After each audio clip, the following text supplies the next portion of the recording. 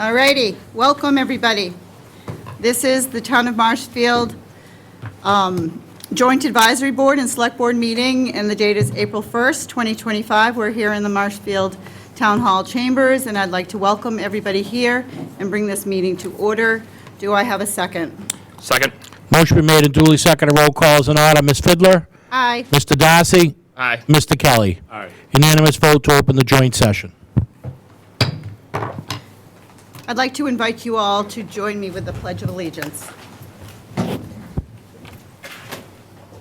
pledge allegiance To the flag of the United States of America and to the republic for which it stands, one nation, under God, indivisible, with liberty and justice for all.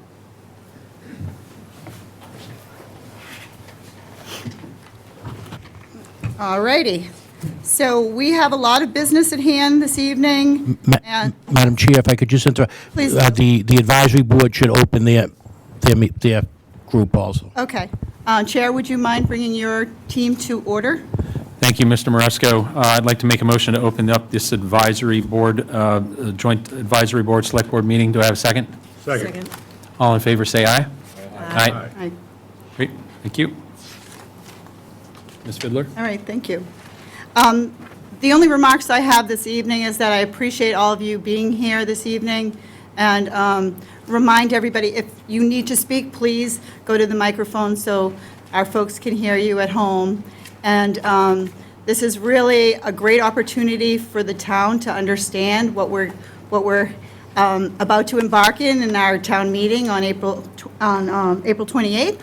So the last meeting was on March 25th, and that was a very productive meeting. We got through a lot, in my opinion. There were a lot of great questions, and I expect the same this evening. We also have two new members that were appointed last Thursday. I'd like to introduce Chris Rowland and Vincent Fallicaran. Thank you for serving the town. So we're going to start. You can run the show from where you stand and proceed as we did last week. I think that it was pretty lengthy, considering we got through seven articles, but that's what this is all about. It's about a question and answer session. The day before, so on the 24th, the Select Board did put through these articles at our Select Board meeting, so I'm just making folks aware of that. So the floor is yours. Great, thank you very much. We'll start with Article 7, but before doing so, I want to go back to Article 6 for a moment. Mr. Strobel, when we had last met, was it last Tuesday? Is that when? Yeah. Last Tuesday. Yep. When we last met last Tuesday, you were going to provide a itemized breakdown of what was included in the reserves, the $900,000 that's part of the reserve request. Have you been able to produce that? Would you be able to get that to the advisory board in the next week? We are working on that list currently, and we should have the finalized list next week. Finalized list? Well, we're going through the process of monthly, we're going through the year-to-date monthly right now since March has closed, so we're going to have a much better idea as to what that list looks like. Does that mean the $900,000 could change? No, the 900,000, I believe, is a firm number. Okay. I'm sorry. I was under the impression that the $900,000 was derived from an itemized breakdown of what we foresaw as the potential, like a list. Correct. We just want to make sure that that list is still on track. Because we just closed a period. March just closed yesterday. So we want to take a look at the year-to-date available budget to see if, in fact, our prediction is still on track for the 900,000. So if it's not on track, does that mean that the 900,000 would change? If it changes, it might go down, but I think at this point, the 900,000 is a solid number. Okay. But the answer to the question is, yes, it could change. Yes, it could change. Okay, thank you. All right. I'd like to, again, kick it off with Article 7 here. As far as these articles, I'm not going to read them word for word because that could take a while. Some of these are pretty wordy. So what I will do is I will read the explanation, and then we'll go through questions again from the advisory board and then members of the public. So Article 7 is, this is asking the town to vote on rescinding prior authorization from a special town meeting article in October of 2023, striking out an item labeled Complete Streets Brant Rock Esplanade for Traffic and Improvement Project. This is $250,000. This was from the stabilization fund, and again, it was appropriated, and the vote for this article would be to rescind this appropriation. Who will be speaking on this? Mr. Chairman? Yes. I'm going to ask Meg to walk us through that one Okay, thank you. on behalf of the DPW. I'm not sure how extensive, sorry, is it not on? I'm not sure how extensive the conversation was with the last meeting. However, I think there was probably discussion that the 250 was raised both in Article 8 and Article 11, both of which came from the stabilization fund. And the total project amount appears in Article 11. So I think what had happened is there was a free cash article, and then there was separately an article submitted by DPW. So that amount was included twice. So we want to rescind the 250 and return it to stabilization. Okay, and just to make sure I'm clear, last time we met, I think I had the same question, so forgive me that I don't remember the exact answer, but Mr. Strobel had answered the question and said it was coming from the stabilization fund as well, but earlier he had said that it was coming out of free cash or returning money to free cash. So could you help me recall what the, So Article 8 is actually the free cash article, but the town had voted to take it from stabilization. So I was incorrect in stating it was going back to free cash because the 250 difference right now resides with the stabilization account, not free cash. But the reference here is the original free cash article.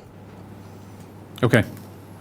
And why are we rescinding the prior authorization? Can you just give me the high flyover on what exactly we're doing here? I understand it's $250,000, but put some color to it, please. Because, well, the total project cost is slightly over $1.3 million, and that's comprised of $578,000 from a DOT award for Brant Rock Phase 1. It's also $499,997.15 for Complete Streets, and then it's $250 from free cash. That's the project total. So we don't want to appropriate more than the 1.3. The total project cost is 1.3. The way it was voted at town meeting would be a higher amount. So we want to rescind that because we want this to reflect the total cost of the project. Understood. Thank you. Other questions from the advisory board? Any questions from the public? Can I just comment there? Yeah.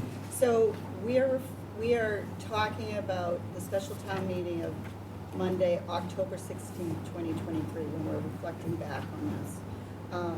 And the two articles that I have in front of me, Article 8, just so the public is aware, was to remove and reserve for future use. The explanation was the total amount for this project, this is what we were looking at back then, was, just a second, was the Article 8. Oh, hello, everybody. My speaker was not on. So what we're referring to is Article 8 in that town meeting, and that was Select Board and Capital Budget Committee moved that the town vote to transfer the sum of $2,613,145 from the stabilization fund. And then also in that town meeting, we also had an Article number 11, which was put forth by the Board of Public Works, and I believe it referenced Tom Reynolds being part of that as well. So when you look at both Article 8 and Article 11, and you really do a deep dive into it, you'll see that the second Article 11 also included an additional $250,000 from the stabilization fund. So is that, Meg, exactly what we're referring to in this particular? Okay. So I will show you this, Chair, and then you will see what I'm talking about. Thank you. Yep, and that's it. Thank you. Madam Chair, if I may, just to further clarify, so it is kind of confusing because it is a free cash article, but if I take you back to that point in time, we were going through a transition with Lisa was our treasurer. She had left. Sean was just coming on board. And books were not closed, therefore they do not certify free cash. So the option at that time was to cancel town meeting or borrow the funds from stabilization. When free cash was certified, return the funds, which is what we did in the spring of last year. So that's why it's a little confusing, but it is a free cash article at the special town meeting, funded by stabilization. The problem is there was 250 on both sides, and the Bull Nose project only needed the additional 250 once. Not twice. Okay, got it. Okay. Yeah, I see. Okay, thank you. You're welcome. Other questions from the public? Mr. Lynch? Mr. Lynch, could you please stand up and stand at the podium? I can talk really loud. Mr. Lynch, I have to ask you to stand at the podium so that way members of the public that are listening can hear you. Thank you. I'm definitely confused in this article too, but, so, the 250 that we're returning, right? So is that going to be spent later on in this budget, or is that going to be surplus at the end of town meeting? It's being returned to stabilization. It's not going to be reappropriated. So at the end of town meeting, after we vote all the budgets and everything, that 250 is going to be surplus for the next year?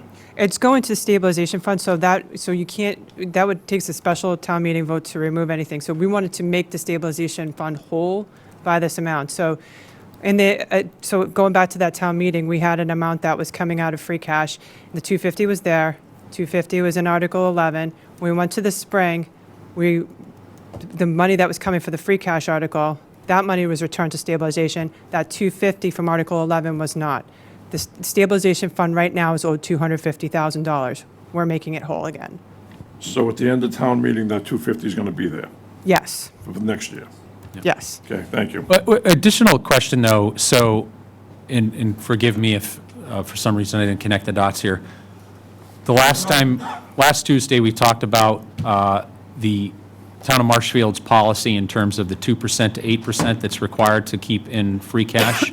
And I had asked the question, if we descended down to that 100,000 or whatever, that what would be left of the balance of free cash, that we wouldn't be, and Mr. Strobel confirmed that we'd be like 1.25 or 1.5% or something like that.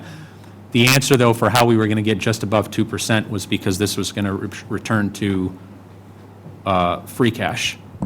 But it's going to stabilization. It's going to stabilization, but we do have a correction to the free cash article where the police accreditation for $284,000 is being removed. Okay, so while we're going backwards here, is there any other changes that we're not aware of? That is the only change that has been made recently. Okay, and which line item is this? That is line item number 8. Number 8. So the police accreditation for $284,000 is being removed. And can you tell us why? Was this just because we needed to find $284,000 or? No, it's just a Scribner's error. I'm sorry, what? It is just a Scribner's error. A scribber's error? Scrivener's error. What is it? It's an error made by a scribe. It's the definition of a Scribner error. So it shouldn't have been included. Those funds are incorporated into the police budget. So that's why it's being removed. Oh, I learned something new every day. I didn't know what a Scrivener's error was. So now I'm going to ask the next obvious question is, how do we know that there's not other Scrivener's errors in here and that we're going to, as a town, vote on other funds that were put in here erroneously? I never like to say we're 100% certain, because no matter how many times you go through a document of this size, you may uncover something, but we're reasonably sure that's the last. I actually have an errata sheet that we'll share with town meeting, so they'll be able to follow everything appropriately. Okay, could you just help me understand the process briefly and how this is $4.5 million or almost $4.6 million of free cash that was going to be expended here in terms of what was being requested, and part of it is an error. Could you just help me walk through with me real briefly, again, high level, what the process is for how these go from either ideas or requirements under special town meeting articles that have been previously passed, and how they wind up in an article like this? Sure. So I rely on our department heads. through the course of the year after the budget. Projects come up, programs come up that they need funding for. They send emails, depending upon once free cash gets certified, then we take a look at that, and then we sort of try to prioritize what folks need. And when you sort of prioritize, who actually makes the decision on what's the priority and what's not? The financial team, the treasurer, the town accountant, myself, with the input from the department head. Okay. So there's a list that's bigger than what appears here that gets reviewed, and then you select, the team, the financial team, selects this out of that list, if you will. That is correct. That's what I said. Okay, thank you. Is there a way of seeing what that total list looks like? Would we be able to get a copy of that? It's an internal document. Okay, I'd appreciate just being able to understand that. Again, we could do that separately, but I'd appreciate just being able to understand what those other requests that are being bypassed are. All right, Chair, may I just interject for a second? please. So free cash is, it seemed, when I started this, I thought free cash, and it's like, my father used to always say, cash doesn't grow on trees, It's certainly not free, is it? Yeah, it's not. So it is a different type of way of looking at things, but the Department of Revenue, as you know, has explanations for everything. You can go down the wormhole and figure out all this stuff. But the little note that I had here was that, and this is from the Department of Revenue, the DOR also recommends that free cash not be available to supplement current year departmental operations, which this is not doing, but by eliminating the expectation of additional resources later in the fiscal year to backfill budgets, department heads will produce more accurate and realistic annual appropriation requests. And I think that's the goal, right? That's the goal of why we all are doing what we're doing and why you're taking a deep dive into all of this. So when we're looking forward to what we're going to do next time in the process, and we talked about process, right? And process is critically important. All of the select board would agree that the process is important, and we're moving forward. But under any circumstance, the use of free cash requires an appropriation approved by the city council or recommendation of the mayor, town council, or town meeting. So really, the fact that we're here doing this is part of the process to get to town meeting and let the town meeting decide. So having these questions, I think, is awesome. But and then we talk about the certification and the process of getting all of this certified. And that is also a very important part of the process as we finish off fiscal year '24 to make sure that everything is taken care of and getting this certification. So when we're looking at the numbers that we have here of $4.5 million, and obviously it's being changed, but that is considerably impressive that we are able to have this amount of funds available in free cash. But I would agree with you, the process is something that we can continually work at, so. Yeah, and agreed, I wouldn't argue with you that, that it's great that we have that amount of free cash. Again, the question I always come back to is Yeah. how we make those decisions as far as how that money is expended. Exactly, right? the process, right? And where it goes. Yep. Mr. Chairman, if I may, so there are no other projects right now, so because free cash was as healthy as it was, we were able to accommodate all of those one-time requests. Okay, so the list you spoke about earlier, this is the list. This is the list. Okay, thank you. Yes, other questions from the public? Mr. Kelly?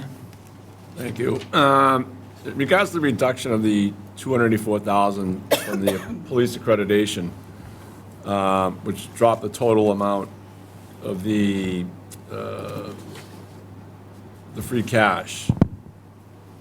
So would I be understand that the $284,000 is extra money left over? Like, You are correct, Mr. Kelly. So there'll be 284,000 less dollars that will be spent.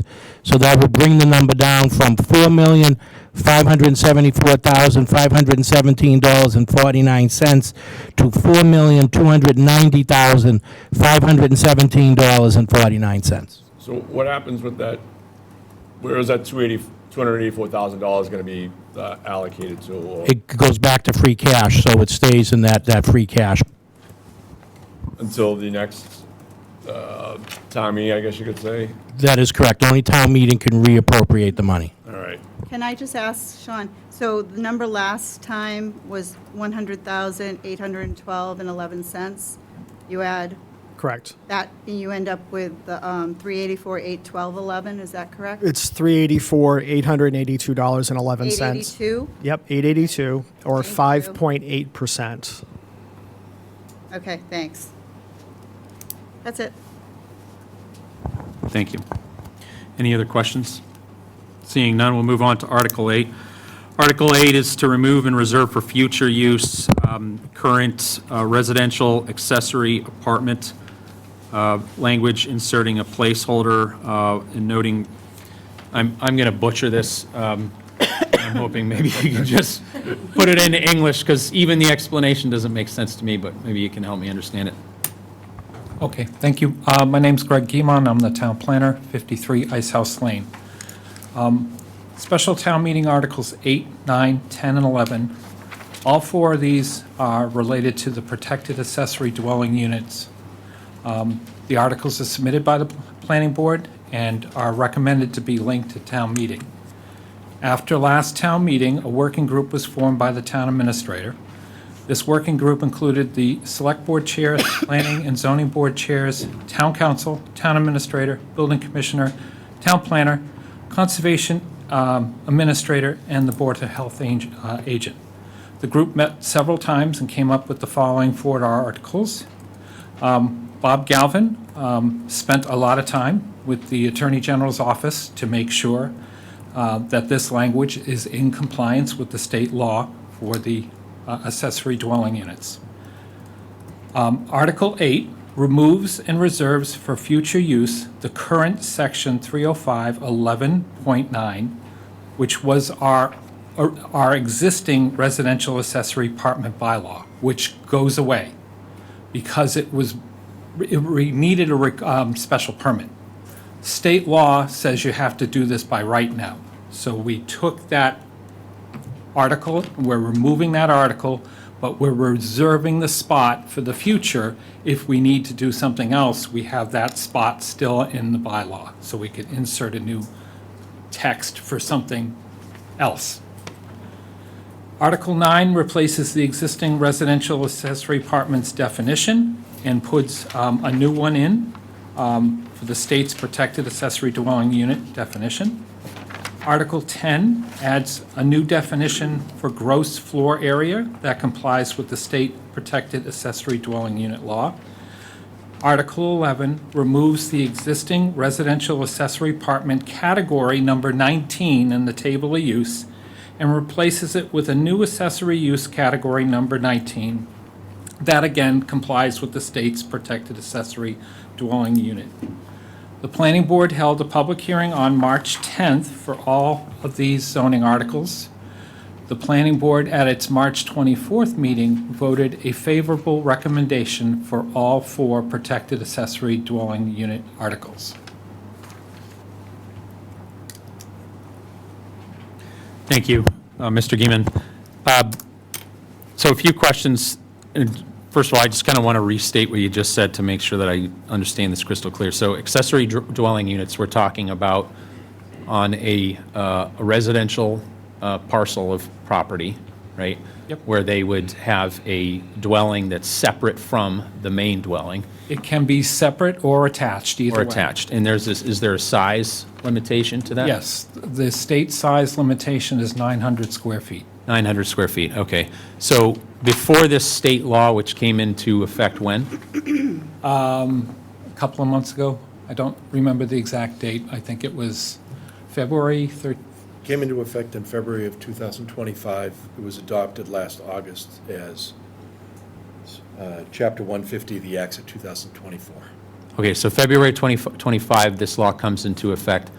And before that, if you're a homeowner, property owner, and you want to put one of these RDUs on your parcel, then you would have had to get a special permit to do so. And it would have had to been attached to the house.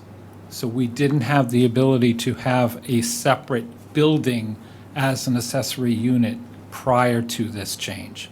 So there's no way somebody could do that, to put it to another dwelling unit there on their parcel before. Maybe they could have gotten a variance, but no, we did not allow it in our zoning at the time. Okay. And because of this change in state law, it's now a right of, It's one of the protected state laws under that Dover clause where they say you have to have this or you have to have that. what does that mean, protected state law? Just define that for me. I'll defer to Bob. I don't know if protected state law is the way I would define it. It is, this is required by state law. We cannot have a local bylaw that conflicts with state law. So it's our obligation to adopt a bylaw that implements that state law, and that's what we're doing. Okay, and if we didn't, then, The state law controls, and we would have no local review in the manners in which we were given authority to make review. understood, okay. All right, so these three articles simply make the changes to our bylaws in order to be able to align it with state law. Yes, 4 articles. Thank you. Any other questions from the advisory board? Just a quick question, Article 10 there. The reference is to 780 square feet. Did you reference 900 square I'm feet? sorry, what? On Article 10, Yep. the gross floor area, it references 780 at the top, CMR. That's a section of the Code of Massachusetts Okay. regulations, the state building code. Okay. 780 is not square feet, Okay. it's just a provision of the law, regulations. That's it. Pursuant to 780 CMR. Yeah. Greg, Yes, sir. I have a question. So is there anything, it doesn't appear that way, anything in the 4 articles that could be considered an unfunded mandate? And I guess this is for Counselor. Not under the ADU bylaw. Okay, thank you. So sorry to beat a dead horse, but just to be crystal clear, if this were voted against in town meeting, what would happen? We would follow state law, and we would have no local regulation, just like we are right now. Okay, so we would still have to permit this, or it would still be We're allowed. obligated to permit People could do it. the ADUs that the state law tells us to allow. Yep. And that's what we're operating under right now. Okay. Until we pass this bylaw, then we'll have some additional review that's permitted under the state law. Okay, so all the requirements of getting approval from the different departments, divisions.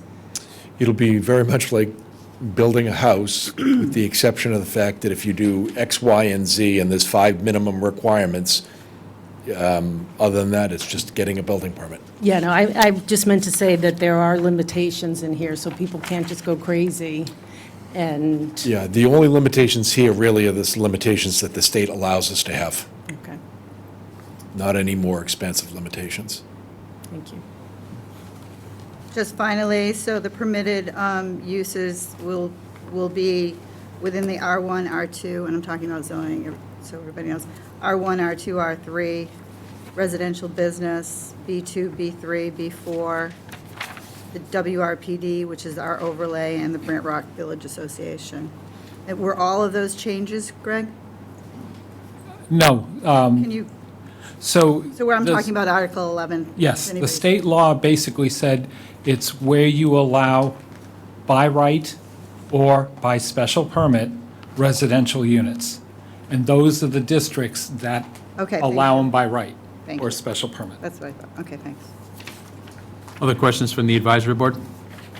Seeing none, any questions from the public? Mr. Lynch? Greg, You could, so is this a 2/3 vote, or did the state send down a special change in this to make it majority? Majority. majority vote. But usually, we would have 2/3 for a zoning change. Usually 2/3, but this is an exception to the 2/3 rule. And so what about multi-use? Is this going to allow accessory residential in a multi-use building? If you have a residential principal use, you can have an accessory dwelling unit. So this doesn't apply to like the Grant Rock Overlay District? I believe that it does. Yes, I just said it, yeah. So that's multi-use, As long as you right? can have a residential use, that's your principal use, you can have an accessory dwelling unit also on the same So property. what are you going to do about apartments that are above and retail's below? How does that affect that? That's a special permit under a different. Can Mr. Geeman, you can answer that question, please step up to the mic. That's a special permit under a different section of the bylaw, which is the Brant Rock Village overlay. The mixed-use buildings, which are commercial on the first floor, residential above. It is not an accessory dwelling unit. And these bylaw changes we're making here are more restrictive than what it would be if we didn't pass it and the state stepped in? No, this is in compliance with the state So law. it's the same as? We have what you need for submittals, et cetera, which we wouldn't have if we don't pass this. Is that clear? Thank you, Mr. Geeman. So no matter what, this is going to be implemented whether we vote yes or no then, right? Is that right?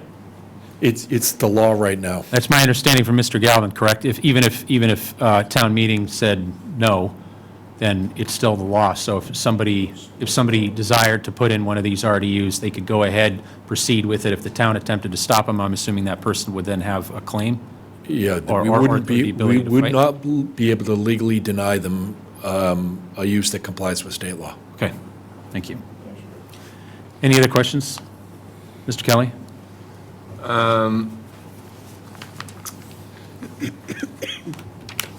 Attorney Galvin, you said this couldn't be classified as an unfunded mandate? It is not an unfunded mandate. How do you get that determination? It's my opinion that it is not an All right, unfunded so mandate. it's your opinion. All right. And on the two-thirds rule, which Mr. Lynch was asking, so this is a majority vote on this, but generally on zoning issues, it's a two-thirds, so how does this skirt the two-thirds rule? When they adopted the change in last August, they specifically made a change to section 48.5 that allows ADUs and bylaws that are intended to allow these type of ADUs to be decided, zoning amendments to be by majority vote. And let's say there's a change in the law and we're allowed to repeal this, what would that take to repeal? Is that two-thirds, or is that going to be a majority vote? I would think it would be the same majority vote. But you're not sure. No, I'm sure. Majority vote. Yes. And Greg, for you, this ADU law does not pertain to people that have to own the homes, correct? There is no requirement for home ownership. So this could be an investment endeavor for whoever, they buy a home and want to make both as an investment if they put an ADU on as well. Would that be correct? It could be. They have to be held in common ownership, though. Yeah, I mean, you could have a corporation, whatever, buy the home, right? You could. And then they could put an Rent ADU both of on, them and out. it'd still be under the same title, I guess you could say, right? No? Yes. Ownership. Yep. And then, Greg, on number 5, it says, "For properties which contain a single-family principal dwelling and a protected accessory dwelling unit located within the Water Resource Protection District, the total number of bedrooms on the property shall not exceed 1 bedroom per 10,000 square feet of lot area." Does that mean both the house and the ADU, 1 bedroom max? For every bedroom, they would need 10,000 square foot. Yeah, but the way it's This written, is state, this is actually the Board of Health and the Title V requirements. We're just putting it in here so everybody's aware that you have to have 10,000 square feet per bedroom when you're in this circumstance. I understand what you're saying, but the way I'm reading it, it seems like it's including the main dwelling. The main dwelling is also required, this has the same requirement. So if the main dwelling is on the 10,000 square foot in regards to the one-bedroom, that means you couldn't have the ADU? Is that how I'm looking at it? So if you only had 10,000 square feet and you had an existing bedroom, you would either get some adjacent land to get an additional 10,000 square feet for the accessory unit, or you would not be able to get it potentially unless maybe they have an enhanced denitrifying system that meets the requirements under the Board of Health. But it's basically, this is state Board of Health requirements for Title V when you're in a water resource protection district. Not for any of them, it's just when you're in the water resource protection district. Okay, thank you. Okay, we're going to move on to Article, we've just covered 9, 10. Can I say something? Sorry. I'm sorry. Yep, sorry, Andrew. Go ahead. Andrew Stewart, I'm the building commissioner. I just wanted to bring up 2 quick points. One is that this is an accessory use to single-family uses. So it wouldn't apply to mixed-use properties, it wouldn't apply to commercial properties, it wouldn't apply to multifamily properties, just single-family dwelling properties. And then the other thing that's important to note is, although if we didn't pass this, it would go to the state law, which we're currently operating under. One of the important restrictions that we do have the option to place on this with the local bylaw is a prohibition on short-term rentals, which is something that has been brought up a lot. So people don't want these ADUs being used as Airbnbs, rented out on a week-to-week basis. And so by putting that prohibition on short-term rentals into the bylaw, we are essentially saying that these ADUs cannot be rented out for any term less than 30 days or 31 days with a contract with the owner. So I just wanted to make that clear for all the residents too. Thank you, Andrew. Can I just ask one other question? Yes, please. Where we have the Board of Health.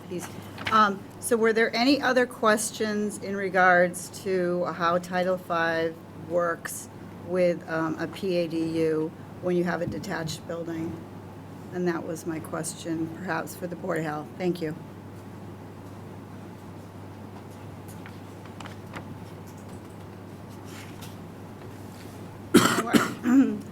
How are you? Good. Gary Russell, Board of Health. Yep. If you have an ADU,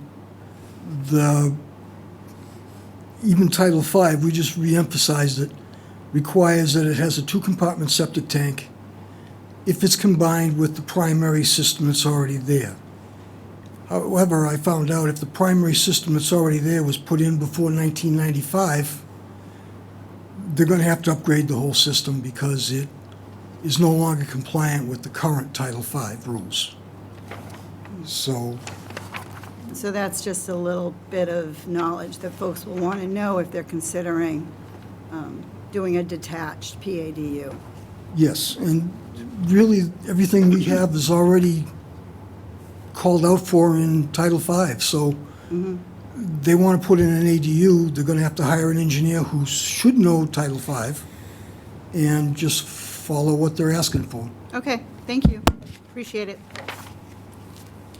Hey, Andrew, before we leave this, just real quick, is that written in the 31 days, that's the requirement, you can't rent any less than that? Is that written here in these articles, or is that, you're saying that's part of existing bylaw?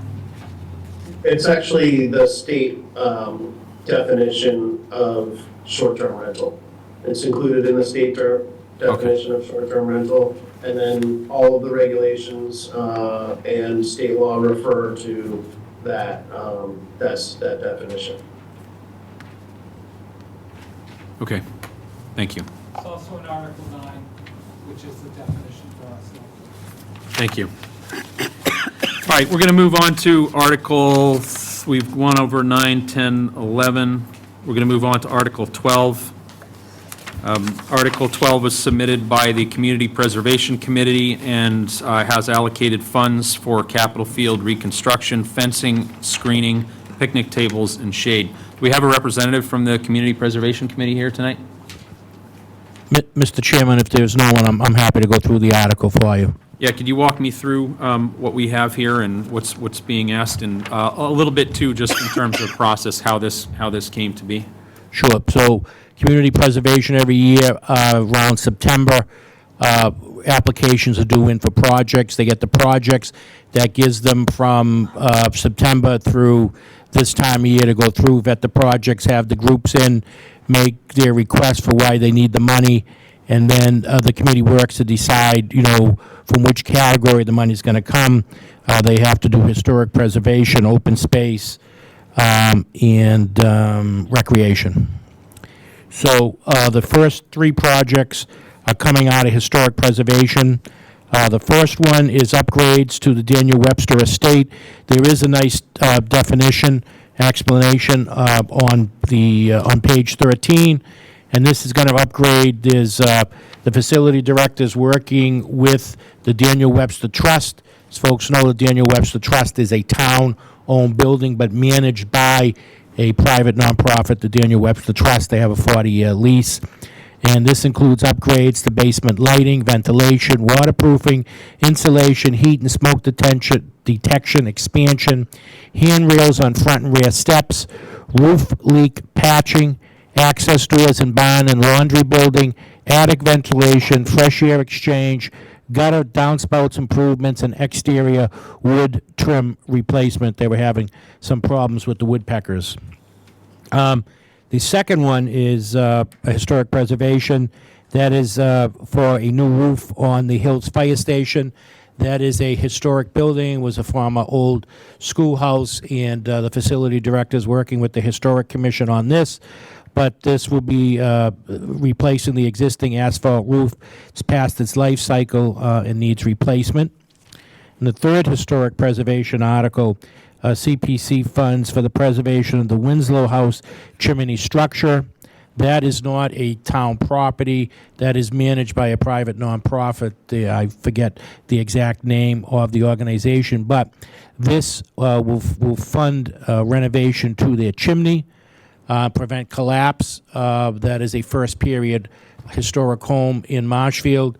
It's a very unique structure. I had the opportunity with Fred Russell to be at the Historic Commission meeting when they showed pictures, and the elaborate chimney has these archways, and it looks like it actually was probably designed to hold up the building. And then there's different chimneys that go up through the structure, so this will repair those and make sure the building's safe from fire. Next one, item number 4, is open space recreation. The project description there is wrong, but if you look at the explanation, this will fund, the funds will be used to replace the wood chips that cover our 5 elementary school playgrounds with a poured-in-place rubberized flooring, fall zone safety surfacing to comply with the new ADA requirements, and that is for $750,000. The item number 5 is open space recreation, and that is reserved for recreational trail upgrades. And the trails do a great job. Ned Bangs and his committee. Upgrades include maps, signage, footbridge, benches, and kiosk at various trail locations. Item number 6 is to fund improvements for recreation, Marshfield High School baseball and softball fields. This is a major project. A group of private citizens have come forward. Ms. Attabello has been very involved, come before the Select Board and before the CPC to explain their vision of what they want to do. But all fields will have infield and pitching mounds reconstructed. The varsity baseball field will get a drainage system, a taller backstop, 2 batting cages, an ADA pathway, relocation of fencing, dugouts, and bleachers. Varsity softball will receive a batting cage and relocation of fencing. Dugouts will be added to the JV softball field. Item number 7, CPC funds from Recreation and Open Space, contingency fund for capital improvements at the Veterans Park project. Item number 7, as folks know, This project is being done as we speak. Veterans Park Dam's being removed. Project requires a contingency for unforeseen expenses that may arise due to the anticipated state grant that was denied. They had applied for a grant, the Conservation Commission, it was denied, so they went to CPC, and CPC is funding this in the amount of $350,000 to make sure that there's a contingency in place because it's a pretty large ecological project. Excuse me.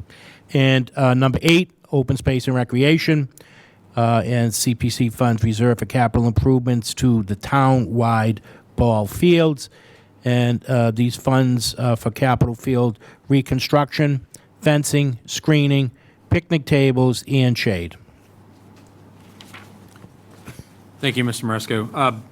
Going to item number 4, you said that's to replace wood chips with that rubber flooring that they use. That is correct. Playgrounds.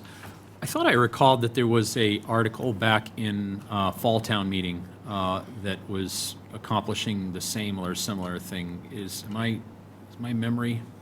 It was a DP. I had the same question. I thought Sean put on. Yeah, I thought there was a DPW project that was on, and it was the ADA compliance with playgrounds. And when the advisory board had sat with with Mr. Patterson, I was explained that it had to do with this removal of these wood chips. It wasn't for the poured floor, so this is a team approach. Sean Patterson from DPW, myself, along with the schools and the rec department, approached the CPC to fund this. They're going to fund it because we want to make sure that we get maximized ADA compliance with this.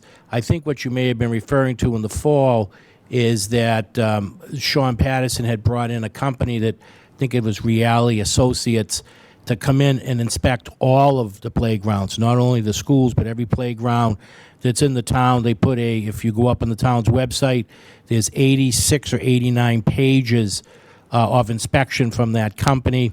They had to be paid.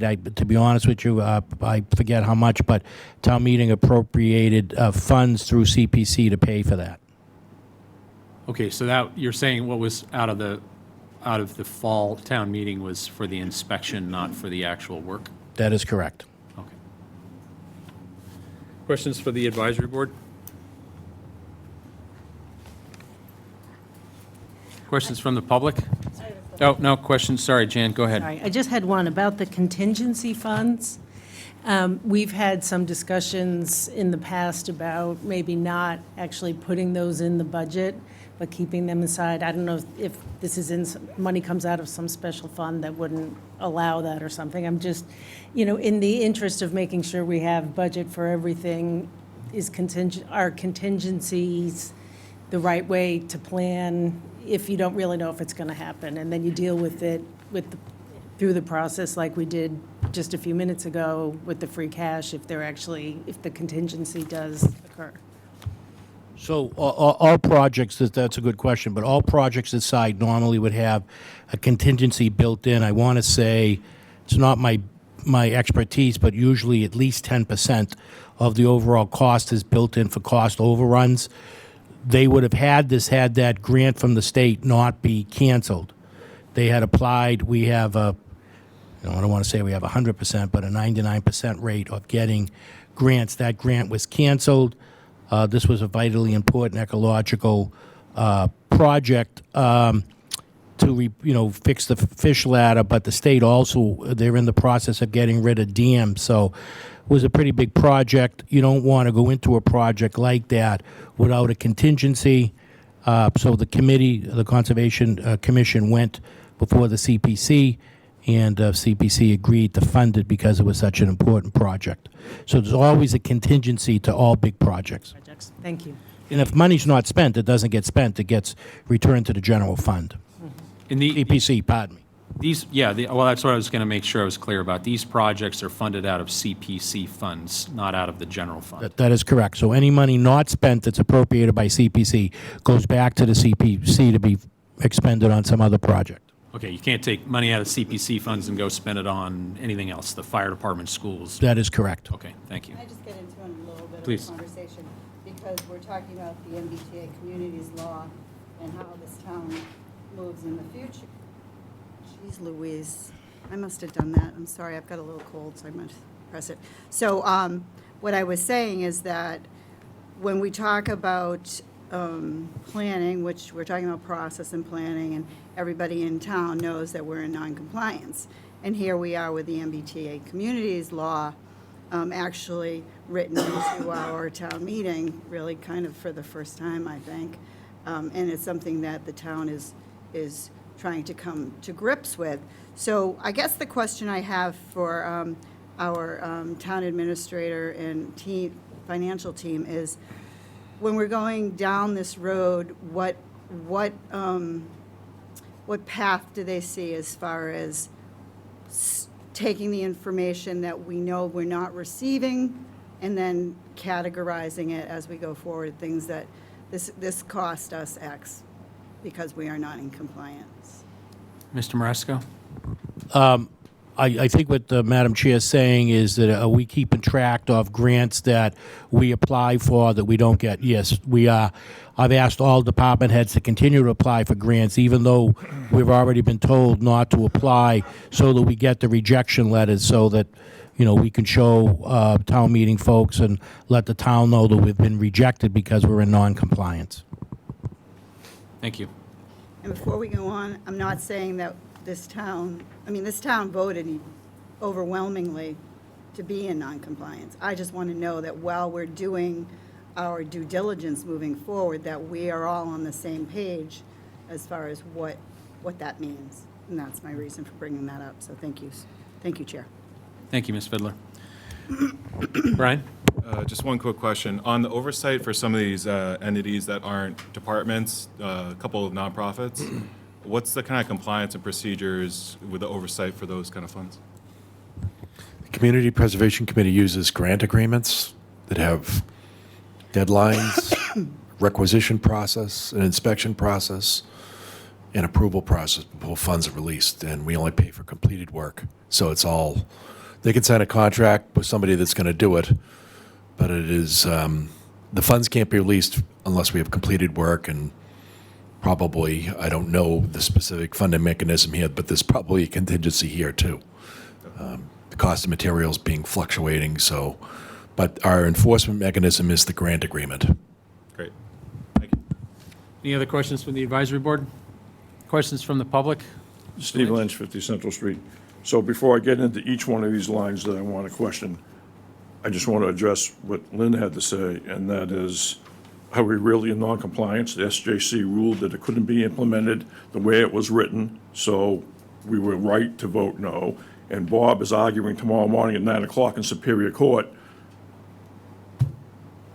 against us having to comply. So are we really in non-compliance? Mr. Galvin, I'd like to keep, and I appreciate your question, Mr. Lynch, but I'll take what Ms. Fiddler said as a comment, and I'd like to keep questions centered around the articles that we're looking at today.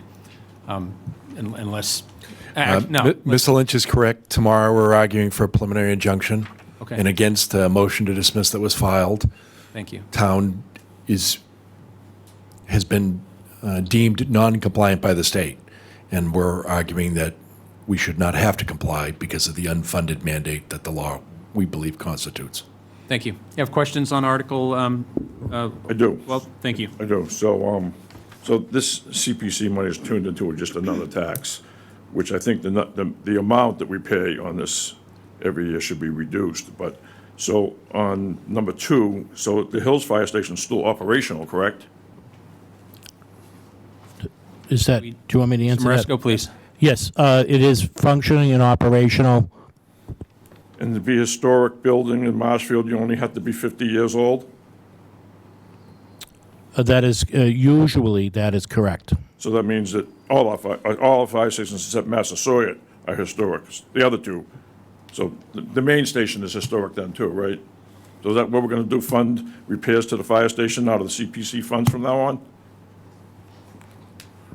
First of all, I'm not the chair of the CPC, so I don't want to speak for them. I'm trying to assist in the presentation of this article. So I'm not going to answer that question. I think that's a question that you should direct to the CPC. Okay. And then on number 3, $150,000 to repair a chimney. Is that a bidding process, or is that another one of those deals where we have a list of contractors and they know we appropriated 150, so they're going to charge us the full 150 plus 10% overage? I'm not, I'll defer to town council. Mr. Galvin? So when they come in and make a funding request to the Community Preservation Committee, they get a estimate from a competent contractor, and this is probably someone that has some specialized ability with respect to historic chimney work. There's probably very few people that do it, but generally speaking, we expect compliance and competitive bidding. But remember, this isn't actually owned by the town, okay?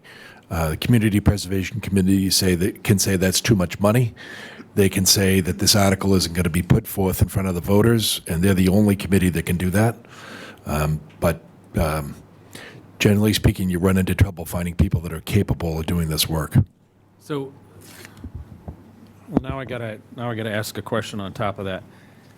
So, the Winslow House is not a publicly owned property, correct? It is not. It's privately owned. It's run by a nonprofit, correct? Nonprofit corporation, right? Okay. But our community preservation committee is allowed to allocate funds or recommend the allocation of funds through town meeting to be spent on something like this because it's historic, or what? No, well, first and foremost, because it's historic, but because they allow public access. Because they allow public, so any place that has public access. We would insist that they allow public access as a condition of receipt of any CPC funds or any public funds. Can you just help me understand what does public access mean? I mean, it sounds like a reasonable thing. Or It doesn't mean that someone can go in there 24/7, but it does mean that if you contact the organization that runs this place, the public is available, or the public can utilize the property and is invited there. And, for example, all of the schools, it might be the 5th grade, I think they bring all of their students there free of charge and, learn about the historic Winslow House and the schoolhouse and the blacksmith shop and things like that. We store the Concord coach there as well. Correct. So, is Roche Brothers grocery store public access? no. It isn't. What's the difference between, and I know the obvious. It's not owned by, well, Roach Brothers is a for-profit entity, first of all, and they operate a supermarket.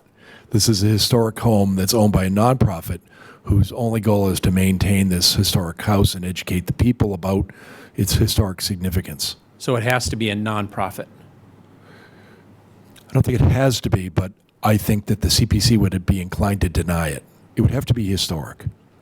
Well, I'm trying to understand what the CPC's authority is. That's why I'm asking the question. I'm not asking because I think that they're going to go to Roche Brothers and try to repair the roof in Roche Brothers. I would hope not.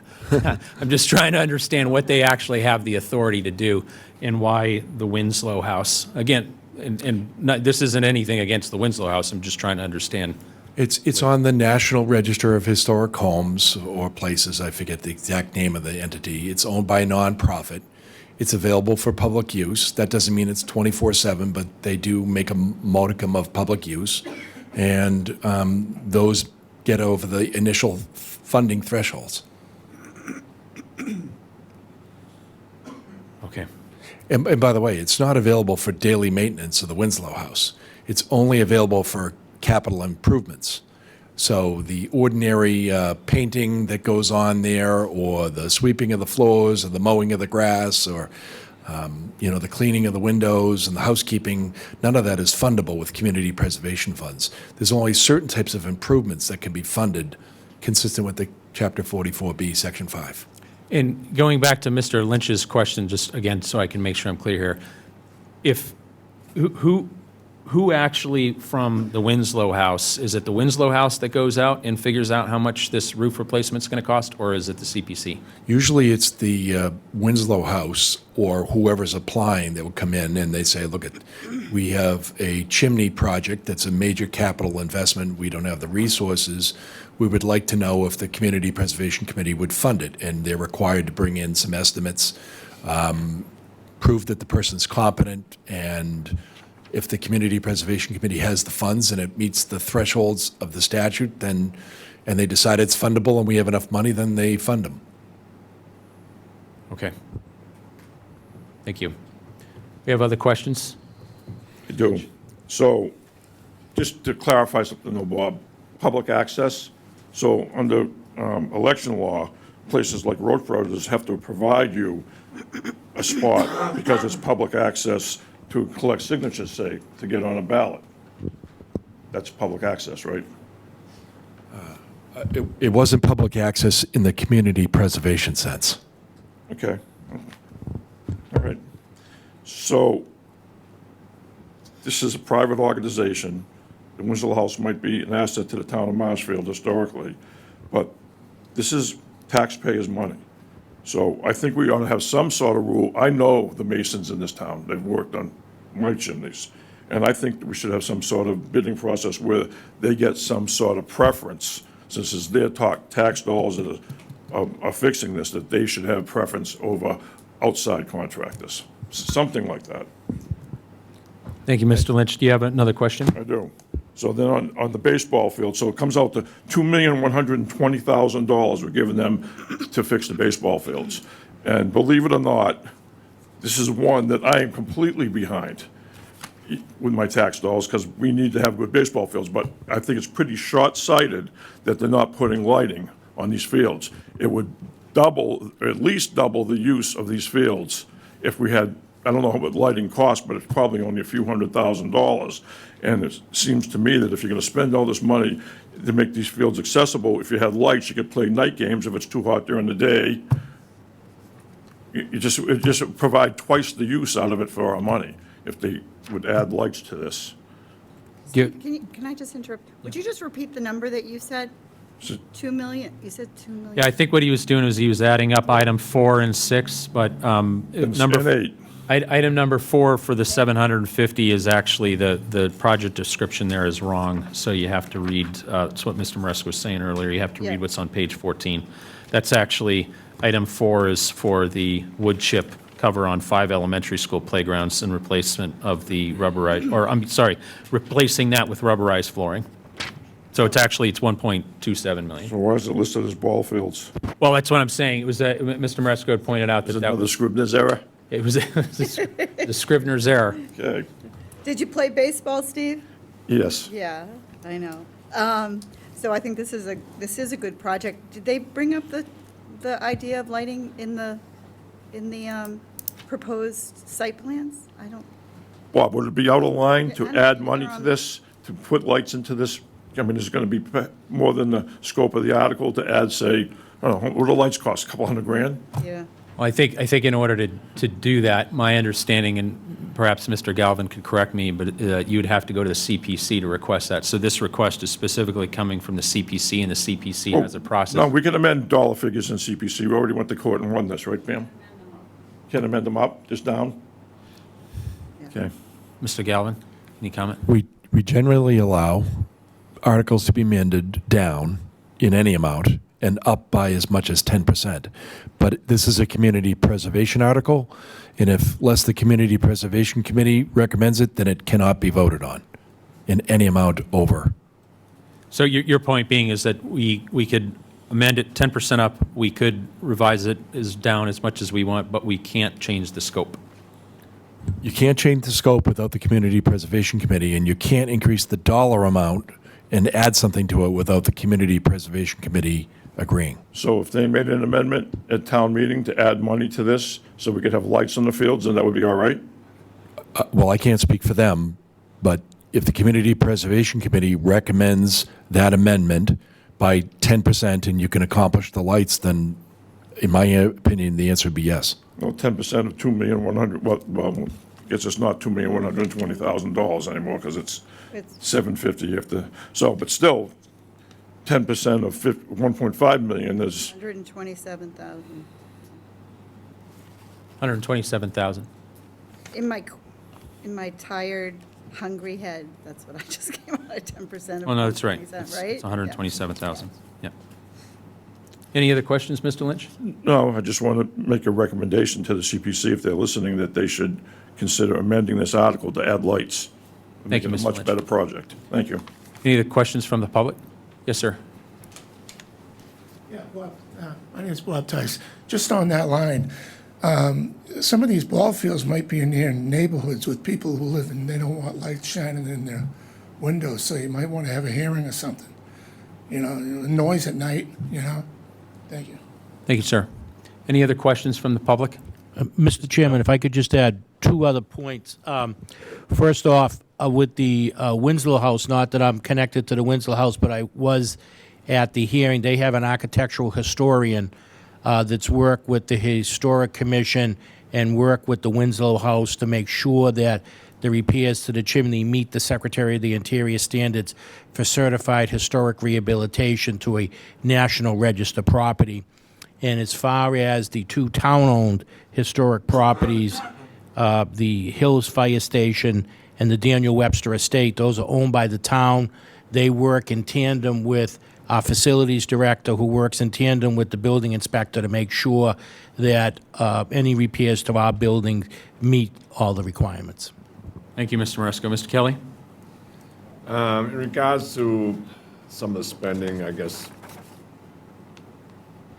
all of them, but when we're talking about the Winslow House chimney, Attorney Galvin, isn't there, I think it's procurement, isn't there an amount set where you have to get bids in regards to certain amounts? When the town does its work, it's obligated to. So what are you saying with the Winslow? These are private projects. So it's taxpayers' dollars, though? Absolutely. They don't have to get a estimate to use taxpayers? I'm sure that they had to get an estimate. I'm not familiar with what the estimate process was with this. I didn't attend those meetings. But they're hiring the person with town funds. They're not obligated to comply with Chapter 30B. They're coming up with somebody that's competent to do this historic work. Maybe only one or two people. Whether they had more than one bid, I don't know. Maybe they did.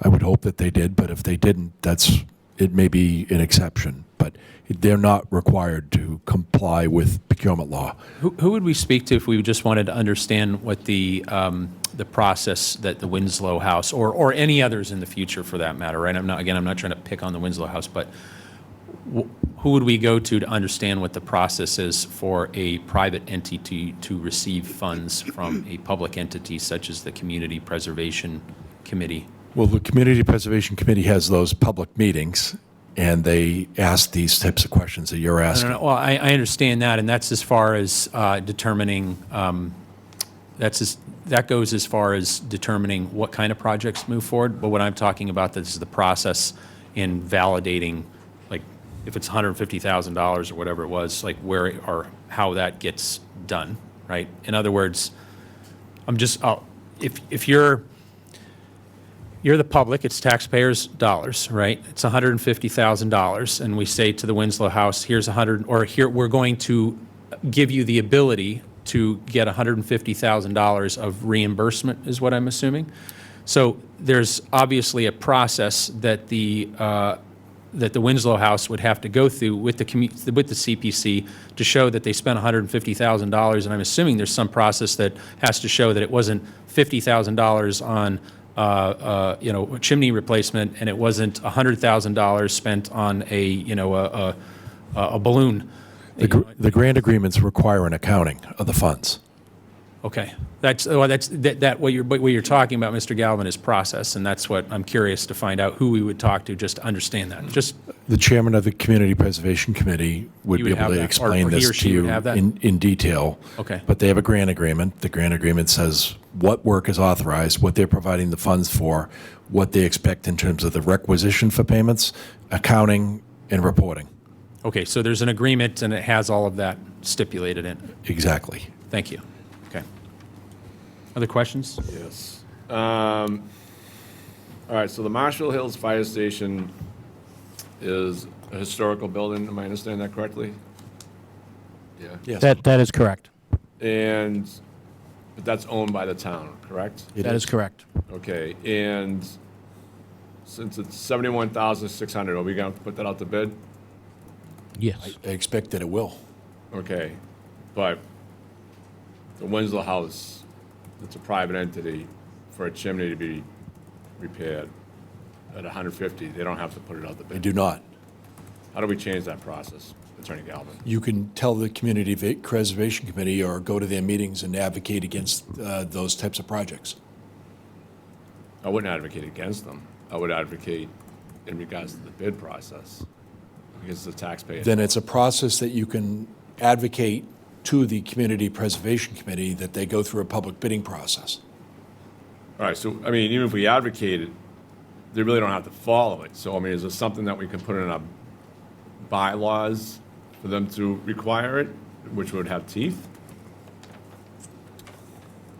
I don't know the answer to that question, Mr. Kelly. I think that my best guess would be you can't force somebody.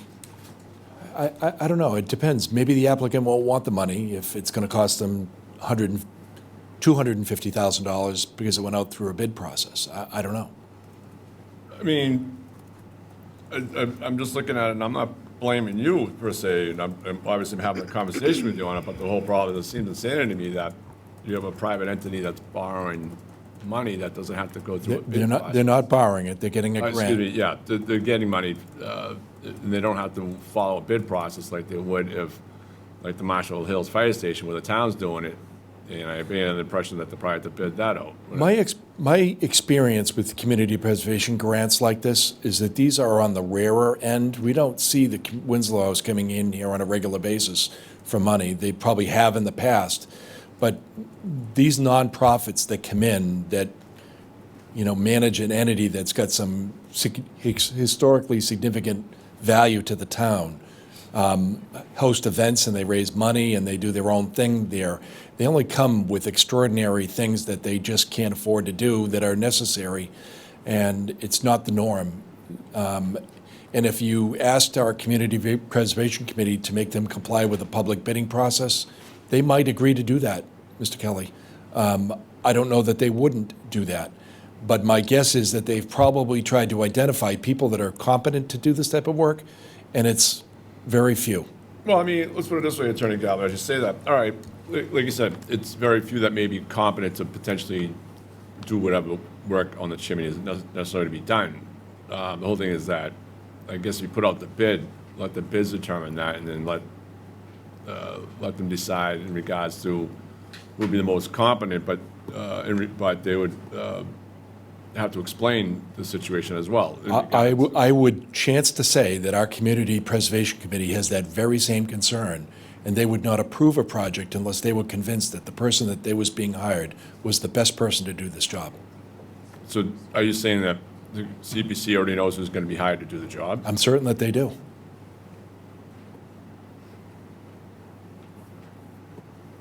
They know who's being hired, but like I said, it's still on a, Well, I can tell you this, the conflict of interest issues would be, if you think somebody's getting an inside job, would be readily explorable.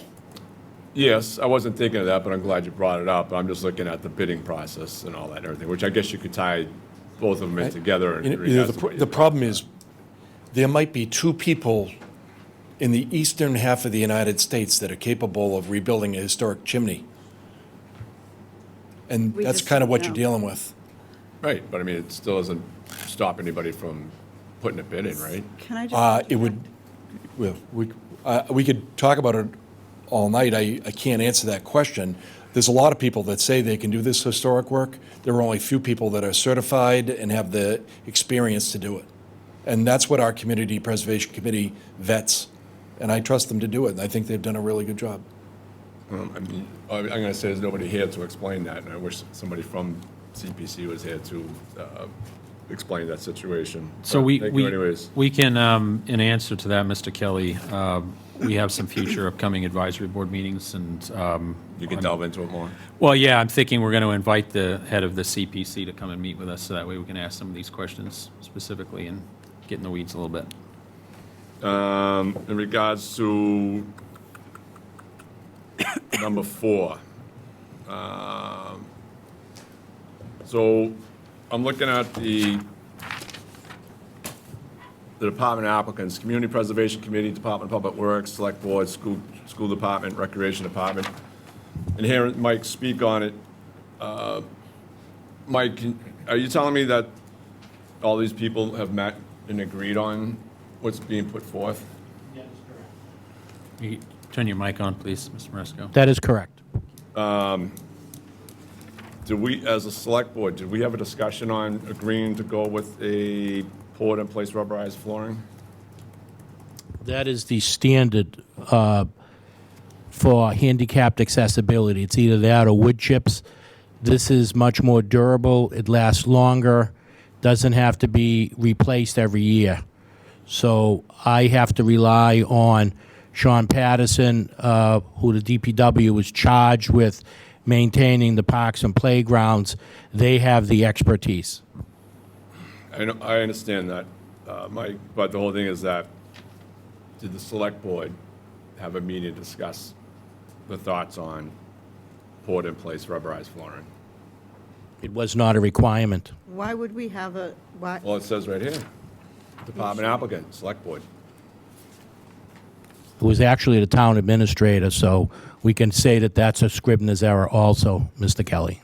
But the town administrator works for the select board? Town administrator, the DPW superintendent, we were the lead sponsors on going to correct a problem that existed in town where playgrounds were not handicapped accessible because of the wood chips. So that was the best way.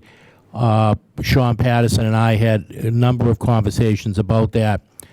The money wasn't available to do a big project like this, so we went to the CPC and filed a joint application. Well, here's my thoughts on it, is that I am not a fan of poured-in-place rubberized flooring. I have spoken about that a couple of years ago, I believe, prior to, actually, when I think the Governor Winslow playground was being built, and I believe Martinson was built afterwards, and they decided to go with the mulch on the, and they were grateful for it. They thought the mulch worked better. My look at it is that I don't think everybody is a fan of this rubberized flooring. One, I believe during the summer times it increases the heat in the area. I do believe that the mulch is a more safer flooring, even though it may require a little maintenance. The problem is if the maintenance isn't done on a periodic basis, I guess you could look at, then yes, and it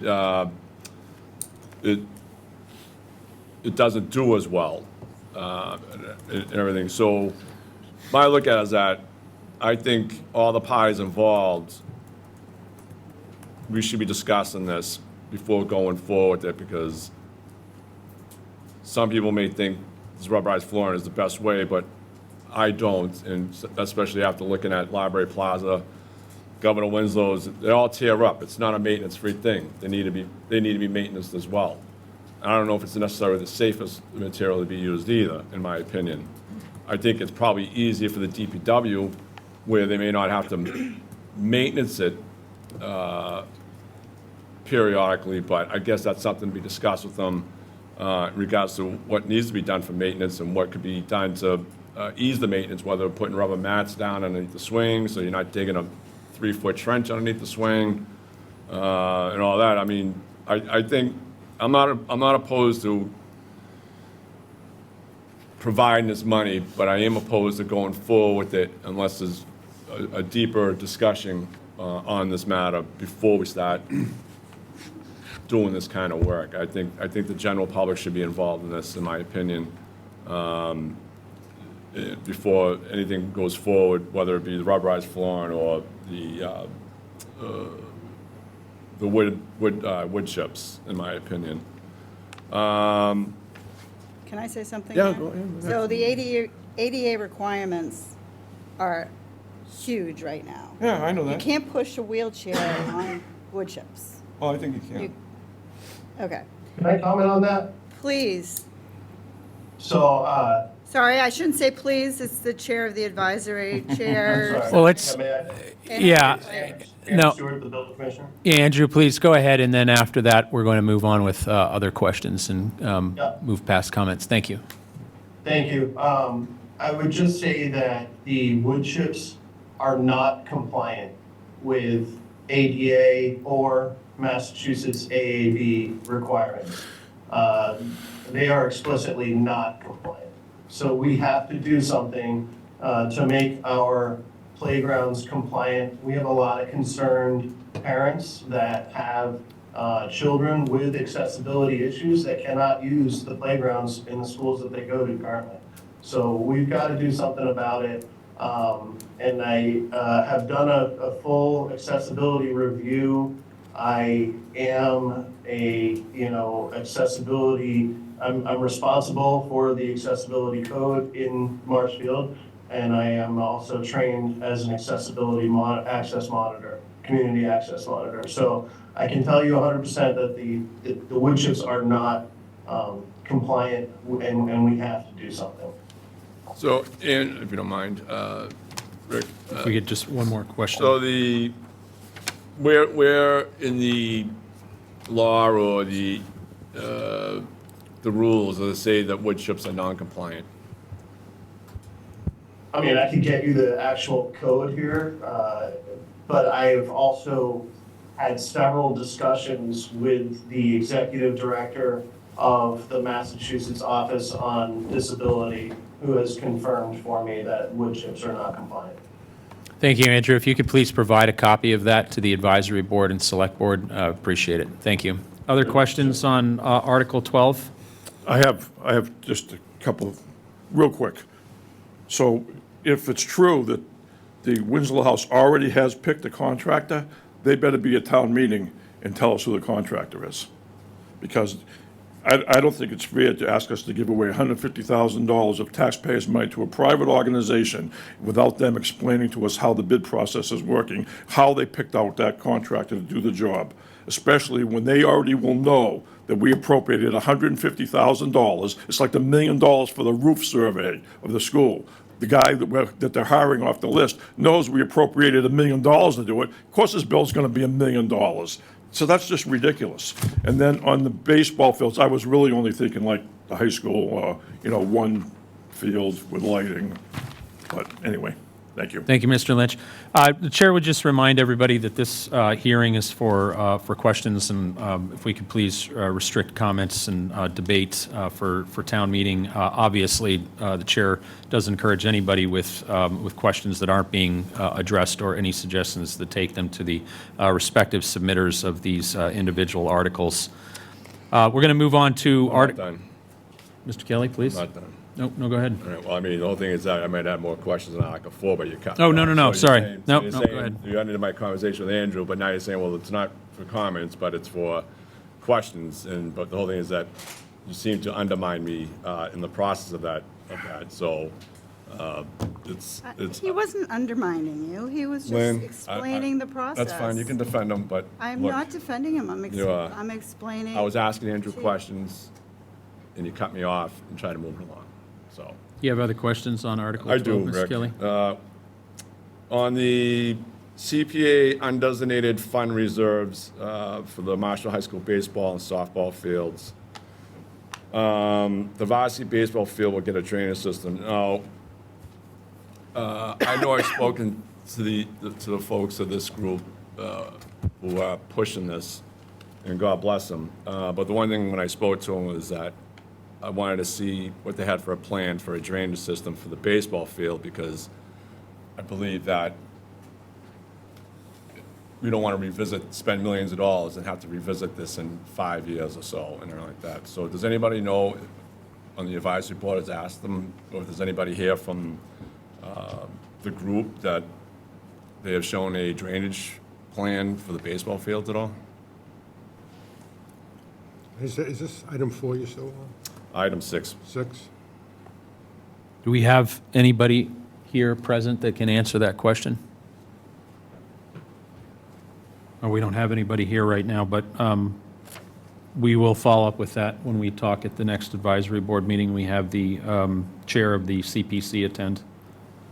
Well, I got to confirm that the chair can even attend, but when we do get them to attend, hopefully they're available when we can, we'll present that question. And just to touch on it, since it's been brought up before, it says an ADA pathway. Does anybody know what the ADA pathway is going to be constructed of?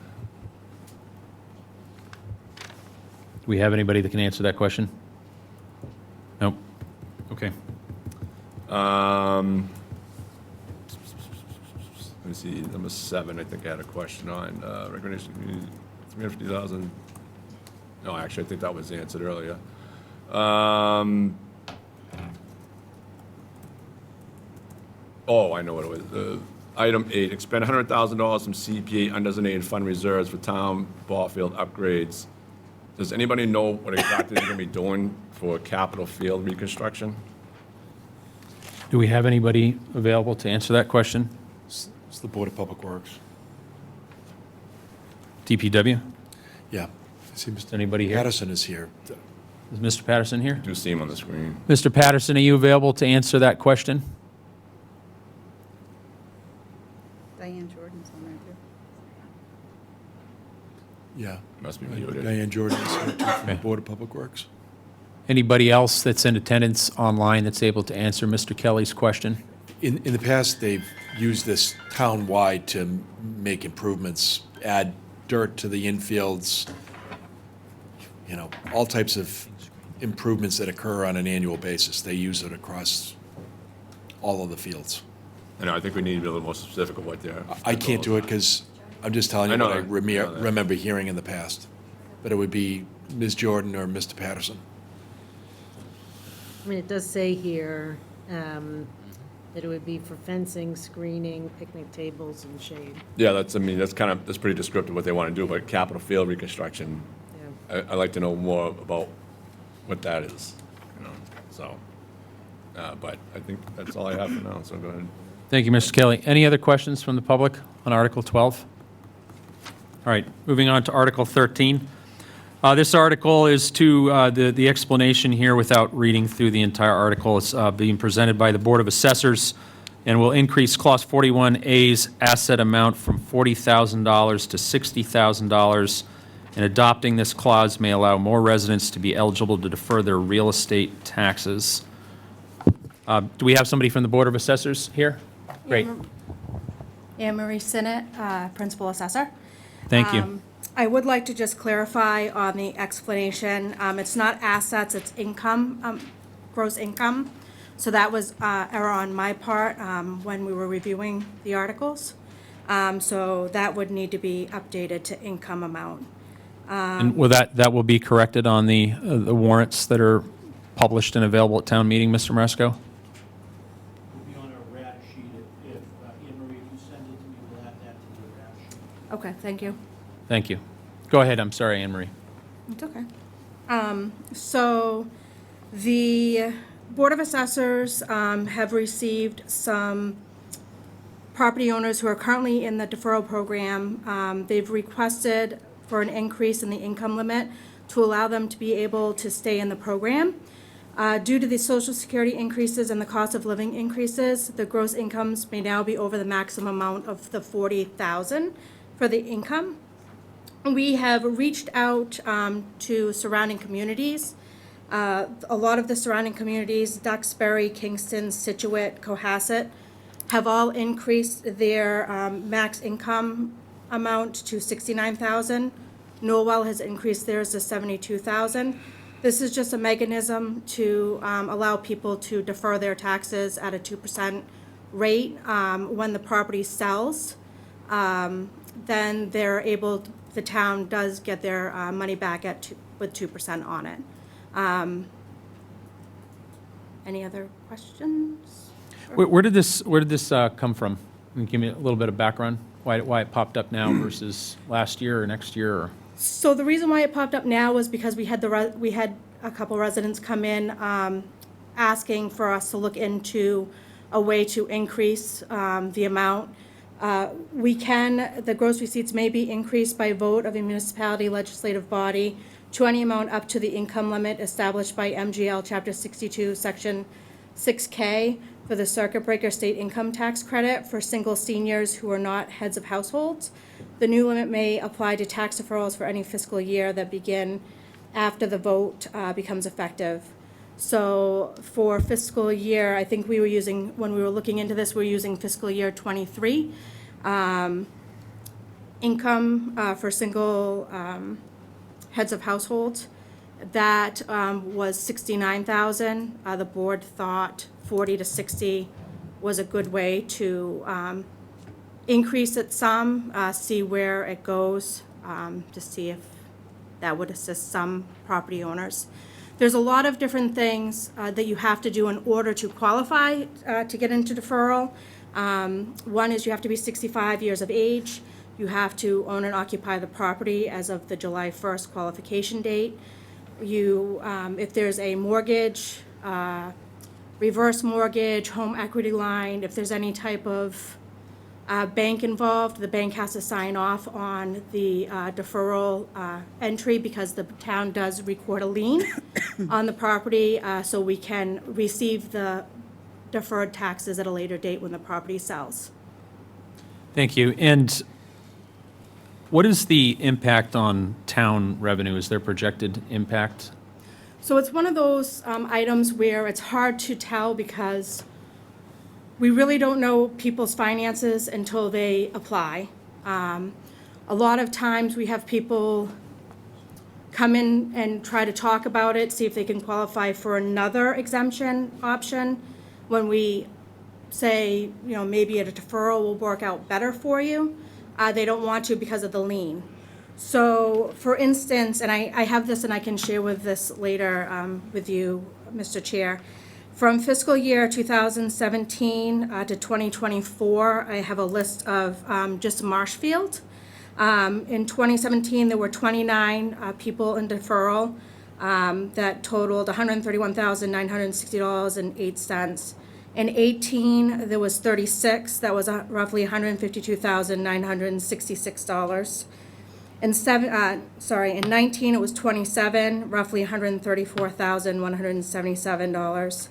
And then in fiscal year 19, we increased the interest from 0% to 2%. And then in 2020, the amount of people that deferred were 14 at 66,502. In 21, it was 14. Total was roughly 70,725. 22, there was 12, 64,290. 23, there were 11, 71,172. And then in 24, there was 12, was roughly 81,000. So that's kind of historically how the town has been impacted. We have seen a lot of people either sell their properties, they have since passed, and the estate has sold their properties. So a lot of that down amount is from unfortunately people either selling and moving to live with their family, or they've passed and the estate has sold the property. So it was, I'm sorry, I was just going to ask, so it went from being on average 20, the 20s and 30s, and then it dropped, and that was because, you think that was because of the interest? I think there was some interest. I think a lot of it was people, like I said, a lot of people since I've started in 17 have either sold their property or they have since passed and the estate has sold their property. So I think it's a combination of those items. It's really hard to judge how many people would apply because we really don't know people's financial situation until they come looking for help. And then we're able to assist depending on that. How long is the deferment for?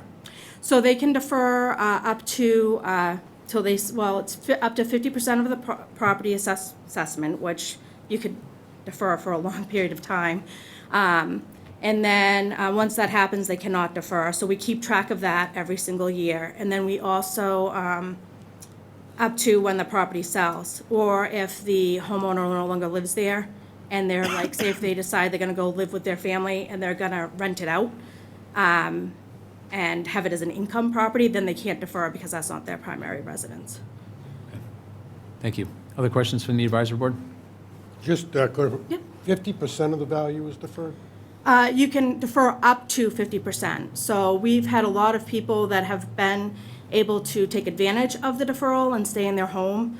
But once they hit that certain amount, then they no longer can qualify because they've hit that amount. So there are mechanisms in place, so they can't just keep continuously deferring within the law. But all in all, the whole program is less than $100,000 a year revenue deferred.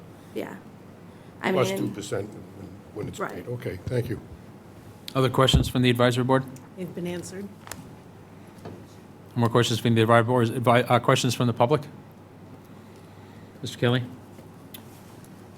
Anne Marie, just going off what you said there, in regards to people deferring and then they max out and, then they may not be able to continue affording to live here. I mean, just going off what you said, it seems that those who are seniors are having difficulty staying in this town. Is that what you're saying? Well, this is a mechanism that can allow people to stay that own their property or if their bank allows them. One of the other things that we've found is a lot of seniors who enter into a reverse mortgage, then they say they cannot do the deferral program because they're entered into that reverse mortgage. But I do think that there are a lot of people in town that that are on that strict income that, with everything going up, not just our taxes, but with groceries, medications, health insurance. I mean, it gets costly. And this is a good way for them to be able to stay in their home and stay in the community that they grew, more than likely raised their family in and has contributed in the past. So. Is there other alternatives out there that we could put forward to something better for our seniors? So there are other exemption applications or is that out of realm, Mr. Chair? No, you can explain it. Okay. So there are other exemptions out there that are available. There's the senior 41C, where if they meet income and asset requirement, they can get the $1,000 off. There is a community preservation surcharge application, that little surcharge that we talked about, they can apply for, and that can help. And then there's, disabled veterans that are able to get an exemption. There's another article that we have going forward is Clause 17D, which is surviving spouse and seniors over 70 that might not be able to qualify on the 41C. There are other, clauses out there that we've been looking into that could help anybody that could qualify with the ones that we already have. But at this time, we're moving forward to the town for these 5 articles. All right, so I mean, from my understanding, there's laws out there with other ways of the means of helping the seniors, but it comes at the town level, it sounds like, right? Correct, it's a So not the local option. No help from the state, is the way I No, look at so it. the state does, if I may, Mr. Chair, Please. on certain exemptions, the town gets reimbursed from the state a certain amount. The deferral, because it's deferred to a later date for the property owner to pay, the state has nothing to do with this. This is a local option that we can increase. The other clauses that we're going through with the COLA, that adds a little bit.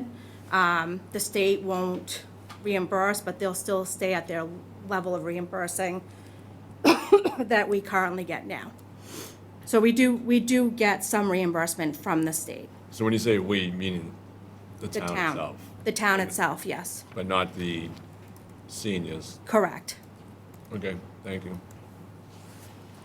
Any other I just like to remind, this article is in reference to our National Guard and veteran.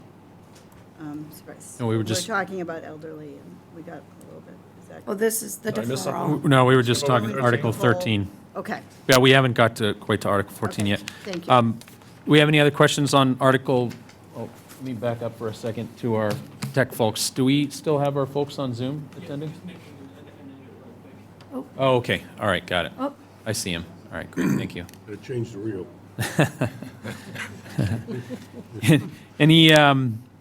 Any other questions on Article 13?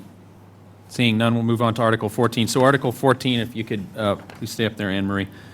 This is, we've got a few of them here for you. To provide surviving parents or guardians of soldiers and sailors, members of the National Guard and veterans who have died during active duty service, suffered an injury or an illness, full property tax exemption, and the United States Department of Veterans Affairs would make this determination. So this is this in relation to the HERO Act in Massachusetts that recently passed, or is this something different? So this is a separate option that we can vote in. The other veterans clause that we're looking at in a later article is HEROES Act. This article will allow surviving parents and guardians to receive a full property tax exemption if their son or daughter who was a soldier, sailor, or a member of the National Guard who either died in active duty or their injury or illness was approximate cause of their death. The assessing department will work closely, and we always work closely with the veterans agents. It will allow them to receive a full. I believe at this time, there are only 2 property owners, I believe, that would be qualified for this if it went through. And also just keep in mind that all of the 5 articles that the Board of Assessors is putting forward is impact other than the deferral, but all the other 4 are roughly like 26,000 estimated off of fiscal year '24. So that's included with those two family properties. Hey, Lisa, I thought this looks very similar to what the state law is now. Am I forgetting? With the new HEROES Act? I thought the HEROES Act had a full property tax exemption very similar to this. So, Part of the no, sorry, I'm Karen with Marshfield. Karen, sorry. Sorry. We do that on purpose. We look alike, so you don't know who you're talking to.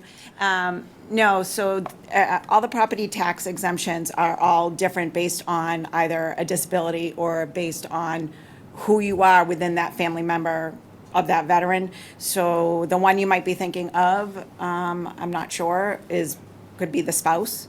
Now, you know what I'm thinking, as you were just saying, I'm thinking of full disability, 100% disabled. Yeah, vets. and I can answer any questions about that, but this is due, and this would be giving the parents of that deceased veteran something. So that is the property tax exemption. And we will say it is very minimal. Like she said, there was 3, but we investigated to note that one of the residents no longer actually lives in the house. She's moved on, although the house is still in her name. So due diligence, absolutely and always. And anything we do with tax exemption is always verified with the VA. And we are always 100% sure before we put anything forth with our name on it to the assessors. Thank you, Karen. You bet. Any questions from the advisory board? I have one. This was enacted a few years ago, is that correct? I'm not sure when the 22H option was available, to be honest with So you. I actually sneaked and looked at it. Okay. And from what I saw anyway, the tax years that it was applicable for was after 2019. Okay. And I asked mostly, I'm just wondering whether it's possible in the way we draft this or whatever, and if we want to, make it retroactive for those families that do qualify to the prior years. I would have to defer that to town council. Everything that I've read regarding local adoption is an effective date from the date that the town votes, but Attorney Galvin can definitely give more insight on that. I'm not sure I can give insight on that. I didn't, I'm not sure I can. If I may. Karen, please. Some of the problems that you come into when you start going backwards is a lot of these exemptions rely on where do you live, where did you live, where did the veteran live? So if you really start moving in a backwards motion, then you potentially really complicate everything with who's actually eligible, and people move on and they don't live here anymore, but maybe they were eligible 2 years ago. It really makes it difficult to verify their eligibility when you start moving not forward, or from this point forward, when you have a very sturdy 1 July date. We stick to that, and that's really important because people do move and their exemptions are with the home. So if you get an exemption in your home and you move in August, it's important we tell those veterans or parents, hey, don't forget to get your exemption money back with your real estate sale, because you'll need that money going into the next town to pay real estate taxes, because that stays with the house. So it'll get really, really complicated, I think, if you try to do that. And also, every year you have to, every single year you have to file an exemption form with the assessing department for the Board of Assessors to review and approve. And that deadline's April 1st. So if we don't receive an application timely by that April 1st deadline, then there's no action that the board can take, because the application was never delivered to the board timely for that fiscal year. So today was the deadline for. There's no amended returns. I wish. Yeah, okay, thank you. Thank you. Any questions from the public? Mr. Lynch? So, it's the family that's being exempted, though. So if you were to own a house in Marshfield and you got that exemption, and you sold that house in Marshfield and moved to a new house in Marshfield, then you would still get, the exemption would follow you into the new house? Anne Marie? So the qualifying date is July 1st, of the beginning of the fiscal year. That has never happened where somebody moves from one to another. So the qualifying date would be I believe, your actual residence on that qualifying date, July 1st. So if I understand Mr. Lynch's question, so you couldn't 20 years from now move to another dwelling in somewhere else in Marshfield and carry that exemption with you? Well, there are residency, you have to own and occupy the property. You either have to, if you are here for this specific clause, for this actual clause, surviving parents or guardians shall have been domiciled in the Commonwealth for the 5 consecutive years immediately before the date of the filing for an exemption pursuant to this, or the soldier, sailor, or member of National Guard or veteran was domiciled in the Commonwealth for not less than 6 months before entering the service. So you have to have that, either the sailor had to be here for 6 months or longer, or the parent or guardian would have to be in Massachusetts for 5 consecutive years in order to be able to file for this exemption. They can't just move to Marshfield from California or wherever. No, and I I think the question was just clarifying, is that something that stays with the benefactor for life? Yes. In other words, anywhere they move in Marshfield? Correct. Okay, Or got it. another state in Massachusetts. Your answer is yes, because what happened, just the same as we talked about before, that property tax exemption stays with that property, and when you move, right, you'll get that money back from, you're gonna treat that just like you are moving to another town, okay? So. You're gonna have to explain that process to me, because I don't understand that. You're selling your house, which already has the exemption. Correct. Posted to it. Right. The home. But it's really for you, though. For the home, though. Yes, you got the exemption, but it was tied to the house. So when you move and you sell your home, there's nothing due on that house, but you have one on your new home because you're moving, Right, so right? on the new home, you should get the exemption. So you will after that specific date. To July 1st is Right. the qualifying date. So if I can put it easily, when you sell your house and you say, hey, listen, I got a $5,000 exemption on this house, Yeah. okay? You don't want the people that are buying the house to have that exemption, because they will, Why would they? because it's already been paid for the year.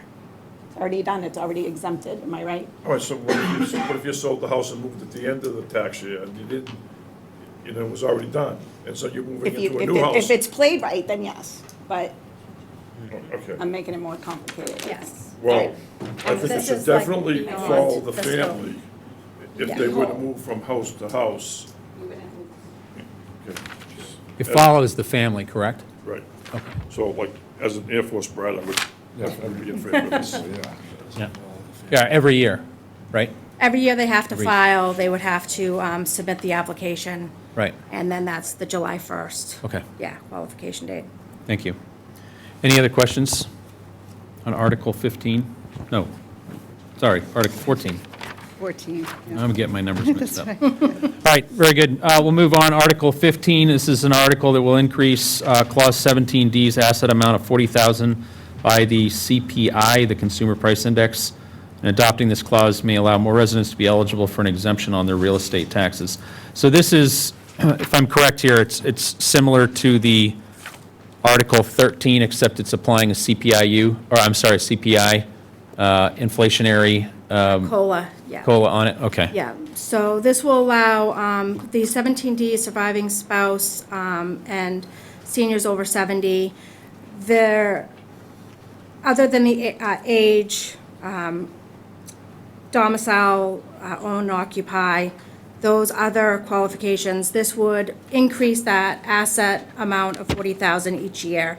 So for instance, for fiscal year '25, the COLA was 3.4%. That would raise it to $41,360. So every year it will slowly increase by the COLA that fluctuates and is given to us by the Department of Revenue to use for this. Thank you. Questions from the advisory board? Yeah. Question. Yes, sir. Yep. Anne Marie, is there a way for, at town meeting, for you to, and I don't mean to give you a lot of work to do, but if I were sitting in the audience, I'd want to know, based on this article and the ones that are coming, where you're tagging things to the CPI, how many more people are going to be captured and what the cost to the town will be, to Rick's question from before? How much revenue is the town going to lose? I think that would be a valid question from the floor. So, other than the deferral is something separate because they're deferring at a 2% interest rate. These are actually covered by the overlay account, which we worked with the treasurer collector and the town accountant with that amount of roughly $26,000 to be added to that overlay account. So there's no revenue essentially lost because when it's approved, that difference comes from that account. Thank you. Okay. Other questions from the advisory board? And Yes, just so a quick from what you just said, then 15, 16, 13, 15, 16, and 17, I'm sorry? Articles 13, 15, 16, and 17, that whole bundle Yeah. is worth about, what's the 26,000 that's coming into this? So the four articles, excluding the 15, 13? Yeah, 13, the deferral was roughly, I have the amount here, just bear with me, roughly $25,587.07. So it's under $26,000. This is based off of fiscal year '24 numbers because we're still in the process of, well, today was the deadline to receive any exemption applications. So we based it off of fiscal year '24 numbers. Yeah, so I think it's a good idea what you said. If you bundle this at town meeting, explain that it's $26,000 for all these articles, and we move on faster. And I'm open to whatever suggestions for handouts or anything like that to help town meeting understand anything. I'm way open for suggestions. Thank you. Other questions from the advisory board? Questions from the public? Mr. Kelly? When they say asset, what's the meaning of asset in this? So an asset is anything that you can get your hands on. So checking, savings, stocks, bonds, if you have a 401k. Even though you can get the money, you might be penalized, you're still access to get that money. So that would be considered an asset. CDs, So it's not like counting like any furniture in your house or No. like that, right? No, that's personal property on a second home, yes. Is it true that this excludes the value of the house, though? It does exclude the value because then nobody would be able to receive it because I don't think there's a property, even just vacant land that's not buildable, that's under 40,000 in Marshfield. So, yes, that is correct. Any other questions? Seeing none, we'll move on to Article 16. This article increased 17D's exemption amount of $175 by the prior year's CPA. Anything that we should, I mean, this is just, again, similar, but taking that 175 and increasing it. Correct. To Paul's earlier question. Yeah. Yes, that's correct. And I can say in fiscal year 2024, there were only 8 people that applied and received this exemption. So the amount that it would increase is minuscule with the COLA increase. Okay. And while we're doing this, we can take questions on 16 and 17 if there are any, but Article 17, again, referencing these veterans clauses here, also applying a CPI increase. And is that part of, that fits into the 26,000 that you were talking about earlier? That does. Okay. Then this is part of the HEROES Act. This was one of the options that the town could bring to town meeting. So this is the COLA increase for the $400 and the $1,000. This article will increase the veterans exemption amounts of $400 or $1,000 by the Consumer Price Index as determined by the Commissioner of Revenue. A veteran who is rated 10% to 90% disabled by Veterans Affairs and meets all other qualifying criteria can apply for a Clause 22 property tax exemption and receive $400 off their tax bill. A veteran who is rated 100% disabled by the VA and meets all the other qualifying criteria can apply for the Clause 22E and receive $1,000 off their tax bill. So this would increase that $400 and that $1,000 by that COLA every year to give some more relief to the veterans in town. And we do work very closely with the veterans agents as well to capture anybody that's out there. Thank you. Any questions from the advisory board on Articles 16 or 17? Any questions from the public? Seeing none, moving on to Article 18. So Article 18, the DPW is looking, thanks, Anne Marie. The DPW is looking to correct an error where funds were taken from the incorrect accounts to pay for the invoice for vehicle number 185 and restoring those funds to the correct account. And specifically, it calls for transferring $70,000 that was made available in the April 22 town meeting with a plow article in the sum of $5,000. Do we have Mr. Patterson here to answer questions and walk us through that? Yes, you do. Mr. Patterson, good evening. Good evening, Mr. Chairman. I apologize earlier, I could not unmute. The host allowed me to unmute this time so I could actually speak. Well, thank you for being here. Could you just walk us through this? So, certainly. What happened here was, this was when we were transferring over from Soft Right to Munis. And there was a period of time where we couldn't really see what was going on between the two accounts. So, unfortunately, and this is the same for Article 19 as well, the money was taken out of the wrong account, wrong enterprise account, to pay for an item. And all we want to do is put the money where it belongs and make sure everything's squared up and done correctly. Okay, so just to restate and make sure I'm clear, so this is an accounting, it sounds, what you're explaining is this is an accounting issue where we're not allocating additional funds for anything, we're simply moving the expense from one line item to another? You are correct. Questions from the advisory board? Well, let me actually, before we, I'm sorry, go ahead. Any questions from the advisory board, Article 18? None? Yes, on both 18 and 19, these haven't been paid yet? Or they have been paid? Just out of the wrong accounts? I believe they have been paid, but they're out of the wrong accounts. We just want to make sure we get the money back where it belongs, so the accounting is correct. Any other questions? Brian? Just quick question on why these are separate articles and not part of the year-end transfers? Isn't that kind of a standard process? The year-end transfers are for budget items. These are articles. Okay. Thanks. Any other questions from the advisory board? Questions from the public? Seeing none. Move on to Article 19. So again, same explanation. Sean? That's correct, Mr. Chairman. Okay. Any questions from the advisory board on this one? From the public? Questions? Seeing none, we'll move on to Article 20. Thanks, Sean. You made that easy. Well, I'm on the next one too, so I'm going to stay on. Yeah, well, you got a track record, so let's keep. Article 20, let's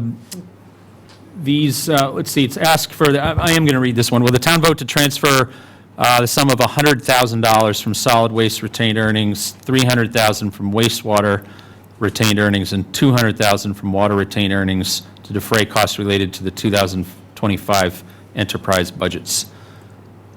Mr. Patterson?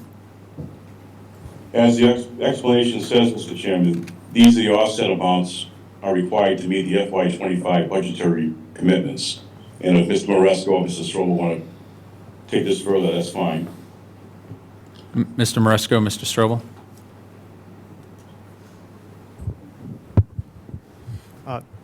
These transfers are typically introduced annually, so this is a contingency for any budgetary overruns from a solid waste operation, the wastewater operation, as well as the water operation.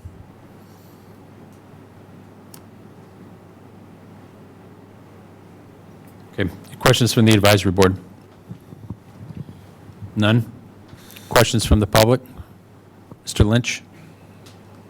So I'm not sure if this is the right place to put this, since we have a bunch of these articles, but I was just wondering what the total amount of money that was taken in fees, and then what the total amount in direct cost was taken out. Mr. Patterson? I don't have that information in front of me, Mr. Chairman. I could get that to you at a later date, if you'd like. Thank you. If you could supply that, that'd be appreciated. Thank you. Mr. Kelly, do you have a question? Yes, just to make sure I'm understanding this correctly. So in Article 20, we have $600,000 going from the 3 enterprise accounts being transferred to the town? No? Sorry, I keep forgetting to press the button. No, this is coming from their retained earnings. What is it? Retained earnings, so it's within the enterprise fund, so 100,000, it's solid waste. Solid waste has retained earnings, taking 100,000 out and applying it to solid waste budget. And the same for each one of the enterprise funds, taking it from retained earnings, applying it to the respective enterprise fund budget. Okay, so when you say retained earnings, what is that? So essentially, when we talk about free cash, the starting point for free cash is the undesignated fund balance. So throughout the year, you have projected revenues, you have projected expenditures. So at the end of the year, your revenues will hopefully be over your projections and your expenditures will hopefully be under your projections. So when those close out, it goes to undesignated or retained earnings, in this case for enterprise funds. All right, thank you. Mr. Darcy? Thank you. Sean, for the enterprise accounts for trash, water, and sewer, how much is left in reserve at the current moment, and then what's the average ending balance for each year? Mr. Darcy, I don't have the exact amount off the top of my head, but I know each one of the divisions holds a reserve of about $1 million, give or take. It's probably more in water, a little more in sewer, and probably solid waste is right around $1 million. Thank you. You're welcome. Sorry, Sean, is that for each? That's each. Okay. $1 million plus each. Thank you. Any other questions? Public? Seeing, Yeah, I just need to get, I know what, these are all Sean's areas, but can you help me understand the difference between 20 and 23 on solid waste? We have 100,000 solid waste coming out of retained earnings, and then 23, 100,000 to increase the solid waste budget. Just so I understand what's the difference there. I'm not sure I exactly know what you're asking me. Well, Article 23 asked to add 100,000 to solid Oh. waste, Yeah, let's get to that when we 20. get to that, so I can explain it further. and Article 20 asked for 100,000 to solid waste. So I think Article 20 is more of the operational costs incurred within the department, the division. You know, as we set our budget for the year, some things do go up in price. Unexpected, unforeseen incidents will happen, so we have to spend a little more money to correct the problem. So I think Article 20 covers pretty much everything in our operational budget. As we go down further, I'll explain the differences with the other articles. Okay, I'll wait to hear that. Thank you. Any other questions? Seeing none, moving on to Article 21. Will the town vote to increase fiscal year 2025 wastewater residual waste appropriation by $130,000 from 178,606 to 308,606 for additional wastewater residual waste funding? So the explanation here is that the wastewater division has incurred additional costs due to the fact that the cost of disposal has increased significantly while the amount of disposal sites has diminished. Mr. Patterson? What the explanation says is correct. Our places that we can get rid of the waste have, well, pretty much diminished. There's only a few. Therefore, the cost has gone up, just like everything else has gone up in the world today. And again, when we set these budgets in place, we go on with certain sites that we already have available to us. And unfortunately, we don't have any control over an increase from the vendor that we bring our products to, if that makes any sense. Was this, is this part of the, is this part of the 2026 budget as well?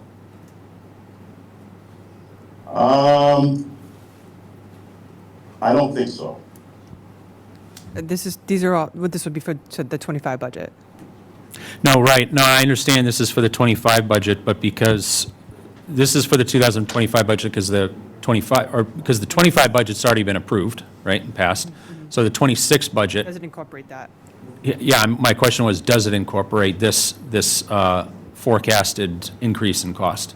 If I may, the 2026 budget was crafted based on the analytics as far as the historical trend with the cost of this particular line item. It has been increased, but again, with we can't anticipate the volume of solid waste that is being produced at the solid waste treatment facility, as well as the cost for logistics. If I'm not mistaken, Sean Patterson can back me up. I believe the logistic costs of just transporting the solid waste have increased also exponentially because of the closure of many of the sites that accept this. You're correct.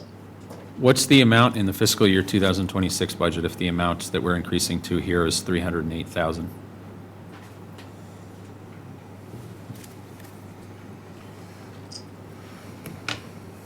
I don't have the budget in front of me for FY26, but will this happen again?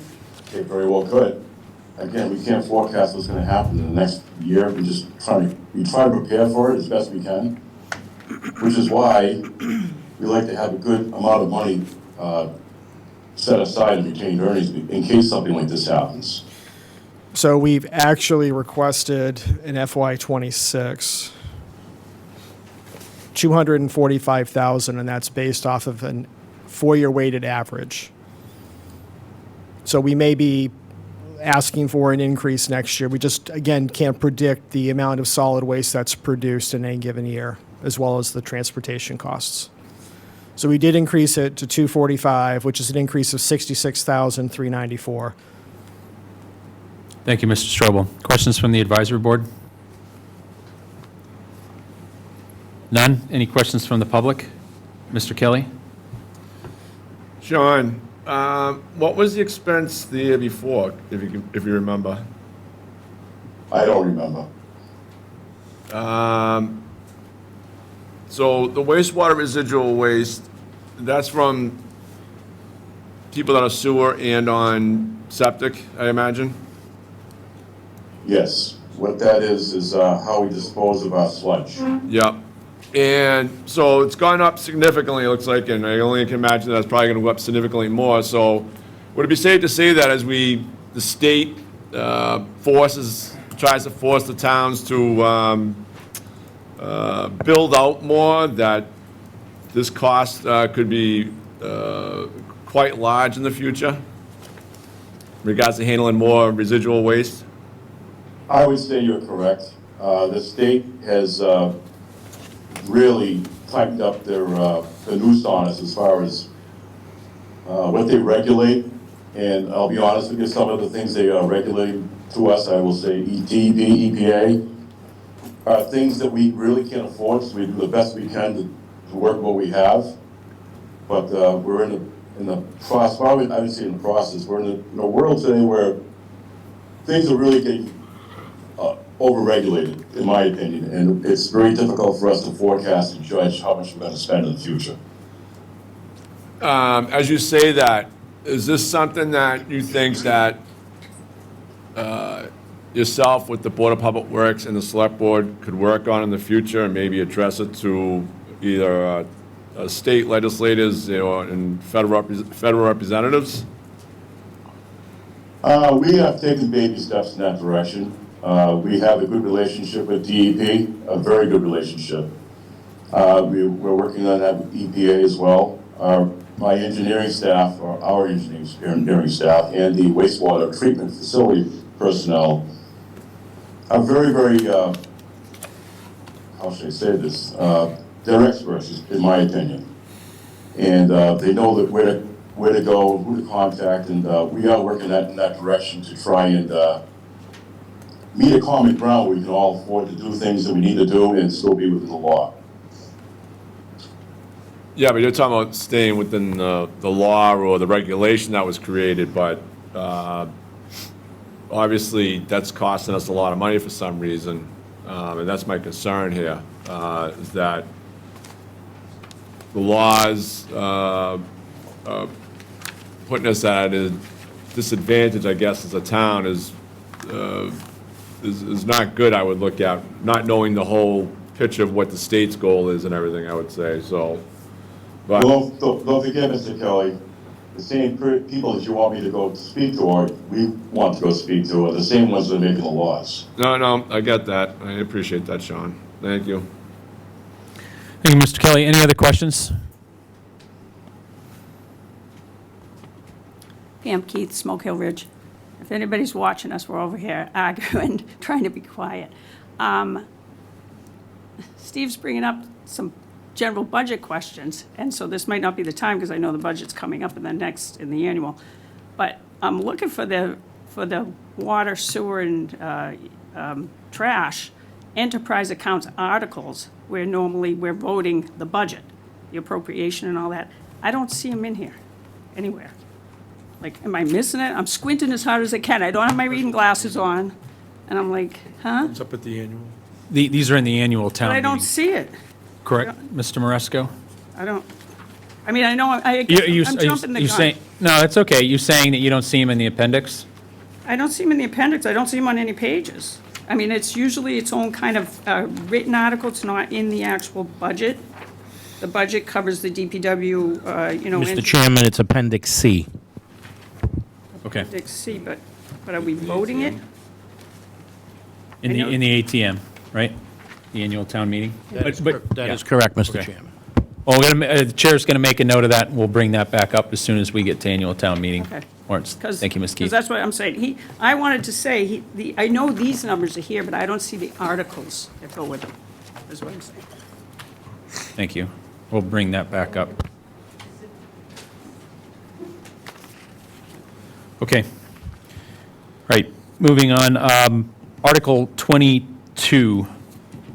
This is asking for the town to appropriate $100,000 for the purpose of replacing the aeration blowers and associated sludge handling equipment at the wastewater treatment facility, and to do the transfers associated with that.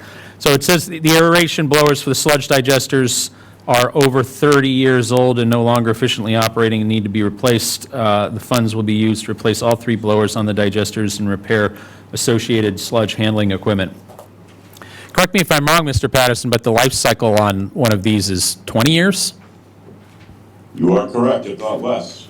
Our staff has done a fantastic job keeping these things going and keeping the plant operational. Great, thank you. It's impressive you got 30 years out of it. Questions for the advisory board? Yeah, Sean, why isn't this on the capital plan? Wouldn't this be a capital investment? Not necessarily.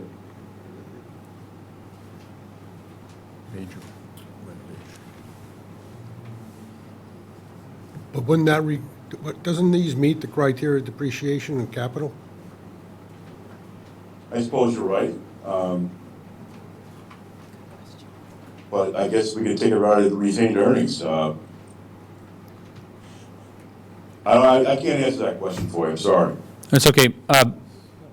Mr. Maresco or you or Mr. Strobel able to answer the question of why these doesn't appear as a capital budget item?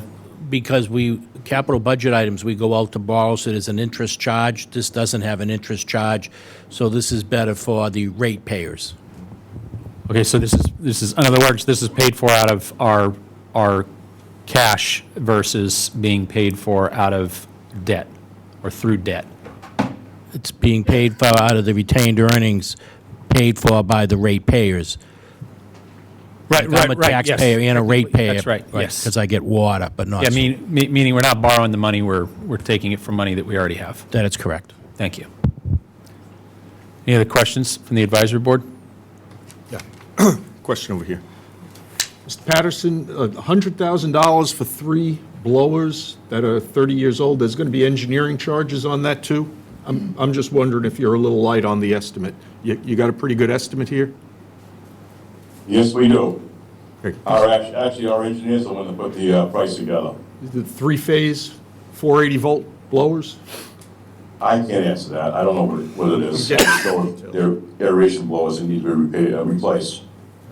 Thank you. Any other questions from the advisory board? Seeing none, questions from the public? Mr. Yes, hi, thank you. Joe Pasevich, Wilson Road. What is associated sludge handling equipment? Mr. Patterson? I would imagine those are the things that are incorporated with the blowers to actually do the process of taking the waste out of the water.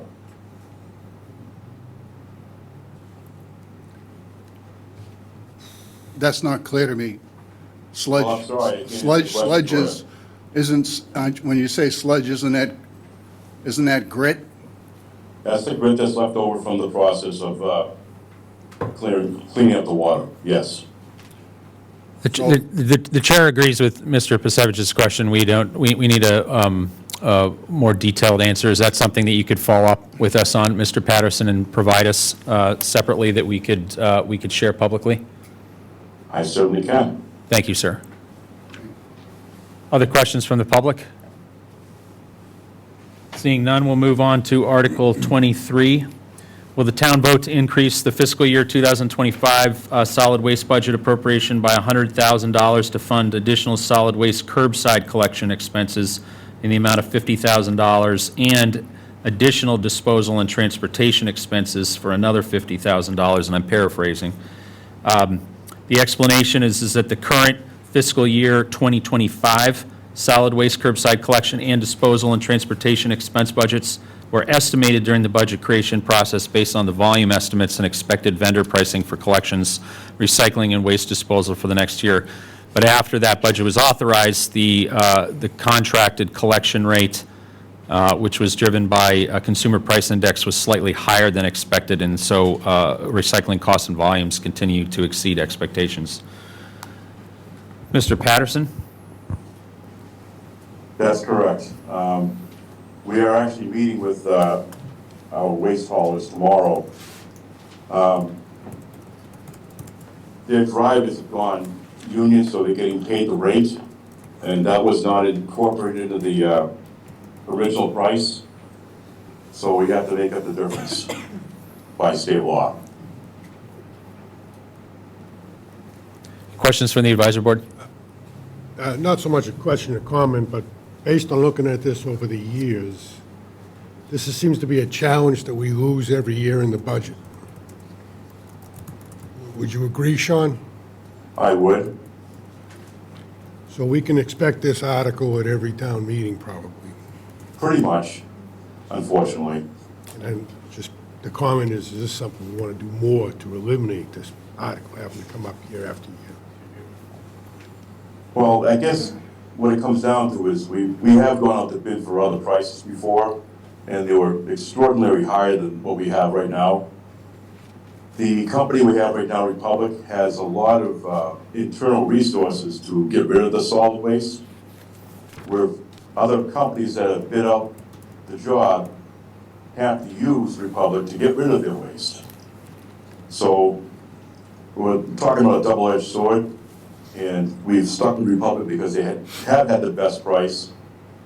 But again, with everything going up in price around the world, their drivers wanted more money, they went union, and the rates went up. Well, I think you guys do, a great job of due diligence of trying to anticipate, but we're under. So if I'm budgeting, in my experience, what I'm doing is I'm tucking money elsewhere because I know I'm going to have to cover this at the end of the year. Which is what we do. We try to always have a good, plentiful amount of money in retained earnings for these reasons.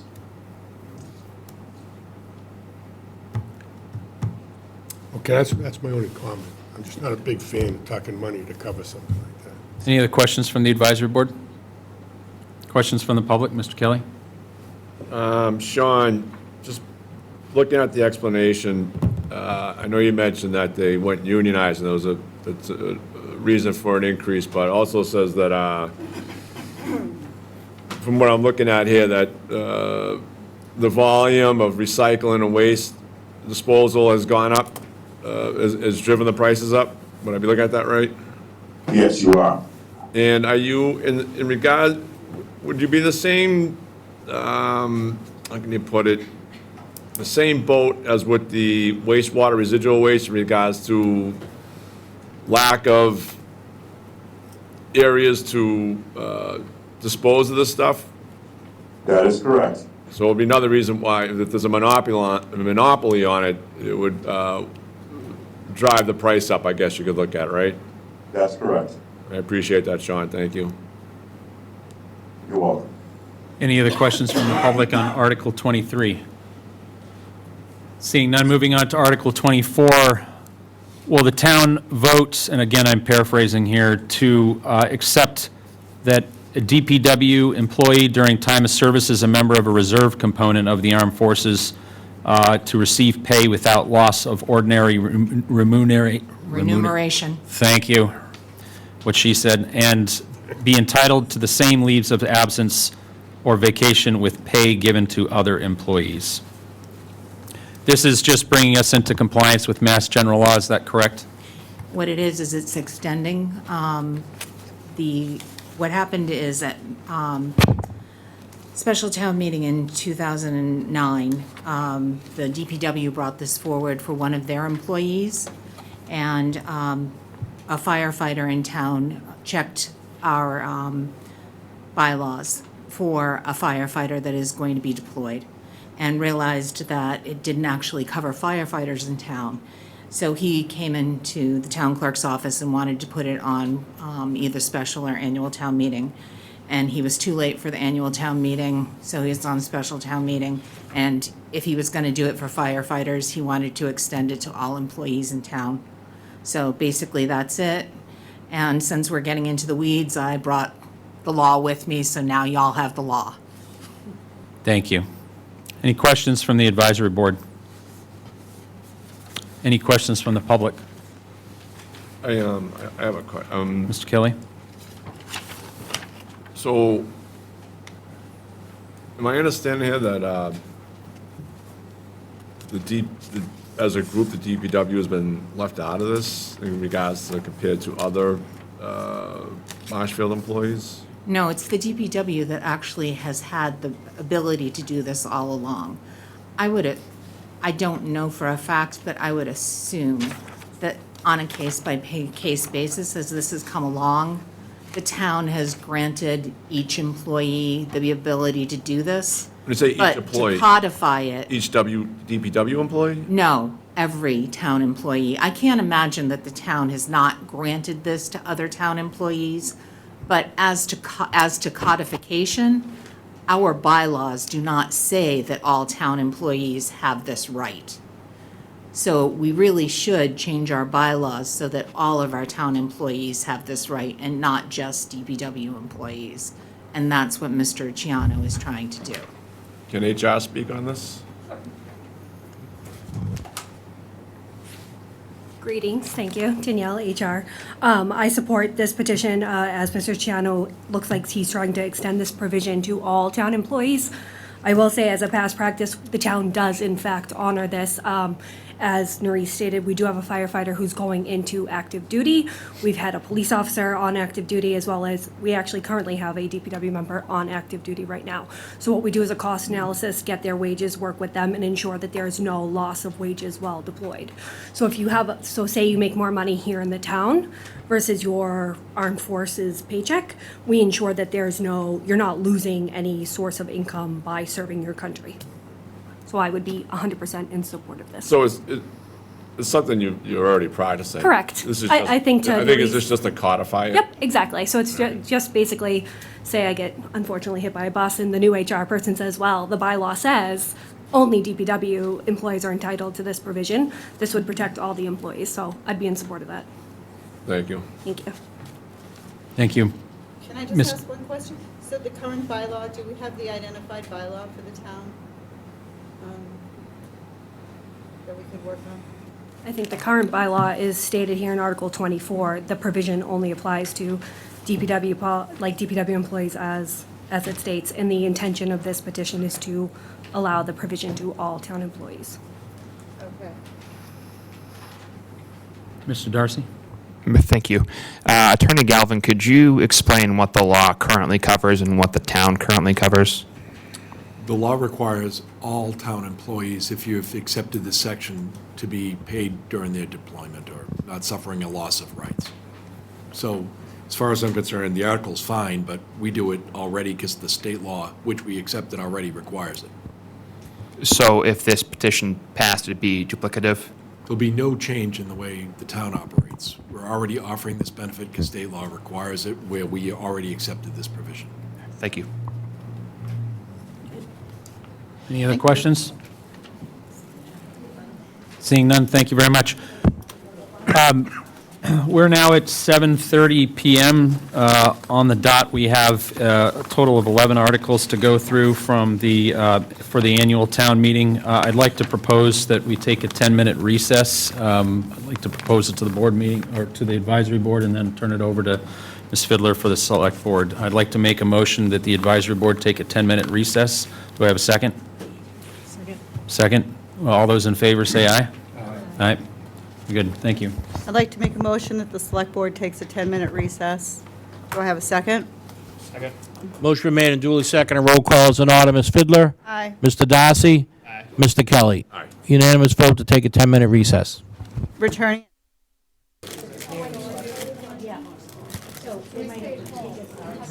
Hello? Okay, folks, let's get this back to order. Are we ready? All right, let's get this party rolling. All right, I'd like to bring the joint meeting of the Select Board and the Advisory Board back to order. The time is now 7:45. Do I have a second for the Select Board? Second. Motion been made and duly seconded. Roll call is in order. Ms. Fiddler? Aye. Mr. Darcy? Aye. Mr. Kelly? Aye. Unanimous vote to return from the 10-minute recess. The Chair of the Advisory Board makes a motion to reconvene our meeting. Do we have a second? Second. All in favor, say aye. Aye. Aye. Great. All right, thank you, Chair. The floor is yours. Before we get going, I was going to suggest that, and this is for discussion with the Advisory Board and Select Board, but I was going to suggest that we have 11 articles to get through. If we're not finished by 9:30, that no matter where we are in the process, we just stop there and then we reconvene at a later date. is any Well, opposition? why don't we just see where we are at 9:30? Because if we could get through it at 9:45, the floor may decide to keep going. So although I appreciate that, let's just see where we head, you All know? right, so maybe at 9:30, we can just at Yeah, we least stop can- and see where we're. Yeah, absolutely. Okay, Okay? great. Thank you. Any comments from the advisory board on that? Okay, great. All right, so Article 1, will the town vote to receive the reports of the town officers and committees, or any questions? Advisory board, public? Mr. Pasevich? Joe Pasevich, Wilson Road, just wondering when we're going to see those. Mr. Maresco? We're finishing it up. It will go out to be printed, and we'll have it prior to town meeting. What does prior mean? 5 minutes before, 5 days before, 5 weeks? I don't want to speculate because we'll be up to the printer, but we always have it well before town meeting. Just a comment as a board member, on the board that I serve on, I guess there's, as usual, there's usually a little report from that particular board, and nobody's ever run the report by me, so I've never seen, because I don't even know what's going to be in there with reference to my board. I don't know how other boards and committees feel, but when you go through the annual report, look at what's written in there, and maybe forward to you. Thanks. Thank you. All right, moving on to Article 2. Will the town vote to establish the salaries and compensation of all elected town officers for fiscal year 2026? This includes a total of $95,164 for certain elected officials, including the Select Board, Assessors, Public Works, Planning Board, Board of Health, Town Clerk, and Moderator. Mr. Maresco, anything that we should be aware of here? This is an annual article that appears every year. Is there any changes, or let me ask you this question. Materially, are there changes versus prior years? No, Mr. Chairman, there are no changes. This is a standard article that's presented. Everyone's salary is set. And this is already included in the budget that the advisory board has reviewed? That is correct. Thank you, Mr. Maresco. Any questions from the advisory board on Article 2? No, seeing none. Any questions from the public on Article 2? Mr. Kelly? I do have a question. I see the assessors are paid more than the select board. What's the reason behind that?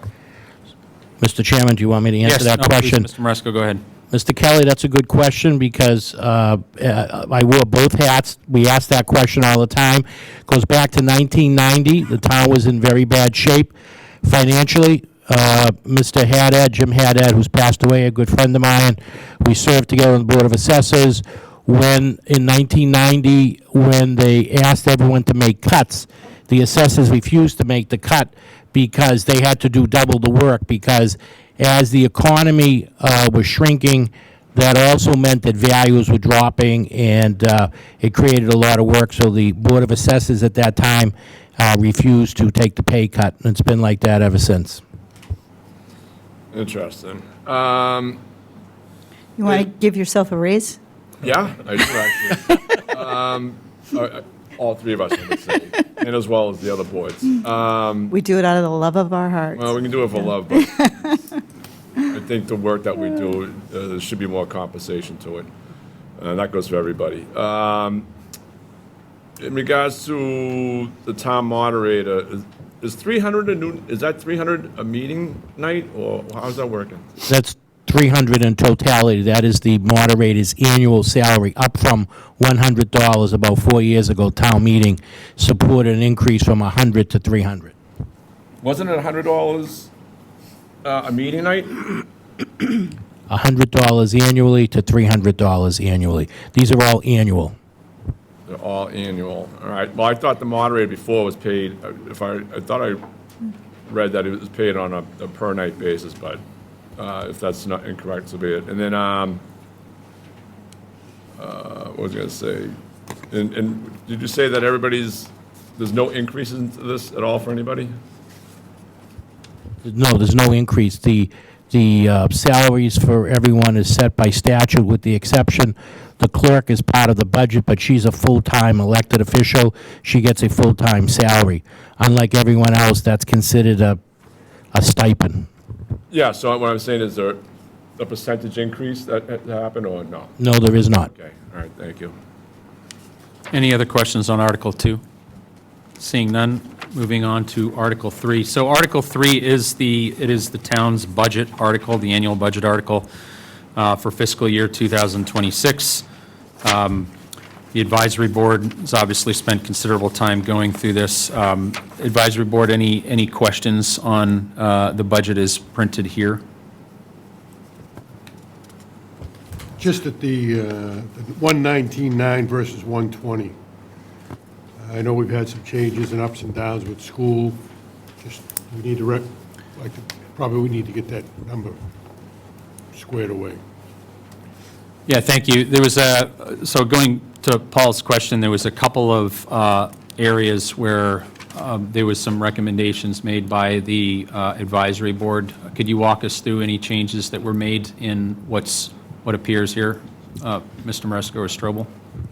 Certainly. So for FY '26, you'll notice in the request column, this is including what the school department and the school committee approved as their budgetary request at 5.37%. That is why you see the FY 2026 request at $121,342,295. Through conversations that we've had both internally and with the school committee, we came back with the advisory board recommendation of $120,096,729. That includes the $50,000 that was reappropriated by the advisory board to defund the unemployment insurance. That was $44,626 for the funded vacant position in the tax assessor's department. The town also identified an additional $170,000 of revenue that could be applied towards the schools. And the town also identified $7,000 that they could reduce from expenses for drug screening that could also be applied to the school budget. So that brings the schools portion of the budget, or increases the schools budget to 4.57%.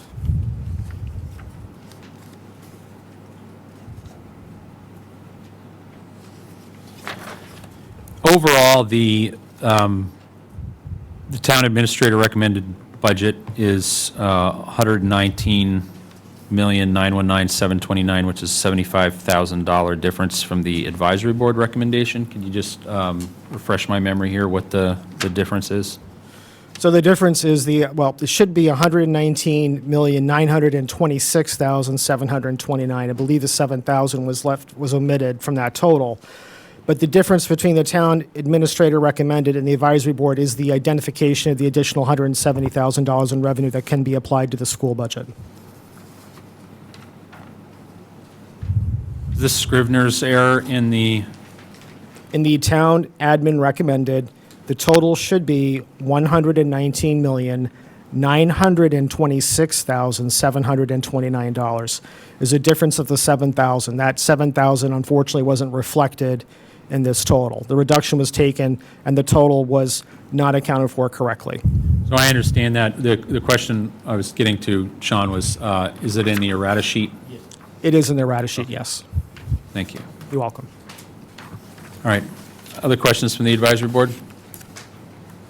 Ben? So I apologize because I wasn't at the meeting that created this or approved it. The school department requested $60,798,942, and they have settled on $59,705,02.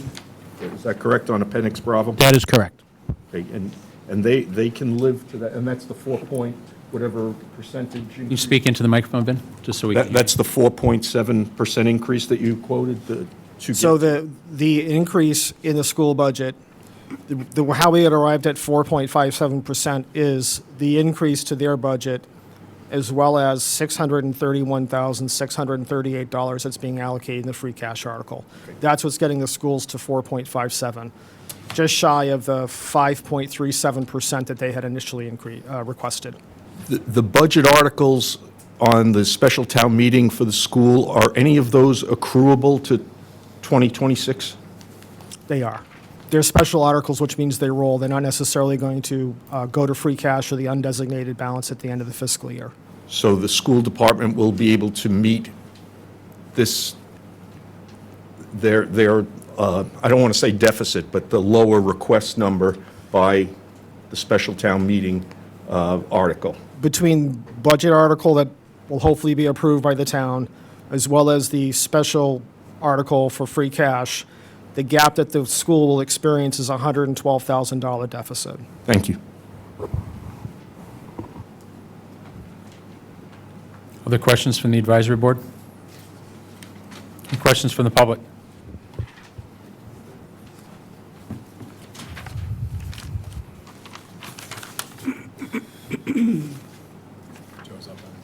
Mr. Pasevich. Hi, Joe Pasevich, Wilson Road.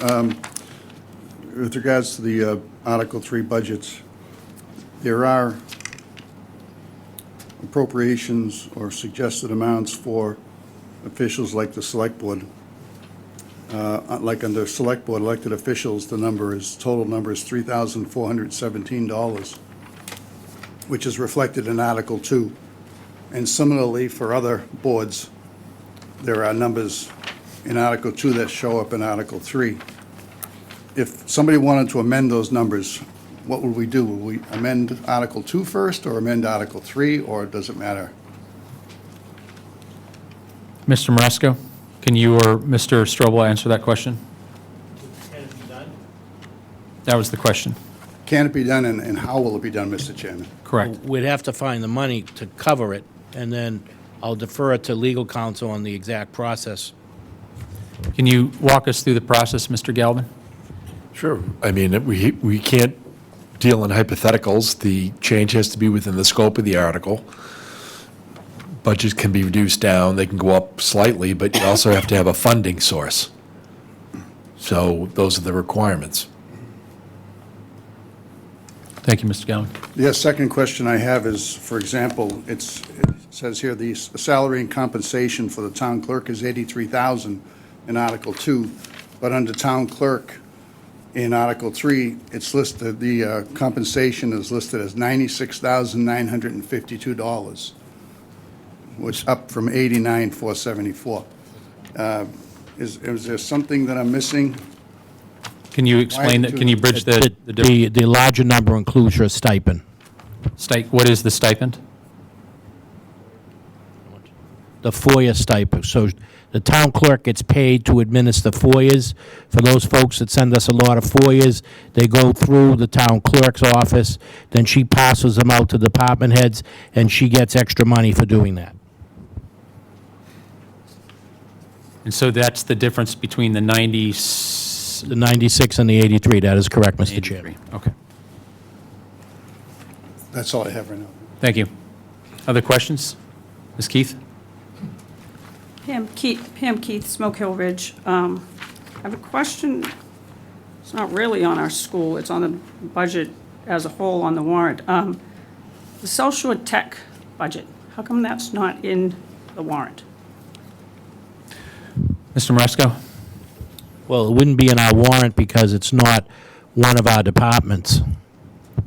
What specifically would the person at the microphone, what is she exactly looking for? Are you looking to understand why there's no additional cost in relation to the vocational tech school? Well, that would be a follow-up question. Where are the costs? Because we do have to pay. The town has to pay.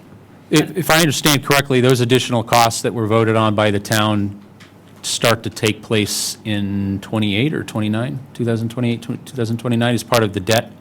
I think you're referring to, yes, so the debt service on the new high school. Yeah. So there's operational costs and there's debt service cost. Debt service cost will be based on a rolling admission 4-year average on how many seats we occupy, and there'll be a formula for that piece of it. There's a debt, there is a debt exclusion on the election warrant on May 3rd, and that, hopefully town meeting will support that, and that debt exclusion, that will help us cover our cost somewhere like 1.6 to 1.8 million annually on the cost of the new high school that they're building. But again, that just to make sure I'm clear on it, those costs come into play in several years from now, because the debt that we're going to be paying for in relation to the construction of the new school doesn't actually start to come due for several years, correct? Or is there some sort of like an interim milestone payments or something that we're responsible for supporting? So the South Shore Regional VOTEC is in the process of exploring a ban option. That ban option, which is a ban, What option, I'm sorry? ban, which is a bond anticipation note, that is what is going to probably take effect in fiscal year 2028. Depending on the structure of their financing, they have yet to decide. It's really up to the member communities if they want to execute level debt or level principal. The difference between the two is with level debt, the payment is consistent throughout the life of the bond, whereas with level principal, we pay a higher amount up front, but it actually reduces the amount of interest that we pay over the course of 30 years. There's no indication as far as how the other member communities are going to vote, whether they decide on level debt or level principal. So it sounds like that's something that's still working through the...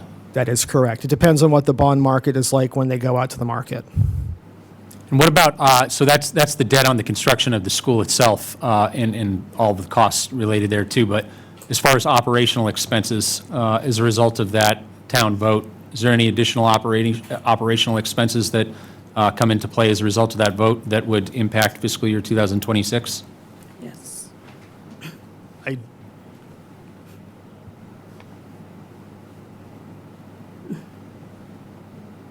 So the operational cost, it again, goes back to enrollment. That would be a per pupil cost of approximately $19,000. So I believe that depending on the physical or actual enrollment, I believe that cost is going to be approximately $710,000. Where is that cost today? Is that a cost that begins in fiscal year 2026? It's going to begin in fiscal year 2026, and we are in the process of just having an ongoing conversation with the school department as to how to structure that expense. So is that expense appear anywhere in the budget? It does not. Not in the school budget? Not in currently, the town no. budget, nothing? So if they come to the conclusion that they need to fund that, how does that happen? That is a conversation we're going to have with the school committee and the school department. When do those expenses begin to accrue? Is that September of this year, or? It's going to be FY '26, so it's going to be with the upcoming fiscal year. Okay. So if there's, I just want to make sure I'm clear. So we have annual town meeting, special town meeting coming up in 4 weeks.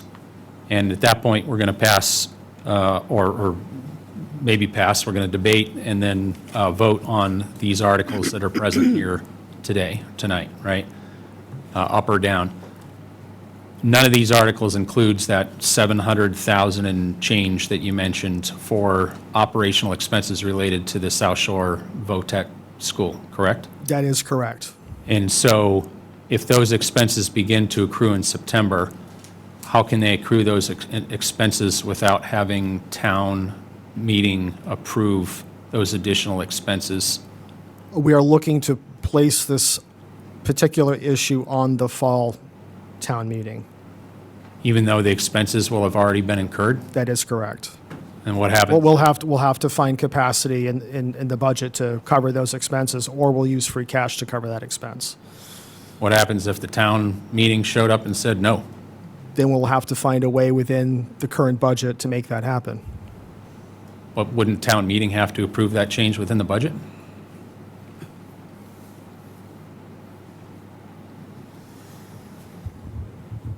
So, Mr. Chairman, when the bill comes due, we owe the bill. If town meeting doesn't support it, then the option is we cut fire, police, and teachers to cover the 710, unfortunately. Well, that's what We own that, and then we have the debt service. That's why we're doing the debt exclusion. But you're right about that service. That wouldn't affect us for another couple of years, but there are these operational costs. We'll have to use free cash to be able to cover those. But I guess the part, and maybe I'm being dense here, but the part that I'm missing is how we could begin to incur expenses and without having approval to do so. town meeting voted to join South Shore Regional Technical Vocational. That was the golden ticket. Town meeting supported that. Kids go to school there. We have kids going there now. That's where the 710 came from. It's a pro rata formula. So it starts on July 1. So there's sufficient funds in the school budget. They can cover probably the first or second quarter. Our special town meeting is in the fall. Now, the only one caveat is if there was no free cash, then we would have to make cuts. But if there's free cash, then we'll have to cover that with free cash. Mr. Galvin, I'm sorry, and maybe somebody here can explain it to me better, but if you don't, I understand what Mr. Maresco just said, but that would imply that the vote that took place on the South Shore Tech School implied that whatever costs result from that the town inherently agrees to it, and town meeting actually has no ability to vote up or down that expense, because in fact, they already have agreed to the expense. But I don't think that's the way it works. Can you help me understand that? I'll have to read the specific on this. My understanding is when we approved the vote, we agreed to participate in the construction of the new school. I don't know whether our involvement has increased. I don't know any of those facts or figures. I assume as a part of the education budget, they've got a line item in their budget that we don't see that provides for the tuition expense that we have to pay over to them. I don't know whether that's able to cover all or a portion of next year. I wouldn't have no way of knowing. But we're on the hook for the tuition, no matter what that is, and I believe that have to come up with some way to pay for the assessment that we're going to get for the construction of the school when that's determined. My understanding is we'll either have to come up with the debt exclusion article or come up with some other way of paying for the debt expense. I don't know what the specifics are at this point. Ms. Keith? I can tell you how it works. I've seen it in years just from reading news or seeing happen to see someone else's warrant article or whatever from time to time. First of all, you've got three things, basically law or regulations. We have the agreement, the South Shore Tech agreement, that says that you do your budget process according to state law. The state law is Chapter 71, Section 16B. It goes over regional school budgets. And then you also have CMR 60341.05. I can read you the language from the CMR because it is the most clear. I mean, they're all clear. But the adopted budget, which is adopted at the regional school committee level, and it says certified by their treasurer, shall be placed before each local appropriating authority for its consideration. That is done in every town at annual town meeting. Every town who is a member of the regional school district has a separate line where they have their, if it's Situate Public Schools, separate line, South Shore Tech Regional School. It's two different lines on the budget. They're two distinct school districts. Our school budget should not be paying for the South Shore Tech. I mean, but whatever money, it's all the town's money, so I guess it doesn't totally matter. But there's a whole process where, I mean, it's not a long process. It's the regional school committee adopts the budget. It is certified. They use the word certified in their meeting when they voted, but the law says certified by the treasurer. It goes to our treasurer. It has to be done within so many days. All of this has to be done before the earliest town meeting of a member town, the annual town meeting. So again, it hinges on annual. So it comes to our treasurer. Everybody's allocations are known. Whitman, it was in the news, what Whitman's was. It's on their warrant. Situate's got it on their warrant. The school superintendent, Mr. Hickey, made some visits to different towns. I don't know that he did ours. So everybody knows their assessment. Ours is, like he said, somewhere between 700,000 and 800,000. We also owe them some money for stabilization, so that's probably included. And it's supposed to be on the warrant. It wasn't there last year. It's a low number that we're paying for this current school year. It's like 59,000, but it's going to be 700 and something.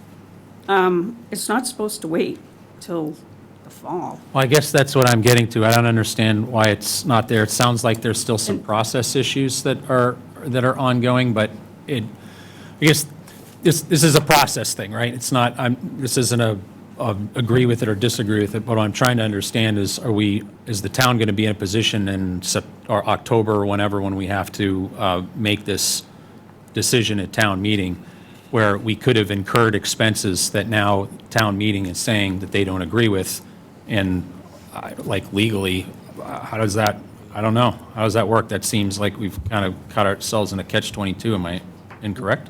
We own the expenses. When they took that vote, it was reaffirmed in January 25th to be a part of it. We own the vote.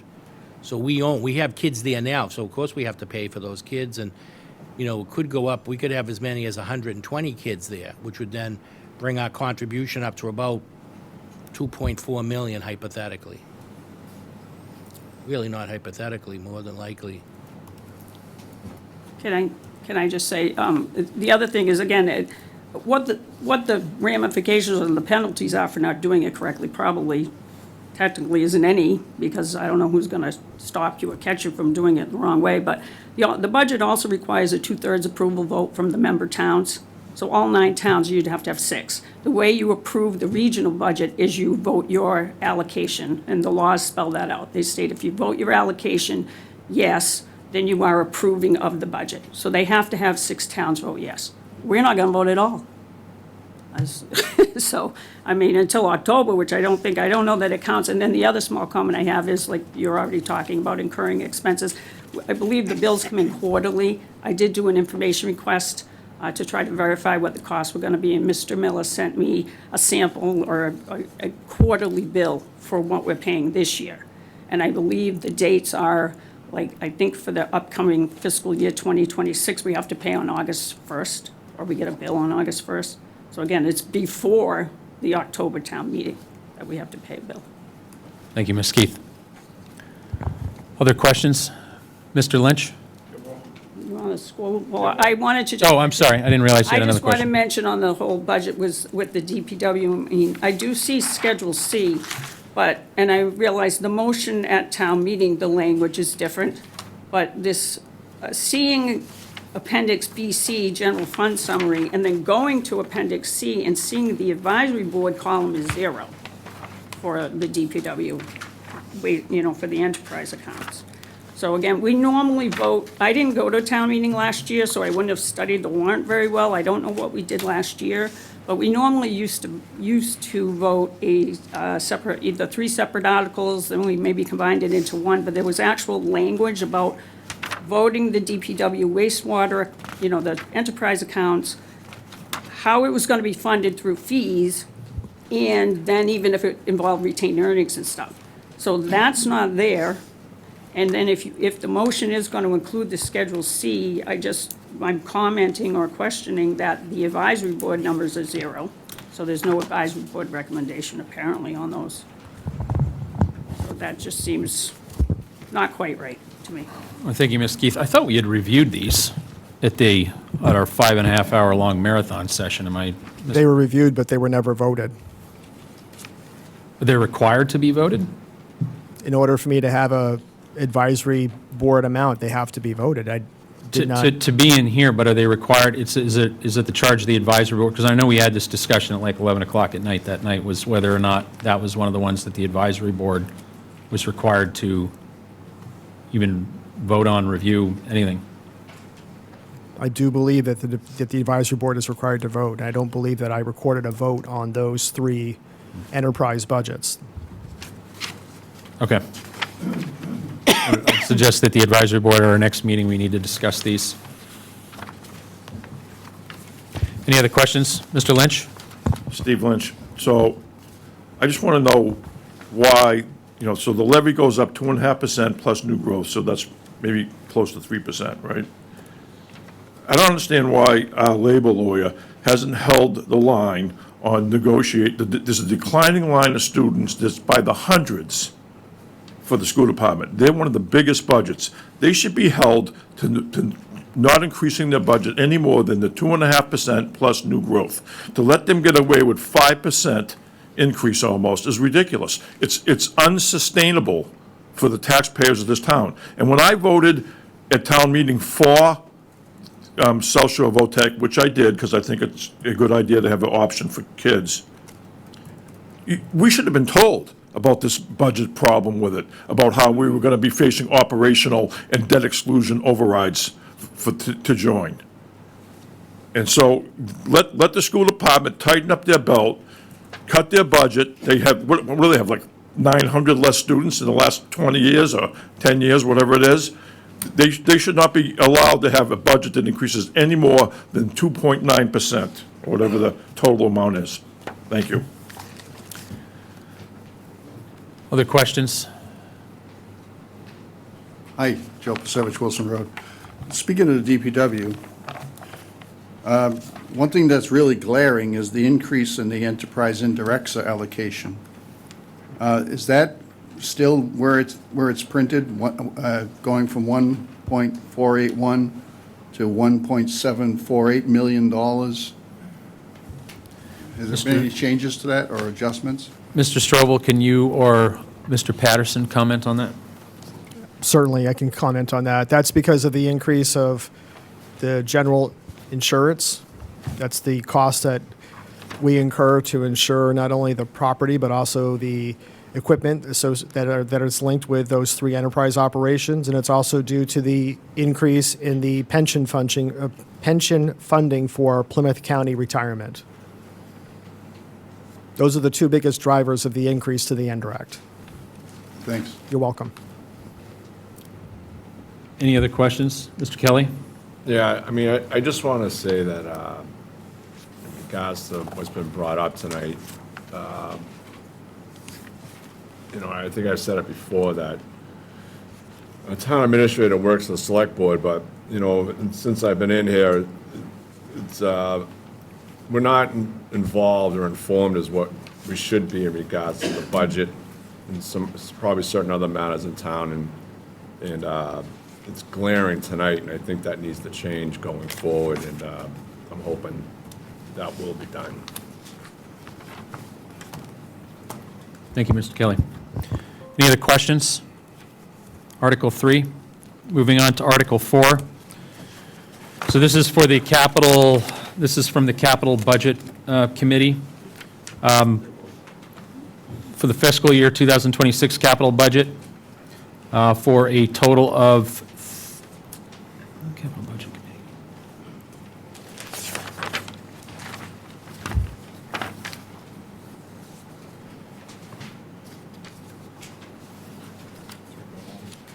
Is it 3.1 or 6.6? What is the request? I mean, it says request, but Capital Budget Committee recommends half of that. I just want to make sure I'm reading it correctly. The correct number is $2,084,000. And then. Borrowing supported by taxes? Are you reading it right? You're talking capital budget Article 4, right? Correct. And then you subtract out the $192,000 because the tasers have to be taken out. So that brings that number down to $1,892,000. And then the total expenditures, because you have to add in $650,000 for retained earnings waste water, $270,000 for retained earnings water, $100,000 for retained earnings solid waste, gives you a total expenditure of $2,912,000.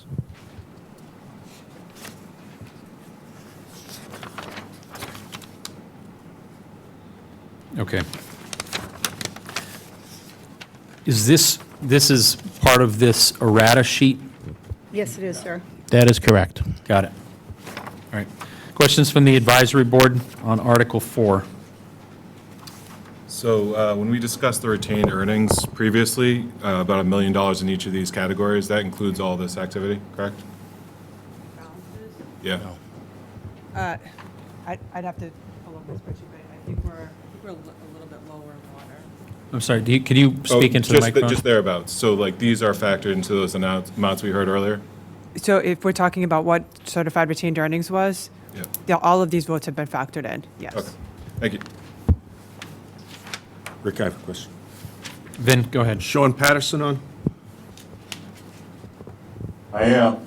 Sean, the relining of the influent pipe to the wastewater treatment plant, does that number include whatever contingency you have to do to, is there just one influent pipe, I would assume? Do you have to That take? is correct. It's the main influent pipe that comes in off the street into the plant. So does that number include what contingency you have to do while the wastewater treatment facility is out of service? It certainly does. And what process are you using to reline? Is that the epoxy relining with the inverted sock? Most likely, yes. Okay, all right. How long do we expect it to be out of service? I was told it could be a couple weeks. Okay, all right, thanks. And just to clarify, when it is shut down, we would be doing a bypass situation, so we still use the plant and, the facility.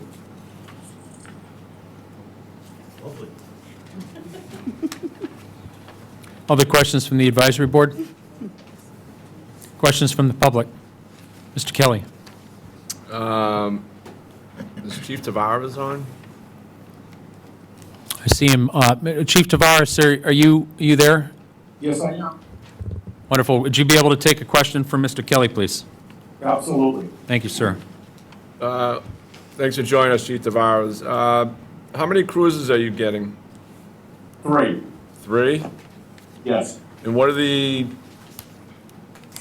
how old are they? Well, we have a pretty extensive fleet, so I can get you the mileage and the years tomorrow if you'd like. Yeah, whatever details you could share, that'd be great. Yeah, so the vehicles that we replace are the mock units that run 24 hours a day, 7 days a week, 365 days a year. And they average between 130 to 160,000 miles a year. And the Michigan State Police standard is 70,000 for replacement for emergency response vehicles. And this is something that we request every single year. It's a capital purchase. So you're saying you go off a Michigan? No, we don't. If we were to obey by that, it would obviously be, we'd be buying a lot more cruises. So we try to extend the life of them, and we do sometimes double or more what the standard is. All right, so what's the double? All right, so maybe I'm misunderstanding. What's the double or more in regards to the mileage you're putting on the cruises? So if we do between 140 to 160,000 miles in 2 years for the patrol vehicles, the Michigan State Police, which is the national standard for safety for emergency vehicles that have to drive in, excessive speeds, we're doing double what's recommended. So what you're saying is they're changing theirs out at 80,000 miles? No, we're not doing that. No, not you. I'm saying Michigan. That's 70,000. 70. Okay. That's what the recommendation is. All right. So I mean, on these, let's put it this way: in these 3 cruises, have you had significant issues with them in regards to maintenance or anything like that? Yeah, there's always issues with the cruises because they have high mileage and they run 24 hours a day, 7 days a week, 365 days a year. So there's always something going wrong that needs to be fixed. I guess that would be, even with the new car, if you got, you would have that problem as well, right? Yeah, there's no guarantees. Yeah. So, I mean, what if you're having problems, are they significant problems or just something that's like a daily, or I shouldn't say daily, but like a common maintenance issue with them? No, the DPW does a great job doing the maintenance on the vehicles. They really do. And they extend the life of the vehicles. And what we often do is the vehicles that have, the town is divided up into different sectors, and the north part of town has a larger area. So there's more miles put on those cars.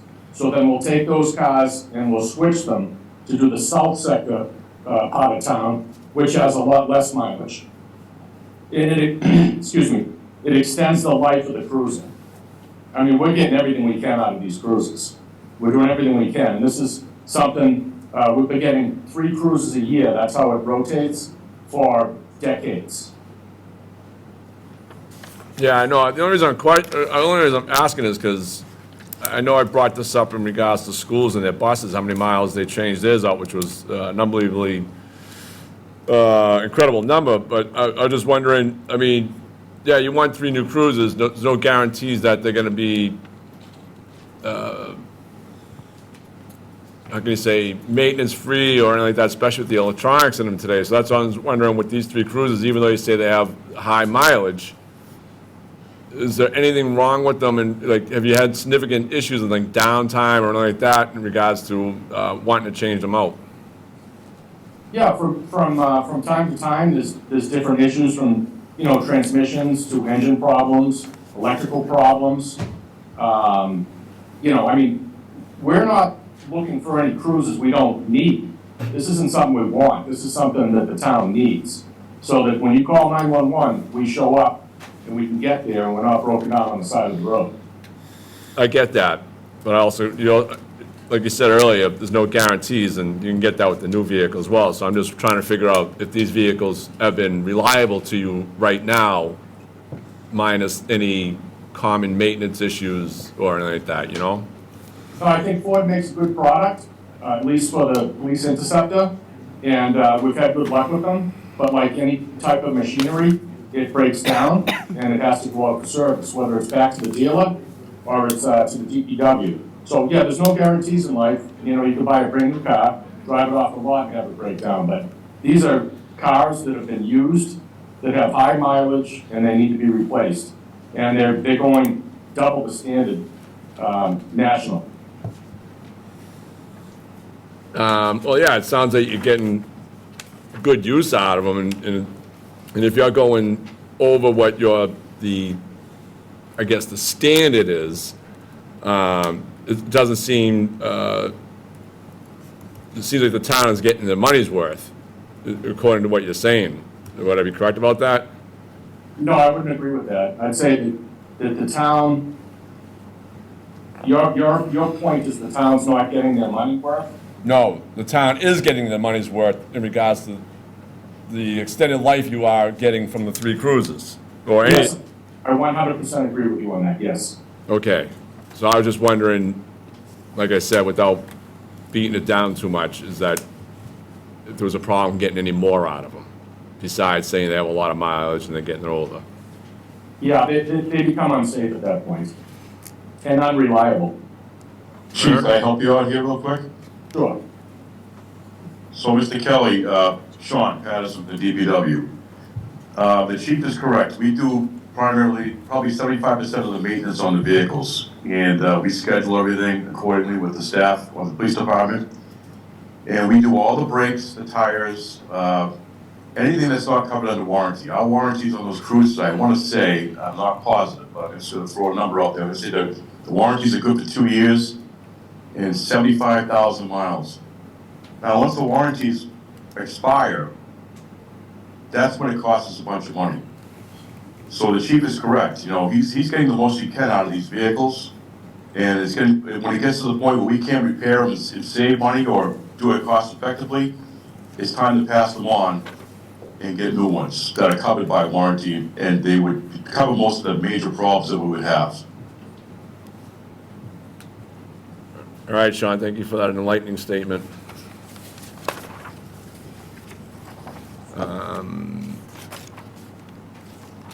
On the main library roof restoration, is Fred here to talk about that? Yes, I can.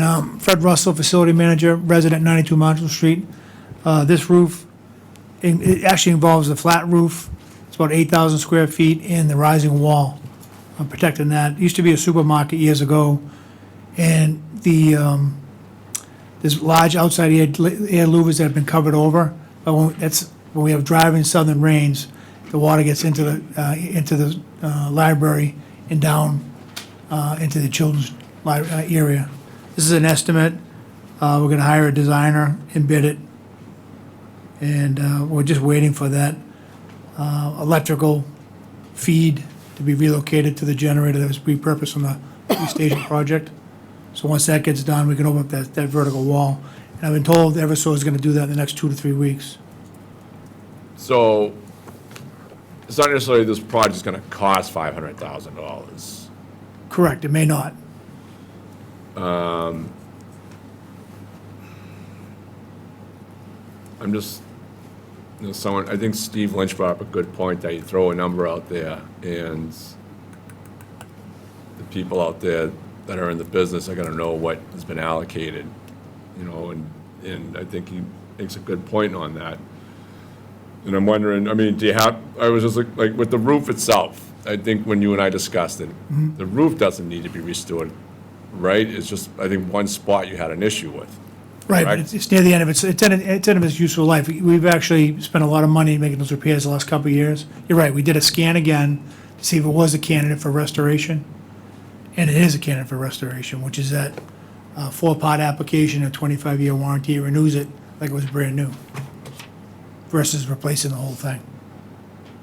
All right, we didn't have that discussion because all you told me was that you had the roof done over, if I remember correctly, and there was one spot left that was not addressed in regards to a small leak, I think, because everything else was dry. So now we're looking at Looking at- redoing the whole roof? Well, doing the restoration process, which is that waterproofing application. Something like you were gonna do at the high school or the other school? Correct, yeah, when the solar panels were being introduced, yeah. And, like you mentioned, that you need no flashing on top of it, right? Yeah, we have a persistent leak, we've been repairing it. It's a rising wall from the roof down and right above the children's, that flashing right there. It's leaking there, it's leaking at the top. So actually, when you look at it, you see a lot of covering. Like I said, it was old outside air dampers. We've caulked and sealed those numerous times. We're gonna pull it off, metal clad that whole side once the new electrical feed comes from the pole, the new pole, through the transfer switch into the main gear. Yeah, I know you and I discussed it, but I mean, the roof restoration is a new curve on me, and doing it all over, because the way I interpreted it was that there was only one spot that needed to be addressed, everything else was dry. Now we're looking at a whole new We want to extend the life, restoration yep. of it, which I know I'm not in the field of it, but the last time I spoke to you, I thought we were good with the roof and stuff in one spot. Now we're looking at doing a whole makeover of it, so I don't know if it's necessary or not, I think it's necessary only because we want to extend the life of it, I mean, we made the repairs the year before, and we've already got a one wet spot, so. All right, Fred, thanks. Yep. I think that's all I have, Rick, thank you. Any other questions on Article 4? Seeing none, moving on. Yeah, I just, Oh, one comment go on ahead, the schools, I'm not sure anyone in the schools here, it just seems a little light on 8 vans for 133,000, it's like 16,000 a van. And down on the DPW highway, replace a car with an SUV for $20,000, that seems light as well. So I'm just wondering where, I assume in these situations, we're not gonna get 8 vans, we're gonna get 4 or 6 or something like that. More of a comment. I can answer my part. Go ahead, Go Mr. ahead, Patterson. So the $20,000 is split over 4 divisions. So it's $80,000. Wastewater, solid waste, water, and general fund.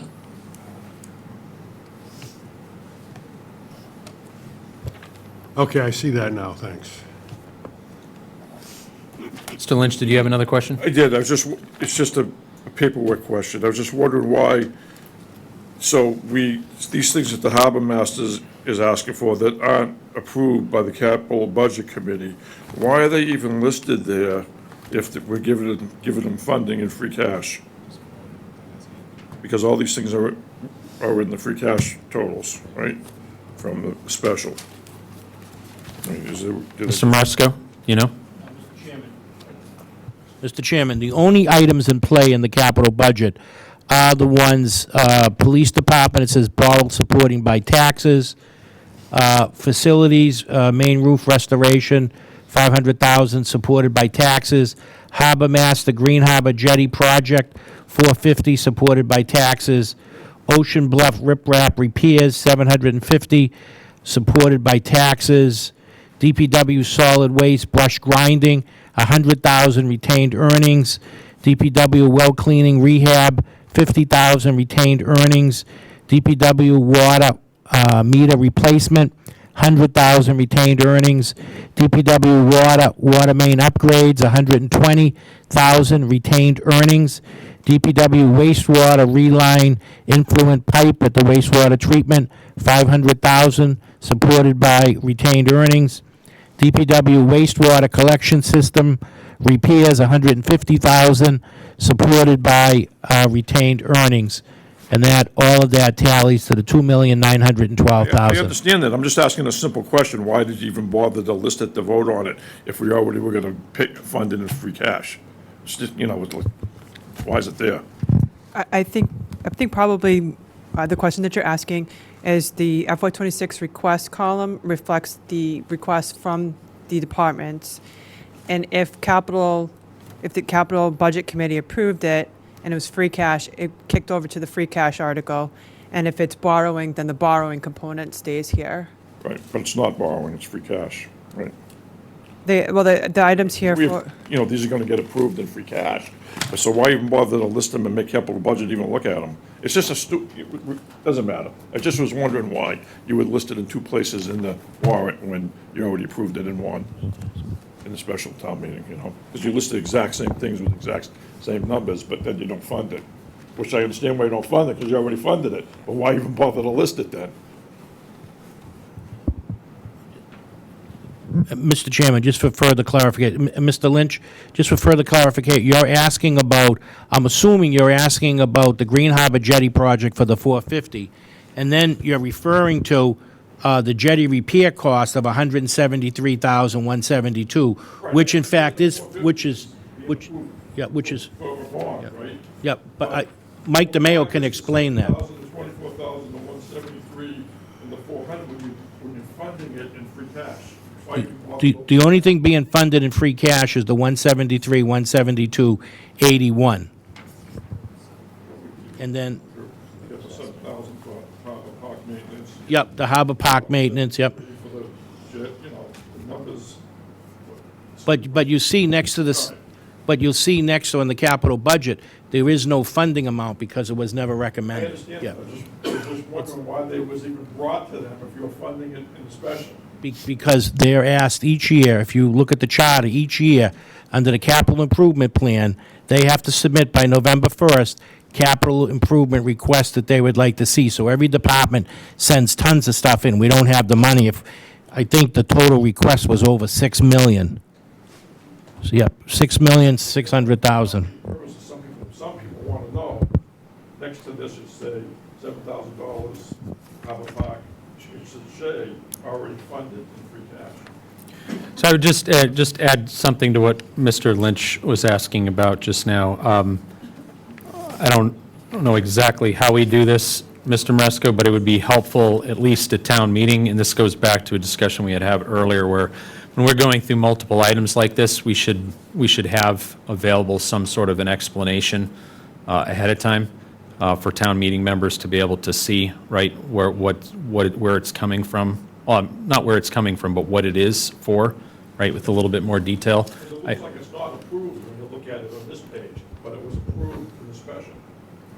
Is this? We're talking two different articles. So the article that we're on right now, this is the capital budget article, which was voted by the capital budget committee.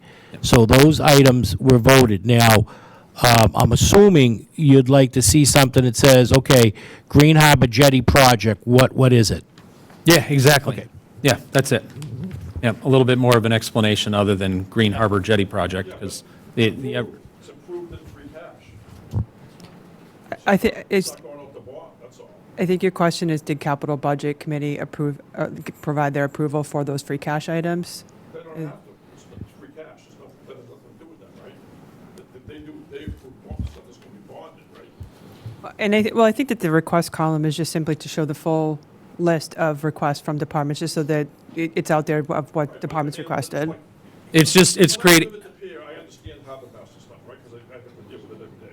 So I would just, there could be 20 other articles in here that the capital budget didn't approve, but got approved somewhere else in this warrant. People should know that. I think Mr. Lynch is just saying that it's confusing because it appears here because it was a request, right?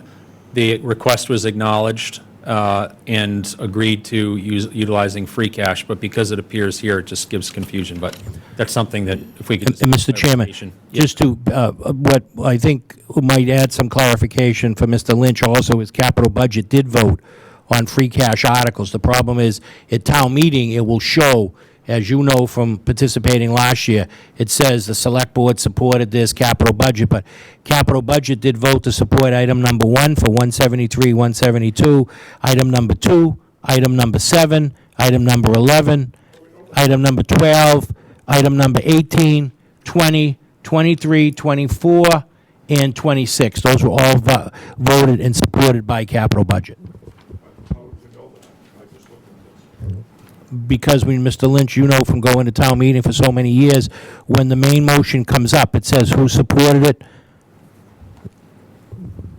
All right. It's just that this stuck out to me because I know this particular budget, and all these other ones, I wouldn't know if they were approved somewhere else, because it wouldn't click in my mind, Yep. Appreciate it. Thank you. Did you have a question, Vin? Just a suggestion, we haven't beat the horse enough yet. If you just wrote in the final column on the right that this is covered under special town meeting free cash authorization, I think that would answer your question. Okay, if I can interject one thing here. If we start indicating free cash in this article, we're allocating it twice. We're going to fall into the same pitfall that we fell into with the other article that we discussed, article number 7 in the special. We don't want to indicate free cash because, in essence, free cash has not been approved by a town meeting vote. Yeah, no, I get, yeah. So right. if we- Because they have to be voted on irrespective of each other. Correct. So if we start indicating free cash in Article 4 of the capital, we in essence could be, in fact, approving an appropriation of those funds twice. Yeah. I couldn't say will be voted on in another department, so you understand that. Look, I think that the takeaway here is that from a process standpoint, it deserves more discussion on exactly how to make sure that it's clear, whether at town meeting or prior to that. Any further questions? Seeing none, moving on to Article 5. So Article 5 is for the revolving fund expenditures, specifically integrated preschool programs, turf fields, recreation, beaches, the GATRA bus, and senior center general services. And I don't see what the total is here, Sean.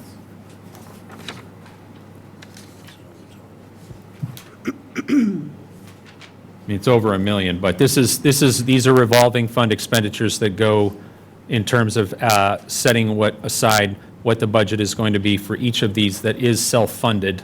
That's what revolving fund is, right? It's self-funded. That is correct. So it's similar to an enterprise where the rates that are being charged really are supporting each one of those revolving funds. Right, and there's those revolving funds. So, for example, beaches. Those are like from beach stickers, for example? That is the revenue from beach stickers. That is from the concession stand that's on the beach. That's from ancillary parking sites. And that revenue cannot be used for expenditures in the general fund? That is correct. Okay, okay, got it, thank you. Questions from the advisory board? Any questions from the public? I got one. Mr. Kelly? Yeah, just trying to understand this. So when you look at the ending balance, that's what they have in the account right now? So the ending balance, depending on the line that you're looking at, for example, when it's referring to July 1st, 2023 to June 30th of 2024, that is the ending that's the ending balance of the revolving fund as of the end of the fiscal year 2024. The line below that is the first 6 months of the current fiscal year that we're in. Current first 6 months. As of December 31st of 2024, that is the current ending balance or the trial balance for each one of the revolving funds. So, let's see, town meeting will be less than a month away, and we have, what, 2 months afterwards? At town meeting, are we gonna have like a rough number, what is in an ending balance to show for then, or, I mean, does it change significantly from the end of '24 to now, or? Well, depending on the revolving funds. So, for example, beaches, right now, they're in the process of collecting beach stickers, and most people are coming in the month of March, April, May, and June to purchase those stickers to use. So they're going to see a spike in their revenue. So if you're looking at the current ending balance of $200,000 for that revolving fund, that's going to swell probably up to close to $500,000.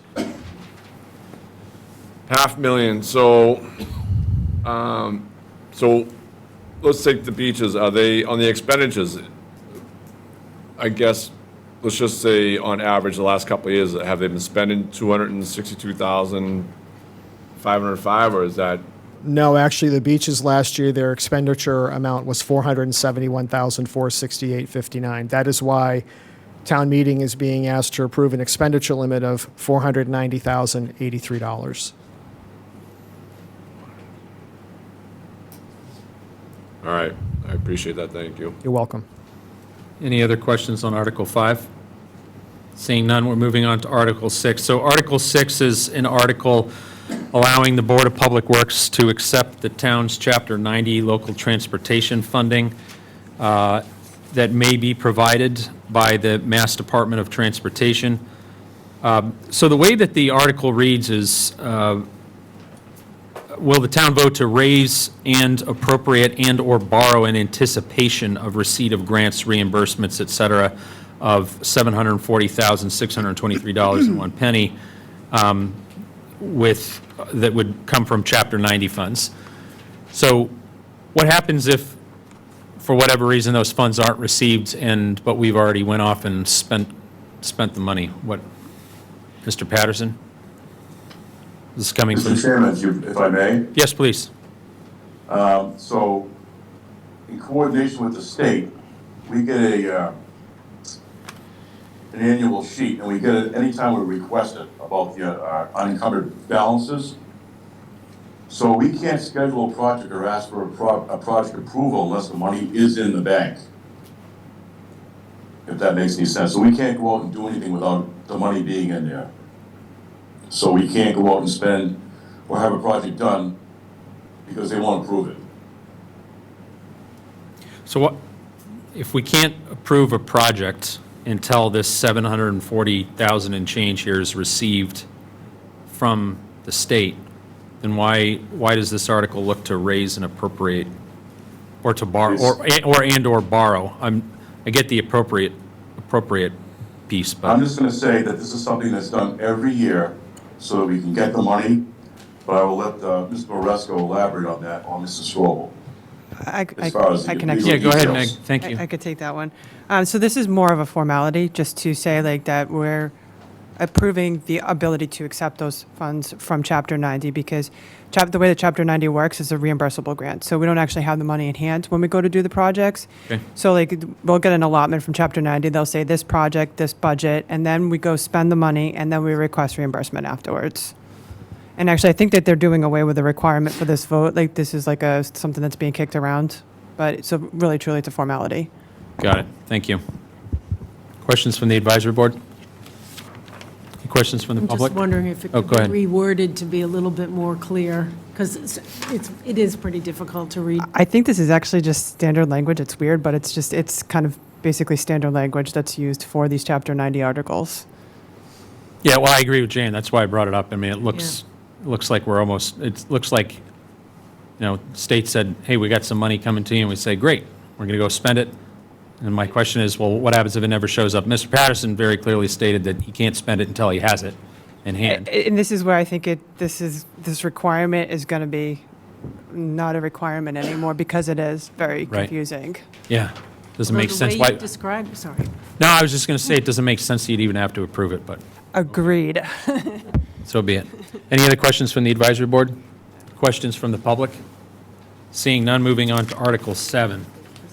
Article 7 is an article that would appropriate funds received from the town's cable television providers, the money needed to support public educational and government cable access services provided by Marshfield Community Media from July 1st, 2025 through June 30th, 2026, and it's for a sum of $475,000.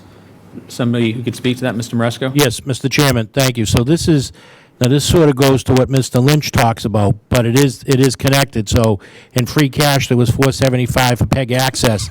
And then there's this article, because in order to, the funds have to be in the account.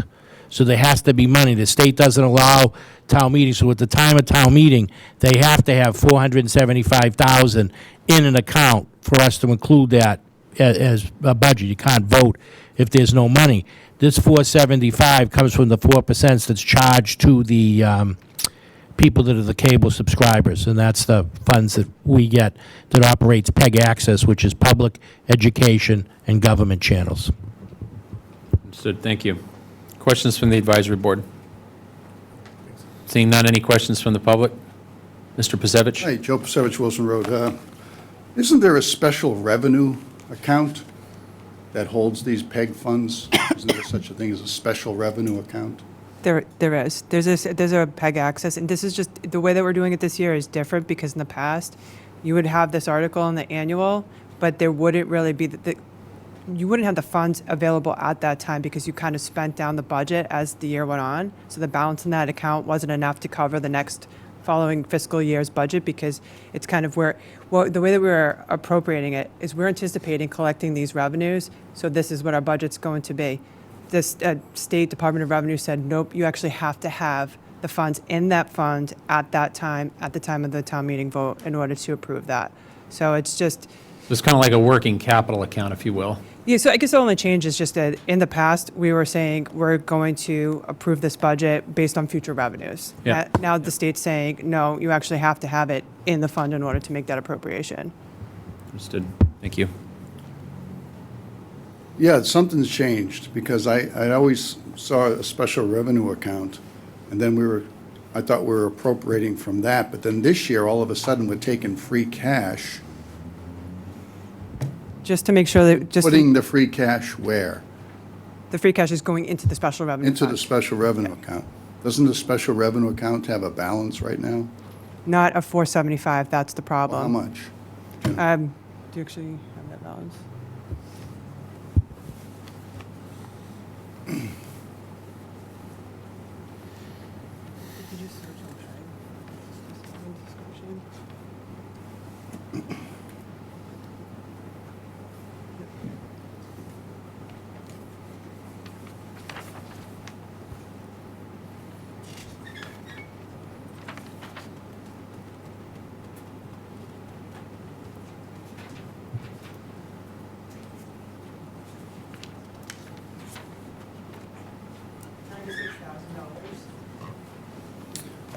$96,000, so about $100,000. So when you add the 475 to that, there'll be 575 in that account. Correct. Does the cable studios, Marshfield Community Media, do they have a budget? Do they put in a request, like, hey, we need so much money? We do actually have the budget, right? Correct. From PEG Access? We actually did meet with them to discuss their budget, so they will be providing a budget. So they haven't given you a number yet? We discussed the number with them, and they were good with the 475. So they want 475, but there'll still be 100 sitting in the account. Correct. What's that for? That's probably going to be in case revenues don't come in at the Yeah. expected level. Thanks for your help. Other questions, Mr. Kelly? So the select board just had a meeting discussion in regards to renewing the contract for Verizon. And looking at, going by what you're saying, that the state law is dictating to us that we have to have $475,000 available for this. But in the contract, I believe, if I remember correctly, Verizon didn't have to submit payments unless it quarterly. Would I be correct? So we couldn't, well, Verizon and Comcast, or Xfinity, right? So the only thing is that it looks to me that state legislators are working against the town in a way, because why wouldn't we be able to collect this revenue earlier in the year from both Xfinity and Verizon to meet the demands of what the state expects in regards to funding the PEG? So, I mean, maybe I'm misunderstanding the question, but I think, when you say the state, are you referring to the Department of Revenue's requirement? Referring to what was referred to me in regards to that meeting, in regards to state law, and what you're saying in regards to state law, in regards to us funding the PEG service. Would I be correct about that? Correct. So there are contracts with Verizon and Comcast, and it's a quarterly installment. So the problem is at $96,000, if we're saying we want to appropriate a budget of $475, the reason why the $475 has to be in that fund at that time is, what if those revenues don't come in? Because the revenues are declining. Yeah, so there needs to be a change in regards to how those revenues are brought in, regardless of subscribers or not. I think that would require a contract change though, right? Yeah. With those providers. This is. We had a really in-depth conversation with the attorney on this. I don't think it was in depth to what's coming up right now in regards to what was brought forward to us in regards to it's required of us to have $475,000 in the account to support PEG. But then what the attorney was telling us is that according to the contract we agreed to prior to knowing all this, is that Verizon and Xfinity don't have to pay are only required to pay the town in quarterly installments. So my look at it is just that it's insane where we should just be getting that money up front regardless. So we have the $475 covered. That's the way I'm looking at it. In a perfect world, I wouldn't disagree with you. Well, yeah, I think in a The 4% and the 1% was the other thing that we talked about. Yeah, well, I mean, I look at it as a perfect world is that's where those that supposedly represent us at a higher level start representing us. Okay. Any other questions on Article 7? I lost track of it. It's Article 7. Oh, great, okay. Thank you. All right, Mr. Guimond, right on cue. Could we actually cover Article 8 and 9 together? Yes, we could. Perfect, thank you. Please. Articles 8 and 9 were submitted by the planning board and are recommended to be linked to town meeting. Article 8 would replace in the table of use under wholesale transportation and industrial the current number 23 battery energy storage system, or BESS, with the revised language. This revision addresses the typo that we had for Brant Rock Village Overlay District from last town meeting by making a BESS a prohibited use in the Brant Rock Village Overlay District. Article 9 would replace the table of use under the wholesale transportation and industrial for the current number 21, large-scale ground-mounted solar installations, with the revised language. The revised language, again, addresses the typo that we had for the Brant Rock Village Overlay District at last town meeting by making the large-scale ground-mounted solar installations prohibited as a use in the Brant Rock Village Overlay District. The planning board held a public hearing on March 10th, and on March 24th, the planning board voted a favorable recommendation for both annual town meeting Articles 9 and 10. I feel like I'm getting very acquainted with the term Scrivener's error this evening. Exactly. Okay. Any questions from the advisory board? Yes. Greg, is there a hard definition of what large scale means? So I spoke to Fred a few minutes ago. They're about a quarter of the size, the smaller ones are a quarter of the size of this room, and they could go up to easily half the size of this room. They are very big. They can be merged together. They're usually put on concrete pads, etc. These are not things that you want in either the R3 district or the Brant Rock Village Overlay. But there's a definition that... We have a definition already established. It was passed at last year. Thanks. Thank you, Mr. Guimond. Mr. Kelly? Greg, we probably covered this last year, but can you refresh my memory, and what is the purpose of this? So. Both of them, I guess you could look at. So the state, again, has certain uses that they expect towns to have, to allow, unless there is a specific health, safety, or welfare issue. And what we're saying is, in a flood zone, in small lots, these are not things that we should be citing in those areas because we have a health, safety, and welfare issue. Now, the state may in the future overrule us, but at least we're putting it out there, and we're saying we have concerns with this. So you have it in the Brant Walk overlay district. Is there any other areas that you have approved that are going to potentially be in flood-prone areas that you may have, that should be exempted? So the RB is prohibited, R3 is prohibited. Water Resource Protection District, for another reason, you don't want these in your Right. groundwater, is prohibited. The other districts are all allowed because it's not just the flood, it's the size of the lots and stuff.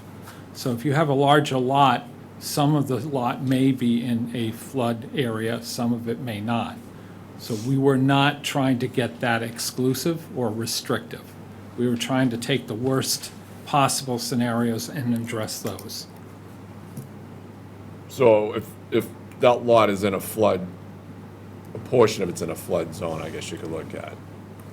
They wanted to put something there, you could limit where they put the battery We cell could area. recommend with site plan review through either the Board of Appeals or the Planning Board, who's ever doing the site plan review, could say, hey, we don't want these in the floodplain area of that parcel. Okay. All right, thank you. Thank you, Mr. Kelly. Any other questions? Nope. All right, seeing none, moving on. Article 10. So this is to set aside funding from fiscal year 2026 Community Preservation Act revenues for several items, for four in particular: historic reserves, open space and recreation reserves, affordable housing reserves, and administrative and operating expenses. The way it reads in the explanation is that the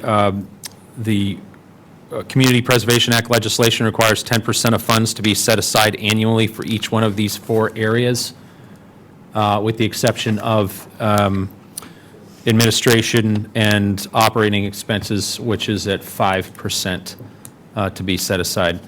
Mr. Maresco, anything to add to that? No, Mr. Chairman, you're 100% correct. It's mandated 10% set aside for each of those categories, and Marshfield sets aside 5% for the administrative cost.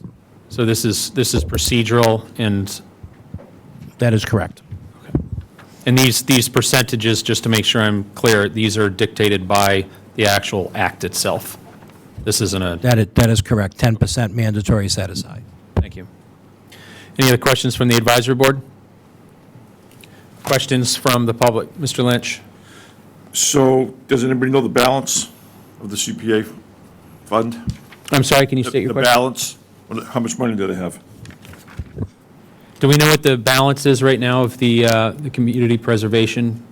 Mr. Strobel will look it up right now. Great, thank you, Mr. Strobel.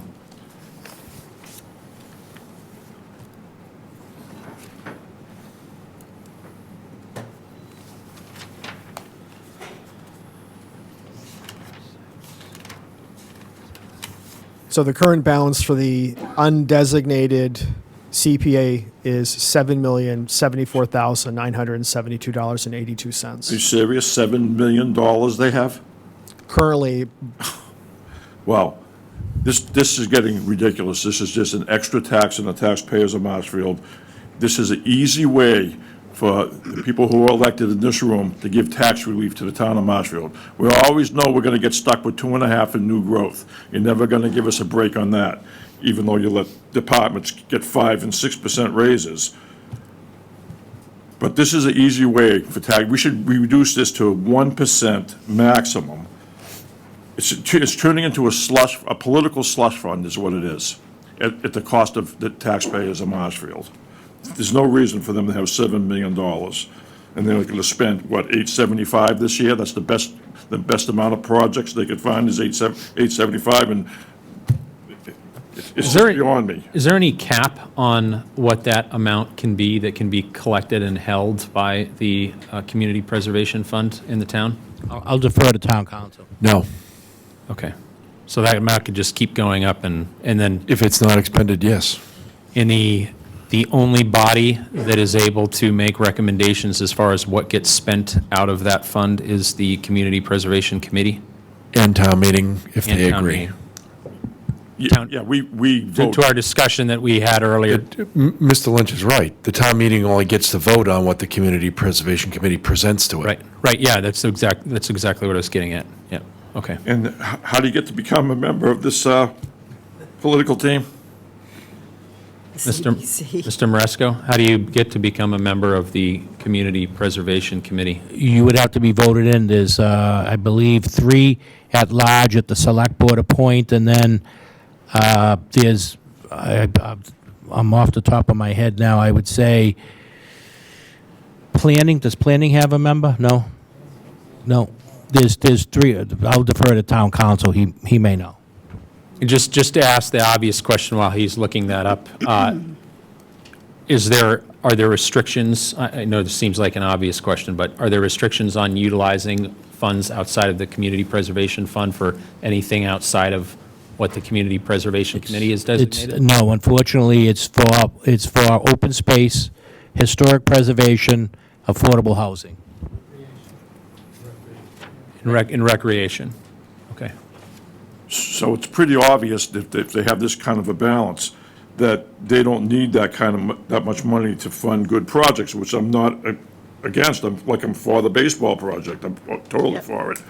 So, but we don't need to be charging people 3%. It's just too much money. We could reduce this down to 1% and still have money for good projects and give some tax relief to the taxpayers of this town, because government is unsustainable at the rate of increase that we're going. It's just all there is to it. When my taxes are more than my mortgage, there's a problem. And it's not just me, it's a lot of people in this town. Is the percentage that we charge taxpayers, is that by statute, or is that determined by the town? How is that determined? When the town adopted the Community Preservation Act, we have fixed a percentage on the real estate surcharge. Can the town vote to change that? Yes, in the same manner which was adopted, it can be changed. It can be reduced, it can be repealed. Can it be whatever we want, or is the CPA restrict on like a certain band? I don't think it can be less than a certain amount. It can't be less than 1%, but I think 1% is the least it can be if you keep it, but you can always eliminate it. And what are we at, what percentage? 3%. What we used to get, depending on the Commonwealth's financial position, we used to get matching grants in the same amount of money that we were able to set aside. So it gave us a lot of extra resources. I don't know what the status of how that's been going more recently, but when we spent money, we were able to get. So if the town wanted to reduce the percentage collected, it would have to go forth as an article? It would have to go forward at an article at town meeting, and then it would go on the ballot. Okay. Both, all right. Correct. Mr. Lynch? So, Mike, you know that it's 3% then, right? And we could reduce it at 1%. I know both of those things to be true, yes. So that's true. And it has to go to the ballot after it goes to town meeting? Yeah, it has to go to town meeting, and then it has to go to the ballot. Majority, or is that 2/3, or how does that work? Majority. Majority? Correct. Okay. And then just this one line, I'm wondering about, I mean, $125,000 for administrative costs. I mean, give us a breakdown, you know? I mean, I can tell you what that, there's a a Community Preservation Committee staffer that works here on a full-time basis. Yeah. The Community Preservation Committee also expends money to have appraisals and things like that done. Those are the types of administrative expenses you see when land is acquired or things like that are done. And can I ask Mike this question? You go ahead. So, Mike, if we're paying 3%, does the state still match that 3% when we? We get, a small amount of the match now because there are a lot of 3% communities, and the fund just doesn't generate the funds like it used to. So it was a real because good there's deal. so many They would match communities. it, but now they're not matching the 3%. That's correct. They're not matching the 3%. So I think that it's time that the Board of Selectmen create an article that reduces the CPA fund down to 1%. Thank you. Thank you, Mr. Lynch. You have a question, Mr. Pasevich? That's all great, great discussion. So undesignated right now, you got a balance of about 7.7 million? It's, Mr. Strobel? the current undesignated is $7,074,972.82. But I just want to caution you that if those articles are approved, it will bring the undesignated balance down to $4,751,685. Say that again, please. If If the in article- fact those articles that are an appropriation against the undesignated balance in those prior articles, it would bring the undesignated balance down to $4,751,685. You're talking about Article 12 from the special town meeting? That is correct. Okay, thank you. What about the designated pots?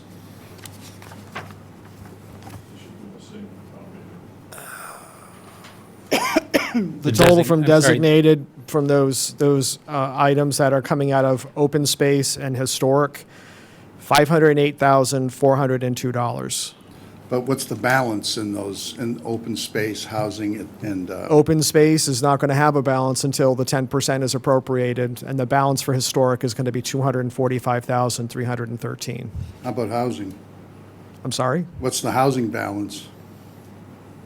The housing balance is $1,235,100. Really? Yeah, I thought it was larger than that. But it'll be in the annual report, right? I do believe it will be in the annual report, yes. Mr. Gamond, you have a question? Just a statement. As the town planner, be careful. You could go through that $7 million very easily on an affordable housing project or the purchase of open space towards our GLAM calculations for 40B. Thank you, sir. Any other questions on Article 10? Seeing none, we're moving on to Article 11. Article 11 is the stating that the current language in the zoning bylaws is extremely prohibitive, as it would require any residential parking to be elevated above the base flood elevation, which requires significant engineering costs and limits the ability to develop any property in this area with the limited lot sizes and areas in the BRVO. So it is a revision in the language to include 1.25, I'm sorry, 1 parking space for each bedroom in all residential units versus 1.25? I don't know if the petitioner is on Zoom. Is the petitioner of Article 11 on Zoom? Nicholas Drussilopoulos? I don't see him up there. Nope. I don't think so. Okay. So I will try to cover Article 11. Article 11 is a private petition article to modify 2 parking requirements under the current Section 1505 Brent Rock Village Overlay K parking.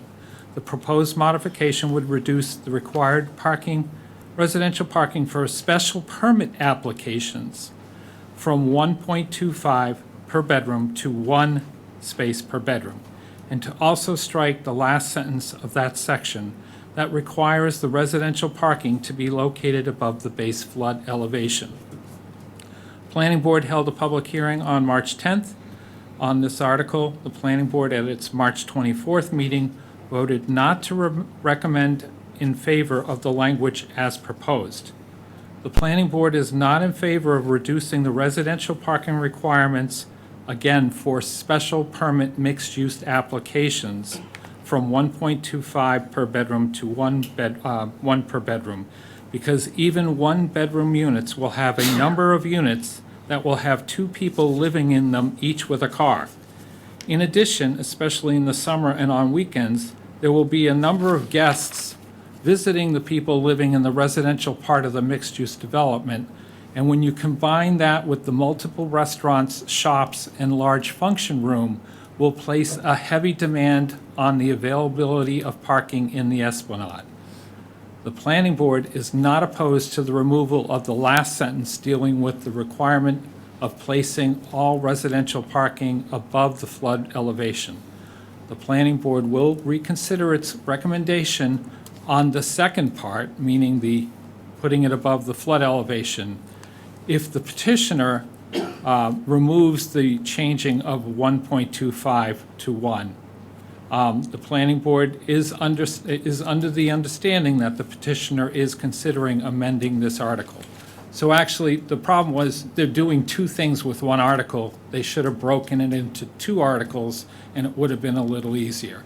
So the bottom line is, on the special permit applications for mixed-use buildings, not a residential house, because residential houses in the Brant Rock Village are already allowed.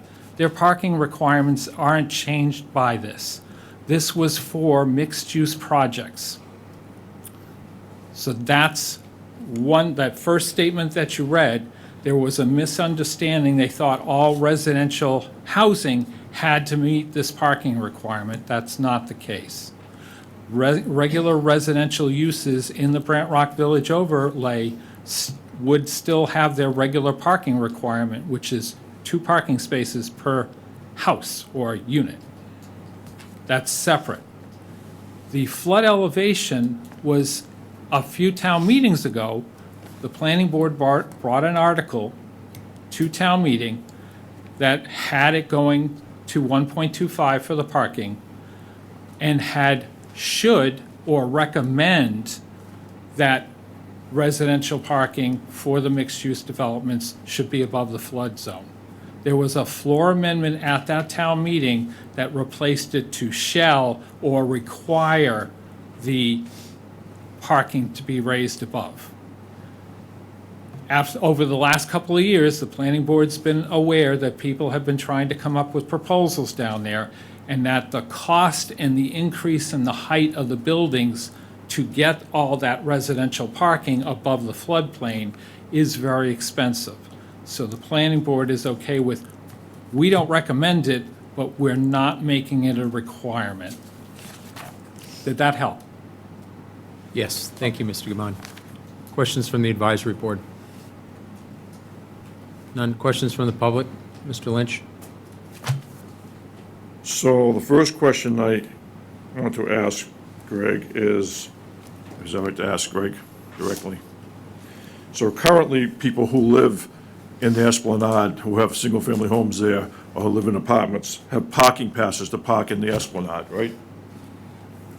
There you go. So, Mr. Gamon, go ahead. So, yeah. Okay, I don't think yes, you thank- need to ask me the question. Well, this is leading up to my next question. Are you planning on giving the people who are going to live in the 30 apartments parking passes to park in the Esplanade also? The planning board does not issue parking passes to the residents. Right, so, okay, whoever the authority is, are they going to give parking passes to the people who are going to live in the 30 new apartments there? So they can park in the Esplanade where the restaurants need the parking, and people who want to go to the beach need the parking? No one knows, right? That would be, so, you guys are the authority, right? The Board of Selectmen? I would think that the zoning, So there'll be an application process before the town. The zoning board will get the first crack at this whole thing. It's zoning board, right, Greg? Bravo? I forgot, because we never seen a project yet.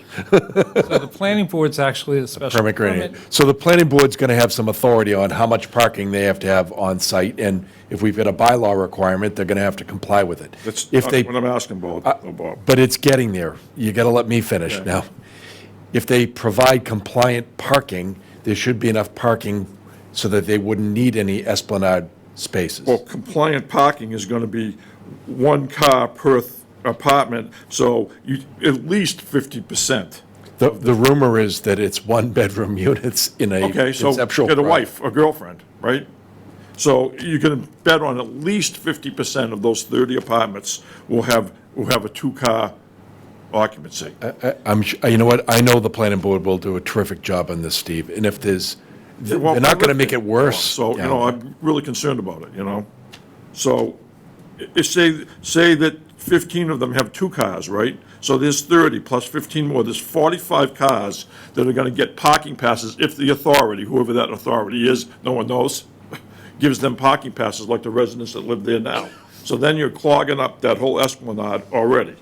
And I understand, you know, we have people who have parking passes who parked in now, and it's below the floodplain, but this is a new project.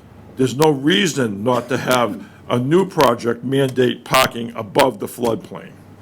It's just ridiculous. If they want to build this gigantic complex down there, then you're going to have to pay the expense to do it. And because they are below the floodplain level, they get that added on to the 35-foot mid-apex building limit because they have to go to elevation 13. So they're already going to get a free pass on extra height anyway. So they'll be able to put in parking above the floodplain. Mr. Gimion, just to make sure that I'm clear, this is a private petitioner article. However, the planning board is recommending against it as written.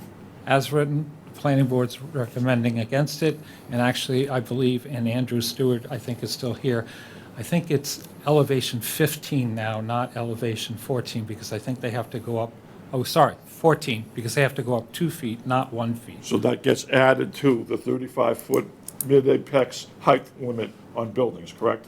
Yeah. So they're going to get the extra height anyway, so they'll be able to, they have the ability to put in parking above the floodplain level. So I just don't, and so then I have a question for Bob.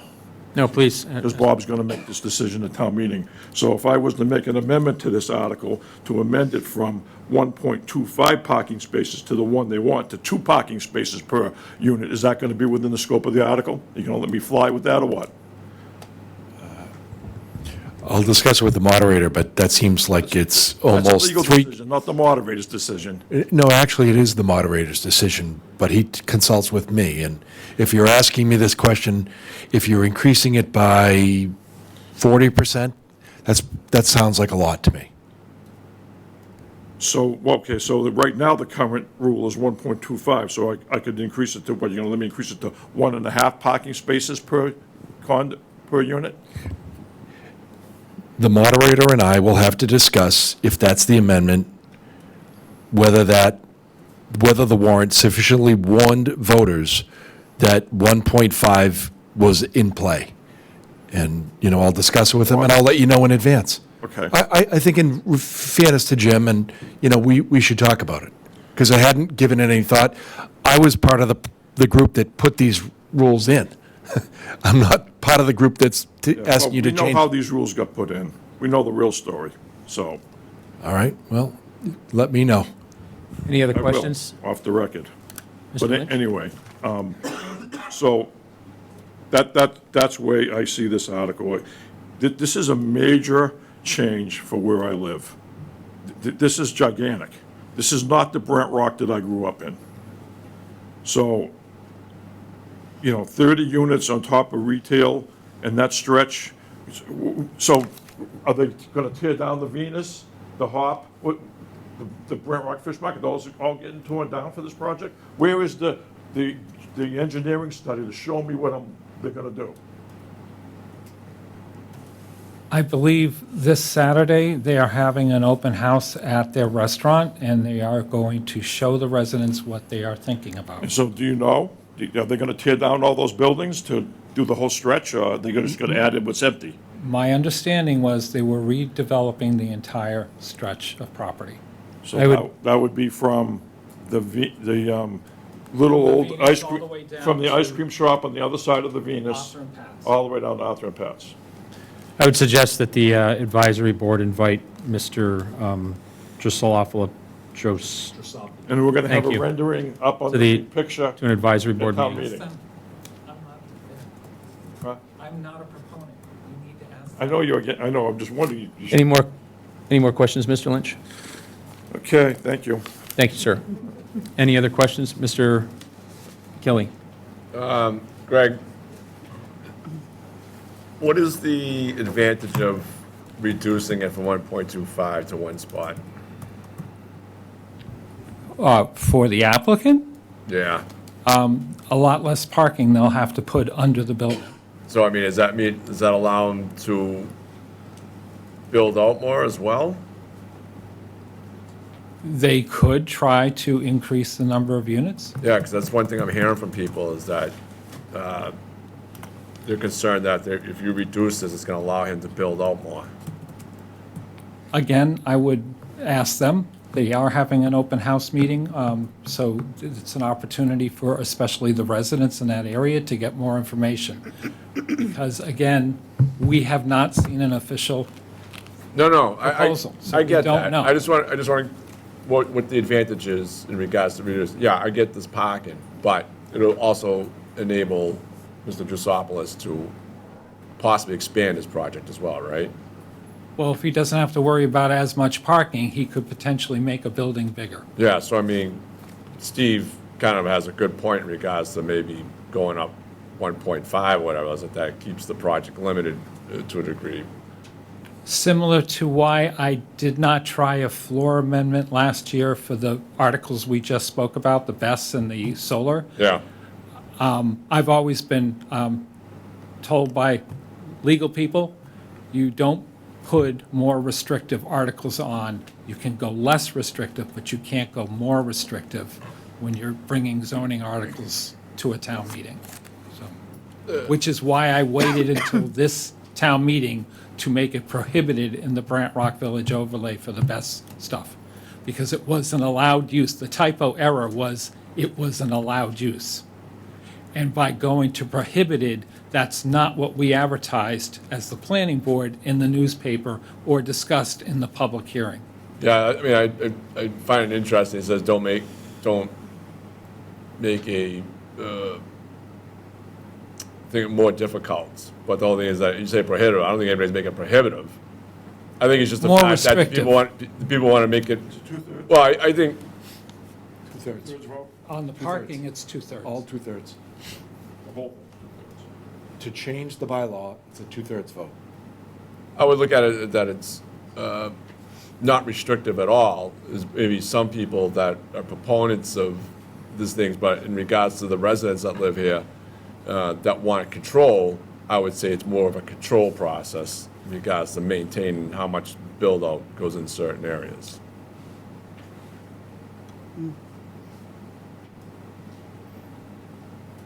So I just have one more question to Greg. So if, say that this passes, or say it doesn't pass, when they bring the plan forward, do you get to reject the plan? Like on the basis where you can just say, no, you're not gonna do that, we don't agree with that? Or does, they have it, do building this by right? It is a special permit application. The planning board could approve with conditions, or deny. Doesn't have to go to ZBA, it's just you. They could go to the ZBA for variances on certain aspects, or they could go to the ZBA for a variance on the whole project. And conservation also, within the wetland, right? Conservation would be separate permitting. Thanks. Thank you. Any further questions on Article 11? Seeing none. Ms. Fiddler, I didn't plan this, but it is 9:29 PM. I planned it. We did it. All right, Very well, good. that was the worst high five ever. So, It was a good discussion, though. yeah. I wasn't sure if we were going to get through this in 2 nights, to tell you the truth. But I appreciate everybody being part of this and all the really great questions. I know you're all probably tired. It's been a long day. I am as well.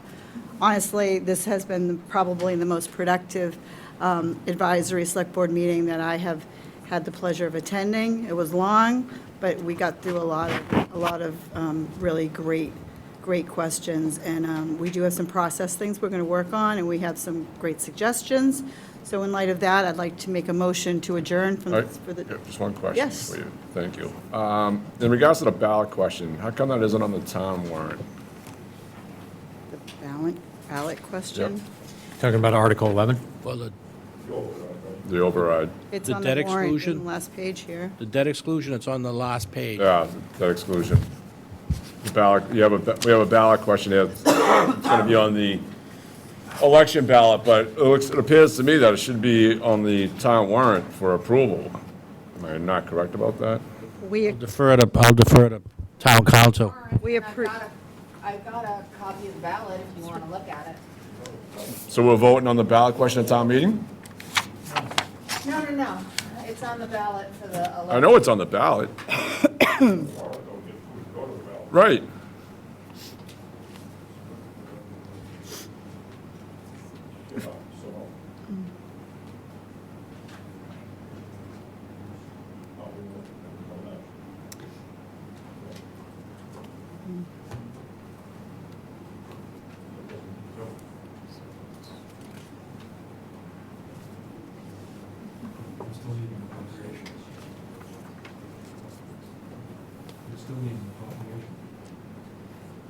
So meaning we'd have to go back to town meeting after, if it's approved at the ballot, you'd have to go back to town meeting in the fall for the appropriation.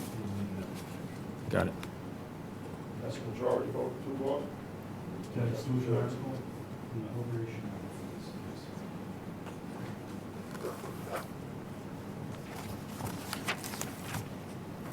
So, following page 14 of the warrant, the polls will be open at 9 o'clock in the forenoon and kept open until 4 o'clock in the afternoon.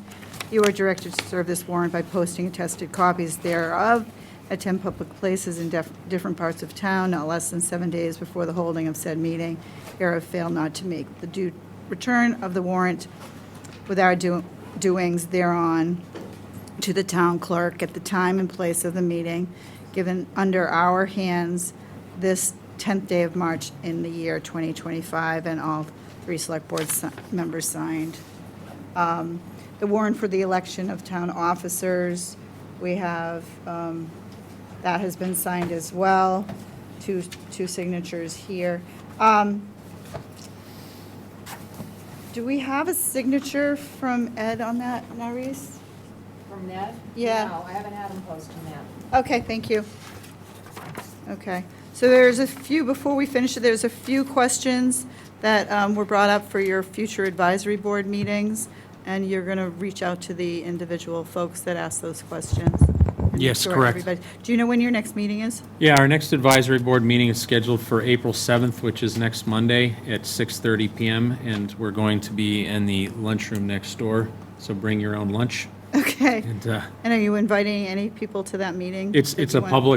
public Okay. meeing, so anybody that's is did welcome to mention. attend that we can squeeze into the room, we'd be Okay. happy to have you. All right. And we'll be posting the agenda here Excellent. in the next 24 hours or so. All right. Well, as I said before, I appreciate all of you being here. Good night. This is the select board meeting. I'd make a motion to adjourn. Do I have a second? Second. Motion been made and duly seconded. Roll call is in order. Ms. Fidler? Aye. Mr. Darcy? Mr. Kelly? Unanimous vote to adjourn. Thank you. Advisory Board Chair makes a motion to adjourn. Sorry, getting tired. Do I have a second? Second. All in favor? Aye. Thank you. Good night.